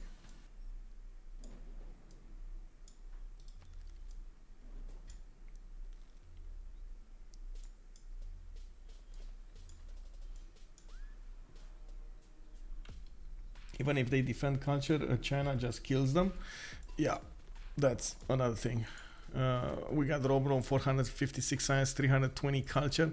It's just a matter of time until he's gonna get nukes. Not to mention, there we go, 1 turn nuclear fission, 2 turns rapid deployment.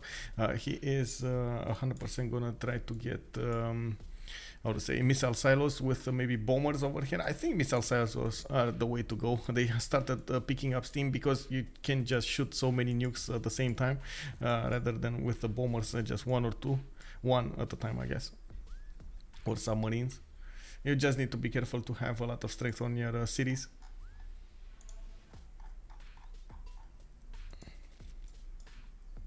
Carpet bombing your opponent's cities seems to be the way to go here. Okay, major evolution, let's go. 1500 tourism. Okay, I mean, that's an extra turn over there that still works. 84 out of 98. Oh, Leges might gonna get a victory screen.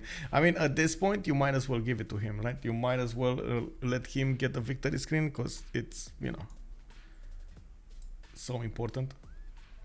We do have stadiums coming out from China, getting that extra amenity going there. Theater Square festivals coming out from Lege. Again, Theater Square festivals. Man, what can I say? He's doing it from every one of these. I guess it's fine. Ulysse obviously wins, but what would be Poolp's win condition if she defended culture? She wanted to go for a Diplo victory. She was on, well, she is on 6 out of 20. I don't know why she never got the statue. Was statue ever built, or she never tried it? I guess she never tried it. She realized that she's not gonna have enough time. I don't think it was ever built. Let me check. Let me double check. No. That's just a big fat no. Nobody got Statue of Liberty. 93 out of 104, and of course we do need to see the rock bands over here. Does he have any? Yeah, he does have a unique event over here, a music festival. We still have this one, the Wild Puppies, needing to get here. I guess he did play on those two, so that's it. He needs to get out of there, and he does have a new one coming up on the stage. 600 album sales. That's actually a good result.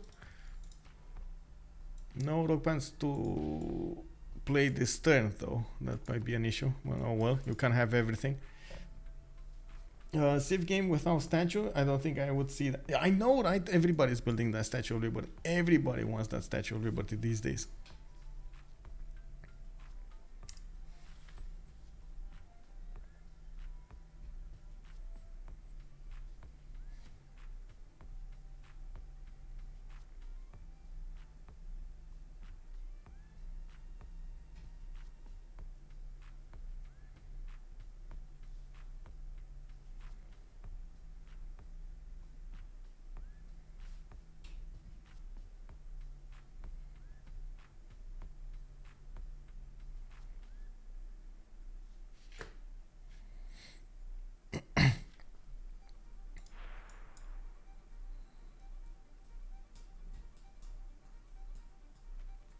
Two turns. Whoa. Beijing is 207 production, 2 turning Manhattan project. Like, really, bro?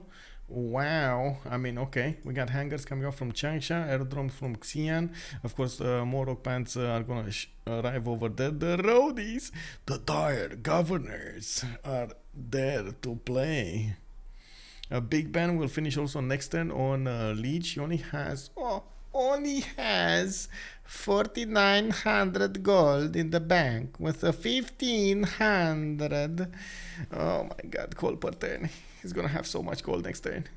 Is he gonna push 10,000? What do you guys think? Is he gonna push 10,000? Does Ulysse have uranium already? Yeah, they do on Romrom. He has a 21, and I guess only Poolp has 3. But it's too late. I mean, he might push the win right here. Let's see.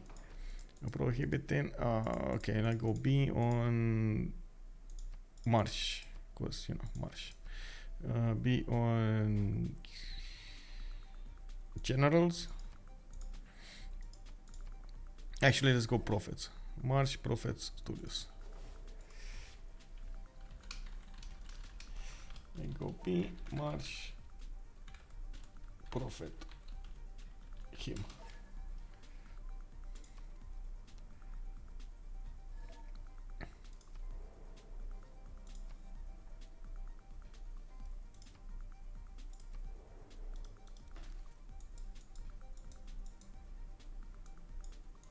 Delta did... Whoa. I mean, they need to keep this series.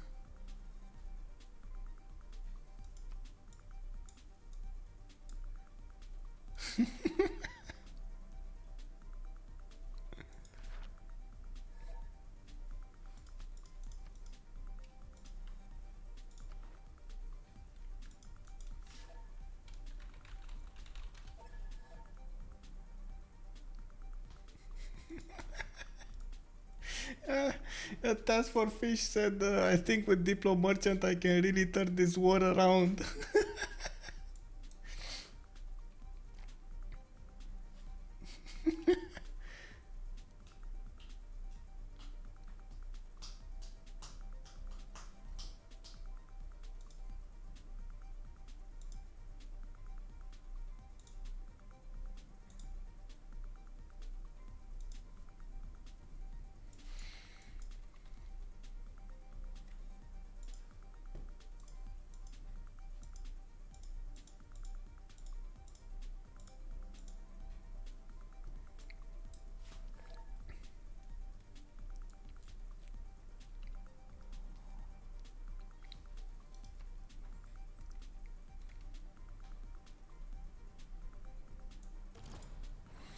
Okay, let's see. 100 out of 105. Lege does have 3 rock bands, if I'm not mistaken, to play, and we will see what happens. Let's see. March. Okay. I guess nobody cared about that one. Great Musician is no points, and Poolp did gain 2 Diplo victory points. She is on 11 out of 20, and she could have been on 15 out of 20 with Statue of Liberty. Still too far away to actually get that win pushed through. Oh, statue. She is trying to build statue, I guess. Statue of Liberty under construction in Città de Velia.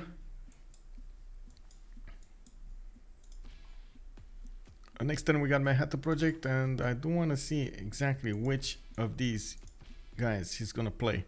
The Wild Puppies, the Unique Event, or the Dire Governors.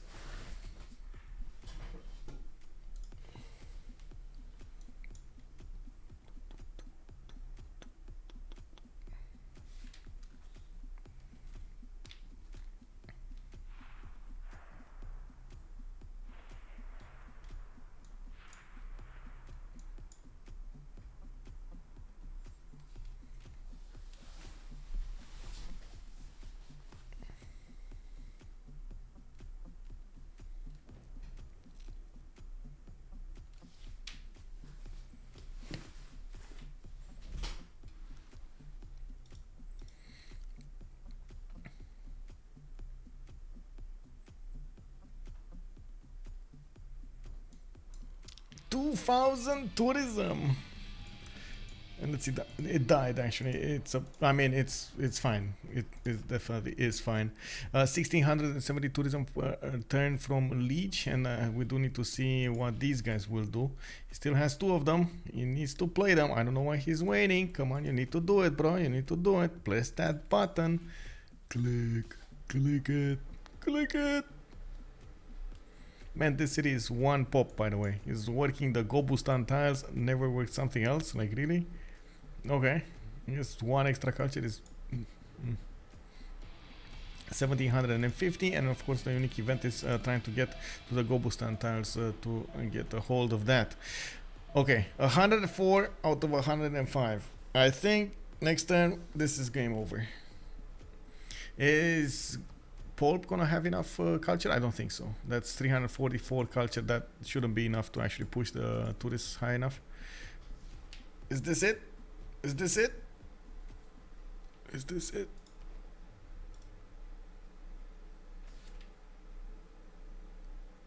We got a victory, turn 99, or I should say a turn 100 from Lege in the culture victory screen, going against Lendemain de Cuite with a big boy Mali.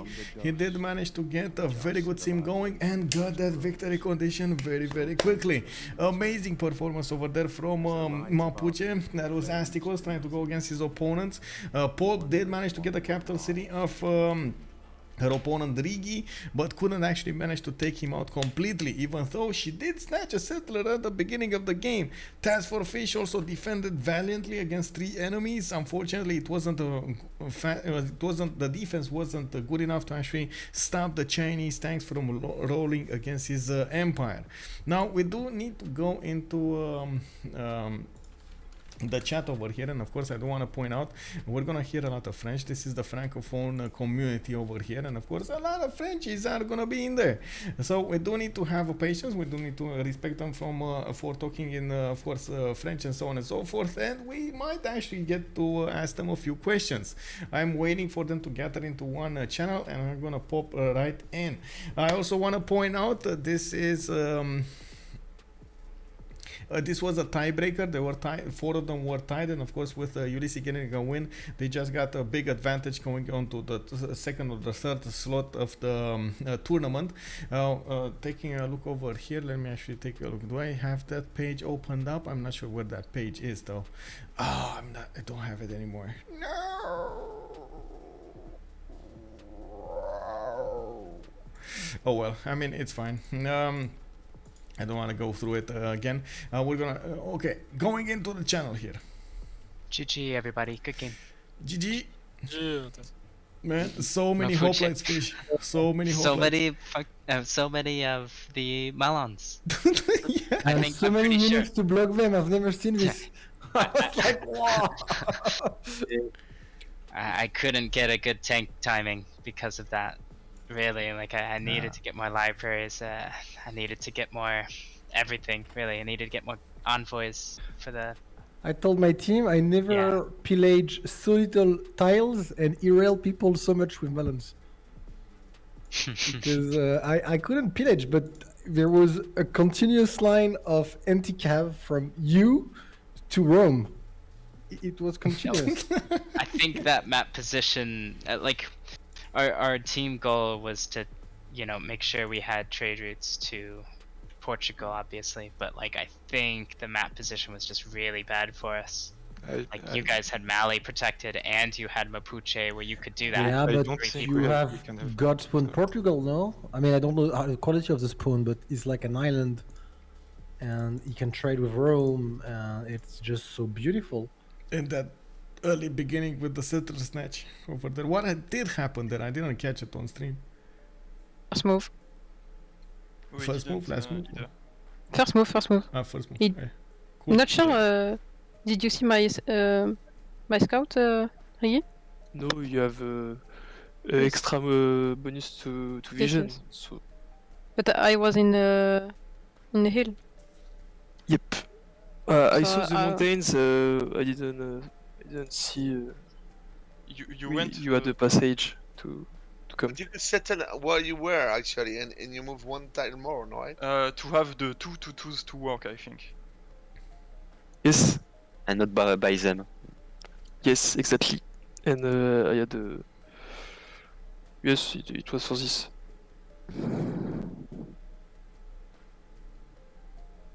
And we don't know Portugal is here, so. Yeah, of course. I was like, Hong Kong, come on, block the settler, Hong Kong. Yes, he did it. He hit it, yes, but one time late. Yeah. Yeah, we had very good positioning with Malifwisim and Mapuche in center of map. It was what we needed. I think they have very good positioning as well. They have good position as well. As we said. A good position, but not really good spawn. We don't see your spawn. Yes, the Portugal spawn was not really good. I think it was the less good of the 3 that were on the right side. Because the Spain spawn was kind of good. I think you had really good tiles on your capital. No, I agree. Me and Rome had good. And Rome had such a good spawn. Wait. It's really so bad that you didn't settle the little island.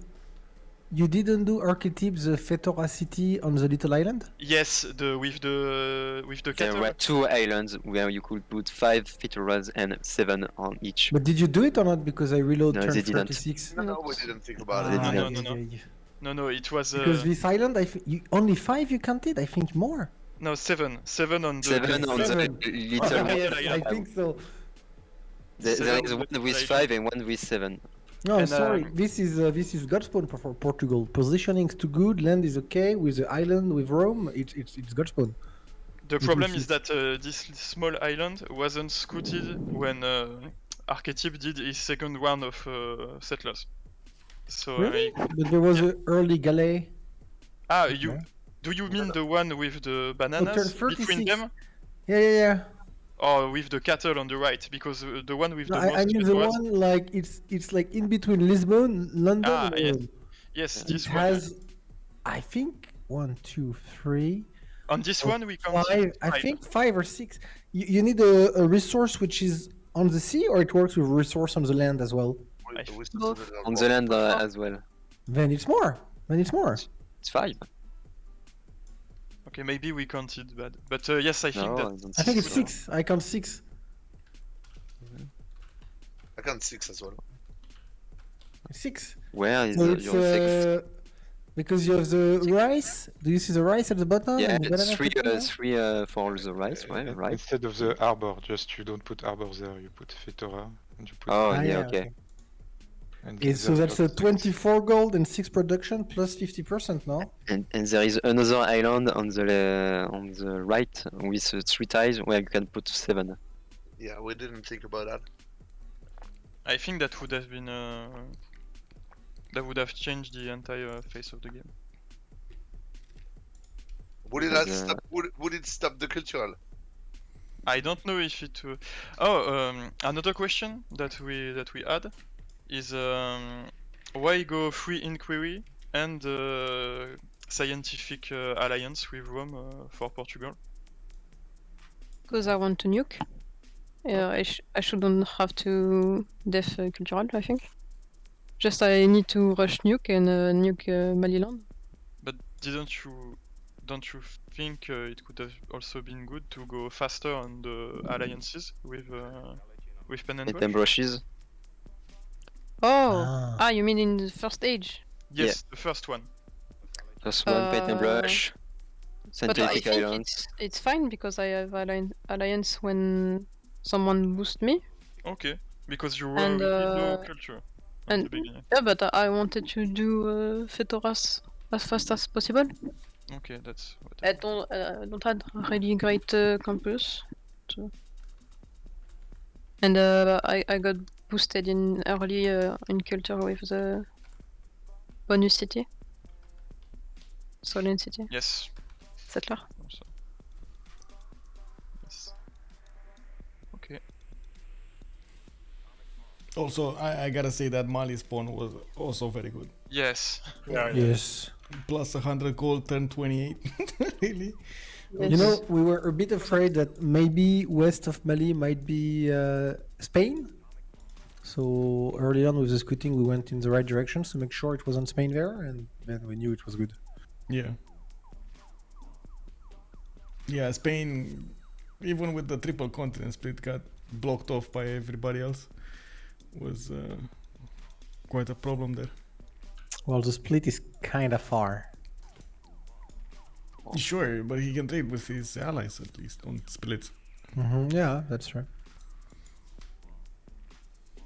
But I think, I mean, I was surprised, Deluxe, because, okay, I sent a lot of melons toward you, but then your starts were really low.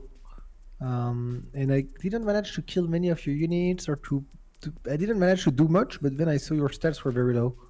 Yeah, because I lost my third city to Zanzibar. Oh yeah, you never saw that. It was Lege's Suz. Oh man, that was such a painful move to see. I'm sorry, Deluxe. I'm sorry. You could buy a horse in this city to save it. Yeah, I know, but I greeded. I thought it would be okay, and it wasn't. I didn't want to buy that much gold. Okay. Yeah, my bad. But yeah, if I was a settler going, if I have Carthagena sooner, I have better position to defend my lands. But yeah, that city loss slowed me.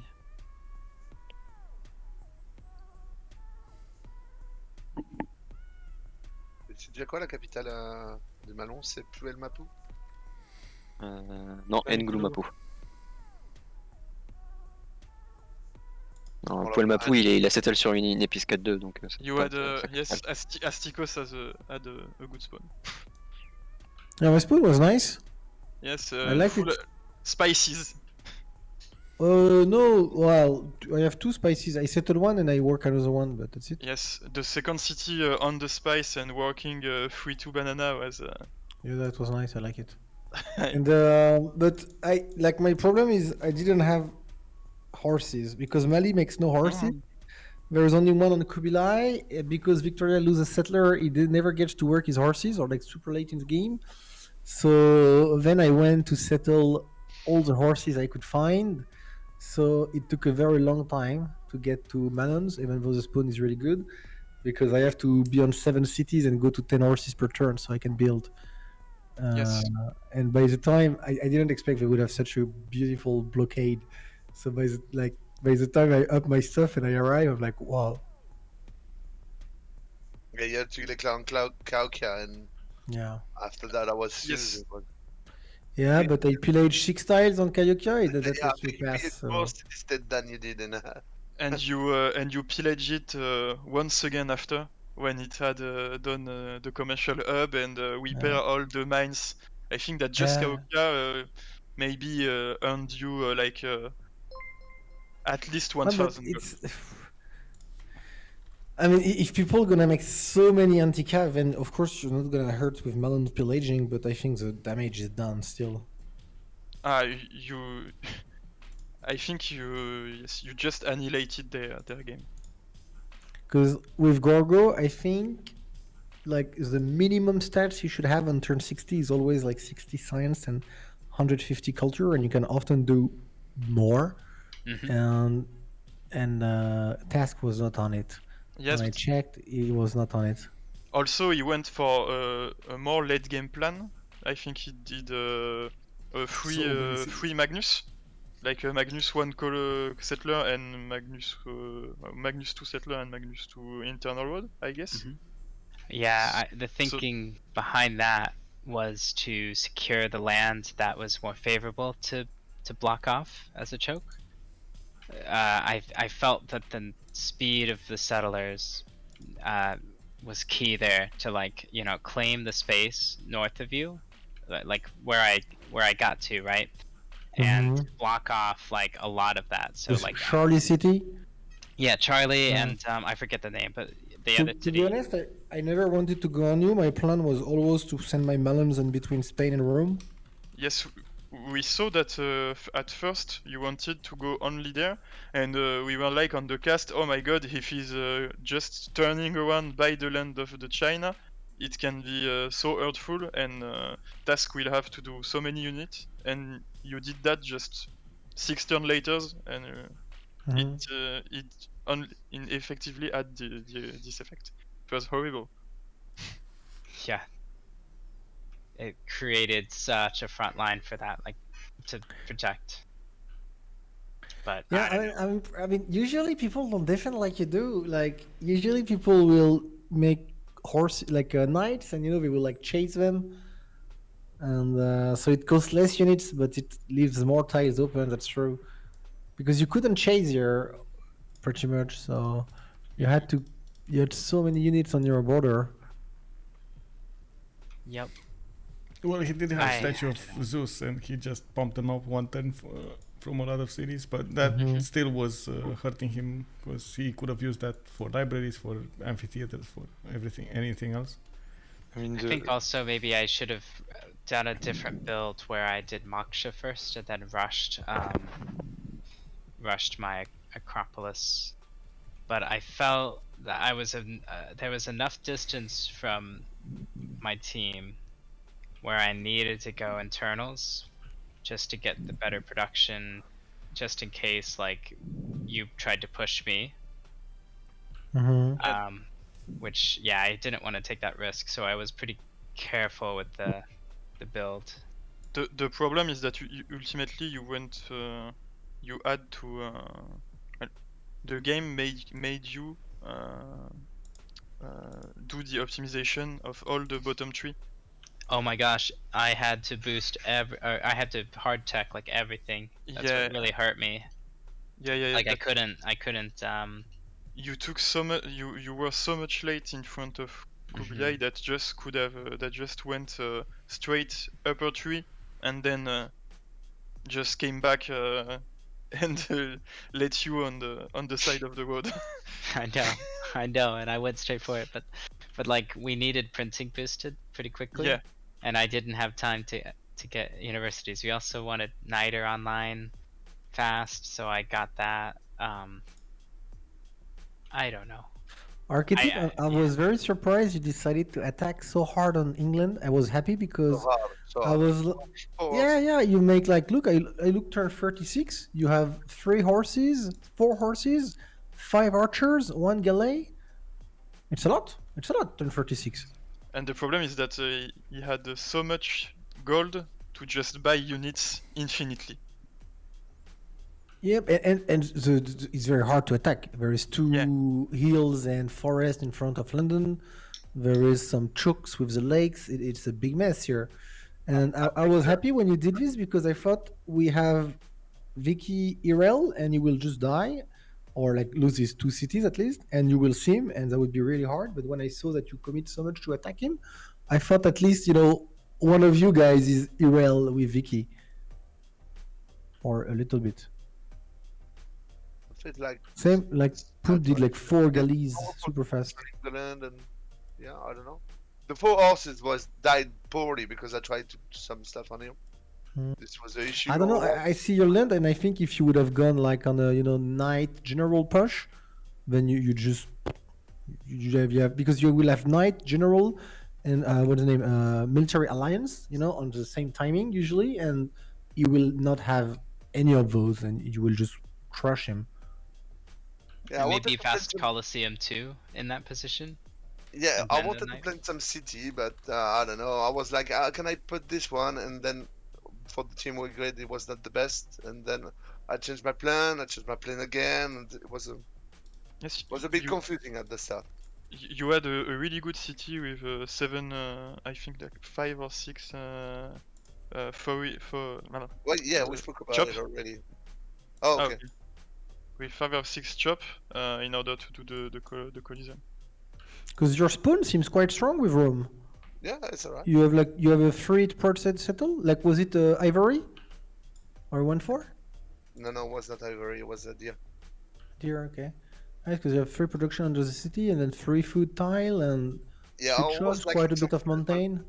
I was lacking some food on Rome. Okay. The main one.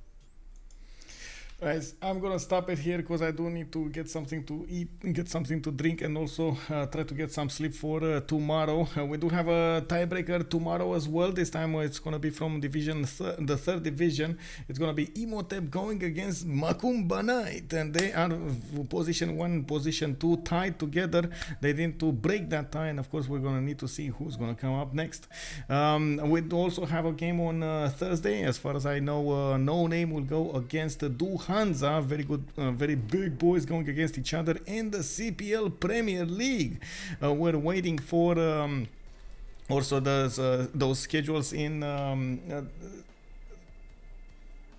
the CWC. Now that we are still in the quarterfinals, they did have an extra week to play over here, and this is going to be the time that they're going to need to do it.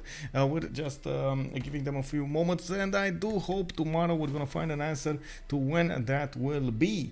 Of course, I'm going to make an announcement on Discord. You can use !Discord to get an invite, and you get all of the information firsthand with what's going on over there, with what do I have, what games do I have next. Upcoming games is always updated as much as I possibly can. I am updating it. I actually have a few games that I need to enter over here. OnSpotTV streams is also always going to be updated with the latest information of the next stream. I also do try to share as much information about what's going on over here in the channels. I think you're going gonna find some interesting content here and there. I'd also want to point out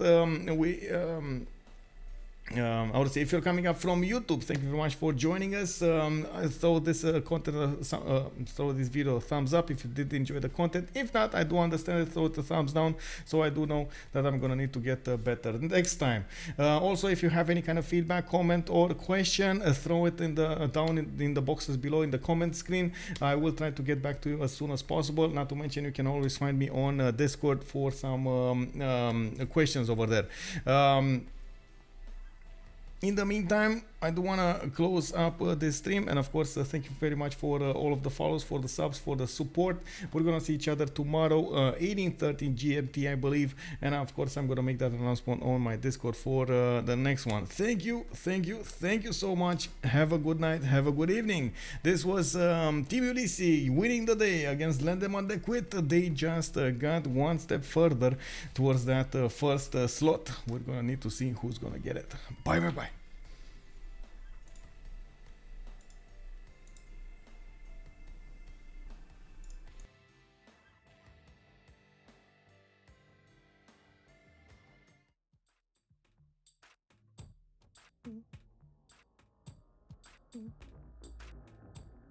Mm.